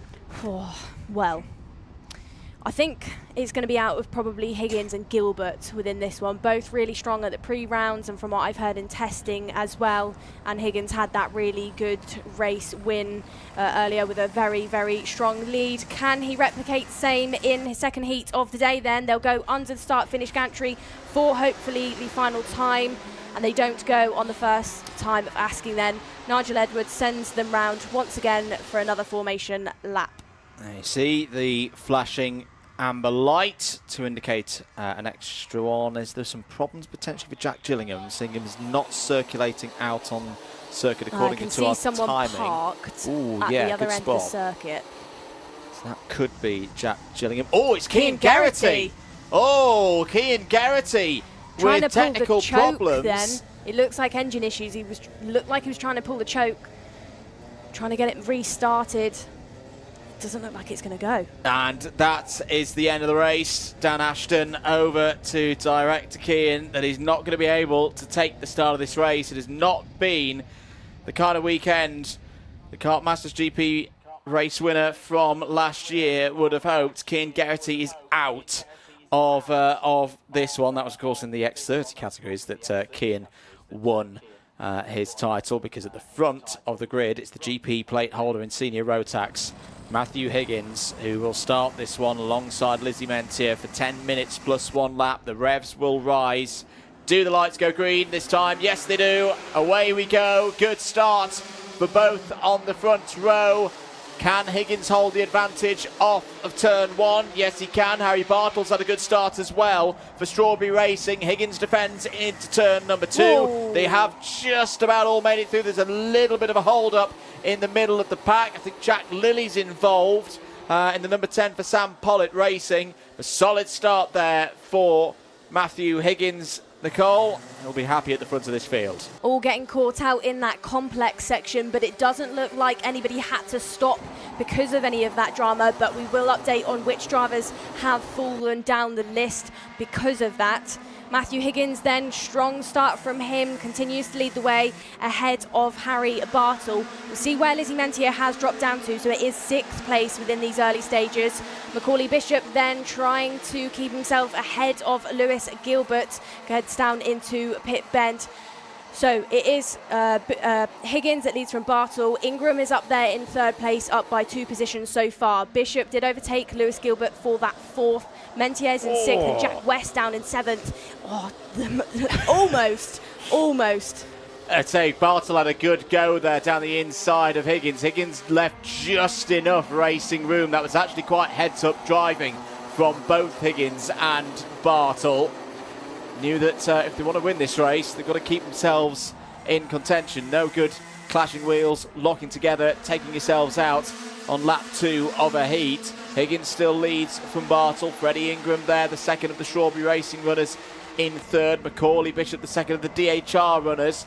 And Lewis Gilbert has a little bit of a look. This will be interesting to see how Gilbert approaches this. Not seen Lewis in the pack too much so far in championship races this year. Is Macaulay Bishop back, ladies and gentlemen? I think on the basis of that move in for 3rd place, the answer is a resounding yes. Bishop, brave on the brakes there, gets through past Freddie Ingram. Bishop knows he's still got a chance here, potentially being on the front row of one of those super heats tomorrow. Was very quick in 4th free practice yesterday. Offset his fresh tyre run relative to everybody else, and definitely caught my eye when he flew back to the top of the timing screens, Nicole. Lizzie Mentier then battling it out with Archie Walker for that 6th position. Has caught back up slightly to the drivers ahead, which include Jack West and Lewis Gilbert. Jack West has conceded position to Lewis Gilbert now, that who now follows the likes of Freddie Ingram and Macaulay Bishop. Just wondering then, Andrew, Harry Bartle, yep, he's got 2 decisions. Do I try and overtake Higgins and back him up into the pack? Or do I push ahead because of who is behind me? Push ahead because of who's behind you. That would be my answer. It's that, I know what you mean, of like, you know, you're trying to get pole position for the final, but you know, if you give Macaulay Bishop one little sniff, one little opportunity, he's going to take the it. door handle. You don't even have to open it. No, you just have to be near the door handle, and Macaulay's going to have a go because he's so brave, particularly on those brakes. Further down the order, a couple of drivers just to note. Kai Veach has had a good start. He's up 6 places and into the top 10. William Pemble's also on the move. Does feel, I mean, I know for Cian Geraghty, it's a real shame that he's out of this race, but one of the positives, I think, for Strawberry Racing today is their pace in the seniors seems to be coming on as the weekend goes through the motions. They weren't completely at the races yesterday. Still pretty quick, but not as quick as DHR. So the fact that you're starting to see Strawberry's drivers coming through the field, Pemble now up into the top 10. That's a good sign for the longer races tomorrow. Bartle might need to start thinking about getting a wriggle on now then, Andrew, because Macaulay Bishop is catching up to the 2 drivers ahead. They did close the gap considerably within that previous lap. Bishop is faster than both Bartle and Higgins, not by much, but when the pack is this competitive and this long, is going to really, really play into things. And then you've got Freddie Ingram there in 4th behind Bishop, who is your fastest driver, so who's got the pace that if there is a gap, potentially to actually push Bishop through. And then the likes of Bartle and Higgins have got to think about 2 drivers going down the inside, not just the one. Very intriguing situation then, as we're into the second half of time for this race. Nicole's drivers there, I think that was Hugh Moulton, who needs a good result in this one. Hugh Moulton had a issue in the first heat. He's up 2 places and into 12th spot now. There's Matty Hingley, 3-1-1. 9th place at the moment, just behind Archie Walker. Archie Walker's had a funny sort of day, and we'll come back to that because this is a battle between Bishop, West and Ingram. West has got through and into 4th place. And how about this? He's now taking on Macaulay Bishop. Well, Ingram has jumped up into 3rd place. It was previously Macaulay Bishop. Macaulay now has been backed into the pack behind, so the likes of Jack West and Archie Walker. Archie Walker was previously defending slightly from Lizzie Mentier, Lewis Gilbert and Hingley. Has Bishop got a problem? His pace has dropped off very dramatically here. Yeah. That was a 47.2 last time. I don't know if Ingram got through. This is very un-Macaulay Bishop-like to see him on the defensive this much. 4 minutes to go in this final. It might have just been he may have had I don't know. He's dropped off of, you are right, he's dropped off of Freddie and Ingram it doesn't look considerably. Doesn't look like he's going back on the attack. Let's look at times as they head under the gantry then. Yeah, 46.48 on that previous lap. Ingram is in a 45.7. So he's dropped a fair bit down the order compared to where he was a minute ago. But he's not been overtaken yet. Or is it a question, we didn't see the move for 3rd place. Was it a big one? Is he actually just a little bit rattled out there? It'd be something quite dramatic to rattle Macaulay Bishop. I was, before I made that point, I was just about to say that Archie Walker's had a really strange day and not quite had the level of race pace that I was expecting to see from him, having won the pre-round a couple of weeks ago. And Archie's just slapped those words back into my mouth and gone through past Jack West for 5th place. So Archie Walker looking to finish the heat stay strongly. 3 minutes to go in this one. Higgins still leads by 0.8 of a second now from Harry Bartle. This is quite strange to see Macaulay Bishop. Just, I say, Macaulay Bishop looking over his shoulder.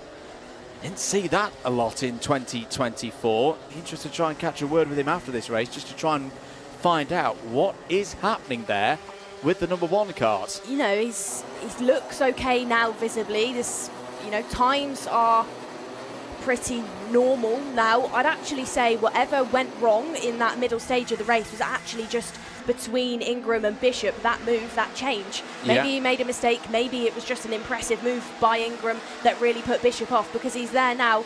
It doesn't look like he's got any mechanical gremlins. He's circulating absolutely fine ahead of Archie Walker, who's now your fastest driver out there, and once again is telling you, Andrew, no, shush. I'm having a great day. Well, shush, race. Mather, shush. 2 minutes to go. As things stand in the intermediate classifications, Higgins pole, Bartle 4, so that would be pole as well for Super Heat B, Ingram and Bishop would be on the front rows, on the outside of the front rows for Superheats A and B respectively. So it's still looking like a good result here for Macaulay Bishop. And crucially, you know, he's going to be further up the grid in those Superheats than he's had to be in these qualifying heats today. Further back in the order, saw a bit of a scrap going on there. Jack Lilly is up a few positions, has got up to 14th place now, had a bit of a problem off the start. Of course, Mikey Walker has been under investigation, has now received a 5-second penalty, Nicole.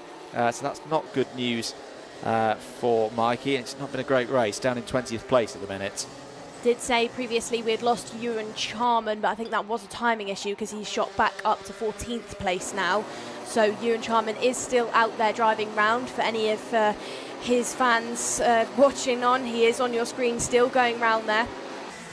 Charman, pretty local to this track as well. He raced around here in cadets. I actually raced around him with him back in the day. So, you know, knows the circuit. Here we go then, it's getting feisty between Walker and Bishop for to that 4th position. Bishop now looking like he's going to have to defend from the KR driver. Goes defensive down the mini straight and into the right-hander. Sits on that white line just to tighten things up from Archie. Same again into the left, just uses that middle part of the track instead of jumping onto the racing line, just to not give Archie any room. How will Archie respond going into Hangar and into the dog leg? Has Bishop sacrificed too much pace going in down? We'll have to find out, but dying stages of the race, so if Archie wants to make something work, he's going to have to do it soon. Going over the start-finish straight then, it's definitely on into pit bend. Macaulay Bishop still trying to defend from Archie Walker. Archie Walker really hustling the back, looking over his shoulder to see what the gap is to the driver behind, which is Jack West. Macaulay Bishop then, you can tell by the way he's driving, really doesn't want to give this position up. Once again, tightens it up, jumps onto that defensive line.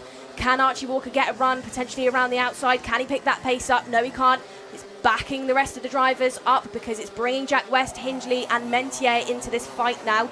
So it is a 5-kart battle for this 4th place. They head out of Hangar then and into the dogleg once more. Checkered flag is out. Matthew Higgins takes 2 from 2 and will be on pole position for the first of the senior super heats tomorrow. Tremendous day for the young Welshman. Takes it by 0.8 of a second ahead of Harry Bartle. Bartle, with that result, secures his own pole position for Super Heat B. Freddie Ingram, impressive in that race, home in 3rd.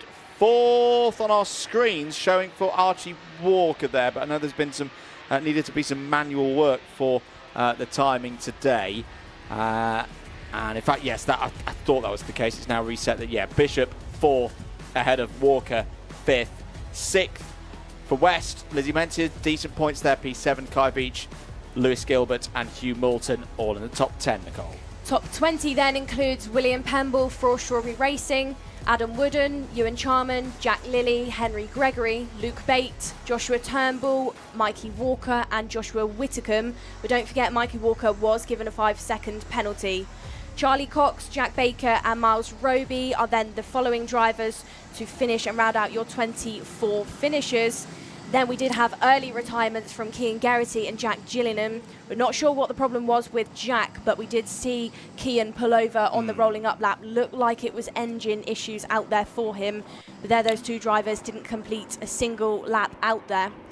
Intermediate classification then, your race winner Matthew Higgins is currently your driver that leads the way with 0 points ahead of Harry Bartle, who finished 2nd. He's on 4 points. It's then Freddie Ingram and Macaulay Bishop. Lewis Gilbert is in the top 5 in the IC, and then followed by Matty Hindley, Lizzie Mentier and Jack West. So actually, your top 3 in that heat, your top 4 in the heat were your top 4 in the intermediate classification. Oh, he just did a barrel roll. Found Henry. That's where he's been all day. That's where he's been all day. I mean, that would definitely shake his tonsillitis up. No, good day's racing. Good day's racing here at Dunkeswell. All set up for those Super Heats finals tomorrow. Just in answer to some questions, I know there was a question there, where's Hunter? Kai was in Group C. So anyone who we didn't just read out there in that race result, they were in Group C. They did their 2 heats earlier on today. If you did miss any of the races earlier today. That's a very loud noise. clutch. For someone out there. I'm going to turn my program control down there. That's very distracting. Yeah, they were in Group C. They raced earlier on today. If you did miss any of the racing from early today, or you just want to go and watch it back this evening, fill the time between now and 8 p.m. for the Paddock Show. You can watch it back on the Alpha Live YouTube channel or the Karting Live YouTube channel. You take your pick. Is that horrible sound finished? Yes, it has. Let's have a look at some of the highlights from that last race of the day. This was back to the race start. Higgins holding the inside line. Good start from Bartle as well. It shouldn't go unnoticed that Harry Bartle did a good job there. That's what happened. It was one of the ultimate R's. I think that's Matty Hindley. Yeah, getting involved with Jack Lilly. So that's why Jack was slow off of turn number 3. Bartle gave a good run at the start of the race as well. Looked like he could challenge potentially for the race lead. Absolutely did, but decided against it because Matthew Higgins was too far ahead to try and go for a lunge. There was a bit of a battle going on between Archie Walker and Lizzie Mentier in the opening stages, and it did bring Matty Hindley back into things as well. Macaulay Bishop was overtaken by Freddie Ingram and dropped back into the pack and almost into the clutches of Archie Walker later on, who caught up after battling away with Mentier. Got a bit busy between the two going into pit bend. Walker tried to take the long way round, but it wasn't quite enough. Macaulay Bishop really defended well, hugged that white line just to tighten everything up and really keep Archie Walker behind him. It was Matthew Higgins then that took that lights to flag win ahead of Harry Bartle and then Freddie Ingram. Very good stuff indeed for the senior Rotaxers. That's us done for Saturday Heats Day here for Dunks. More racing, of course, tomorrow. Kick-off, just to refer to our timetable, 11:10 for the first of the heats for KZ2 will be our first race of the day. Then we're into the super heats for all the Rotax categories. I think we can bring the timetable up on your screens. Yes, we can. Basically a race every 20 minutes through those super heats. So 11:30 for Minimax. Split into groups A and B for these super heats. Same for seniors, same for juniors. Heat 2 for the KZs will be at 1:30. Paddock Show, which you can see premiering tonight. If you're here in the paddock, we're going to be heading over to Motorsport UK Race Centre in a bit. Do join us for the Wera Tools Wheel Change Challenge. That will premiere at 8 o'clock tonight on the Karting UK channel, and you can watch it again during the lunch break here before the finals. 2:30 for Minimax, 3 o'clock for seniors, 3:30 for juniors, 4 o'clock for micro, and then 4:30 for KZ2. All of those second finals of the year for the Wera Tools British Kart Championships, Nicole. And because you're going to tune in tomorrow, rewind slightly, take a screenshot of that timetable, because we'll be live very early all day. And there's going to be a lot going on. There is going to be a lot going on. As I say, it's still early stages of the championship, but you know, we could be looking back at this weekend when we get into the autumn, and there could be some drives that really, really make the difference for the drivers. Thank you very much for joining us here this afternoon. If you've been with us all day, been involved on the comments, it's been great to have you with us. Keep an eye out for the premiere of that Paddock Show at 8 p.m. from myself, Andrew Mather, from Nicole Sutherland, and hopefully Henry Burdett tomorrow as well. We'll see you tomorrow. Enjoy your Saturday evening.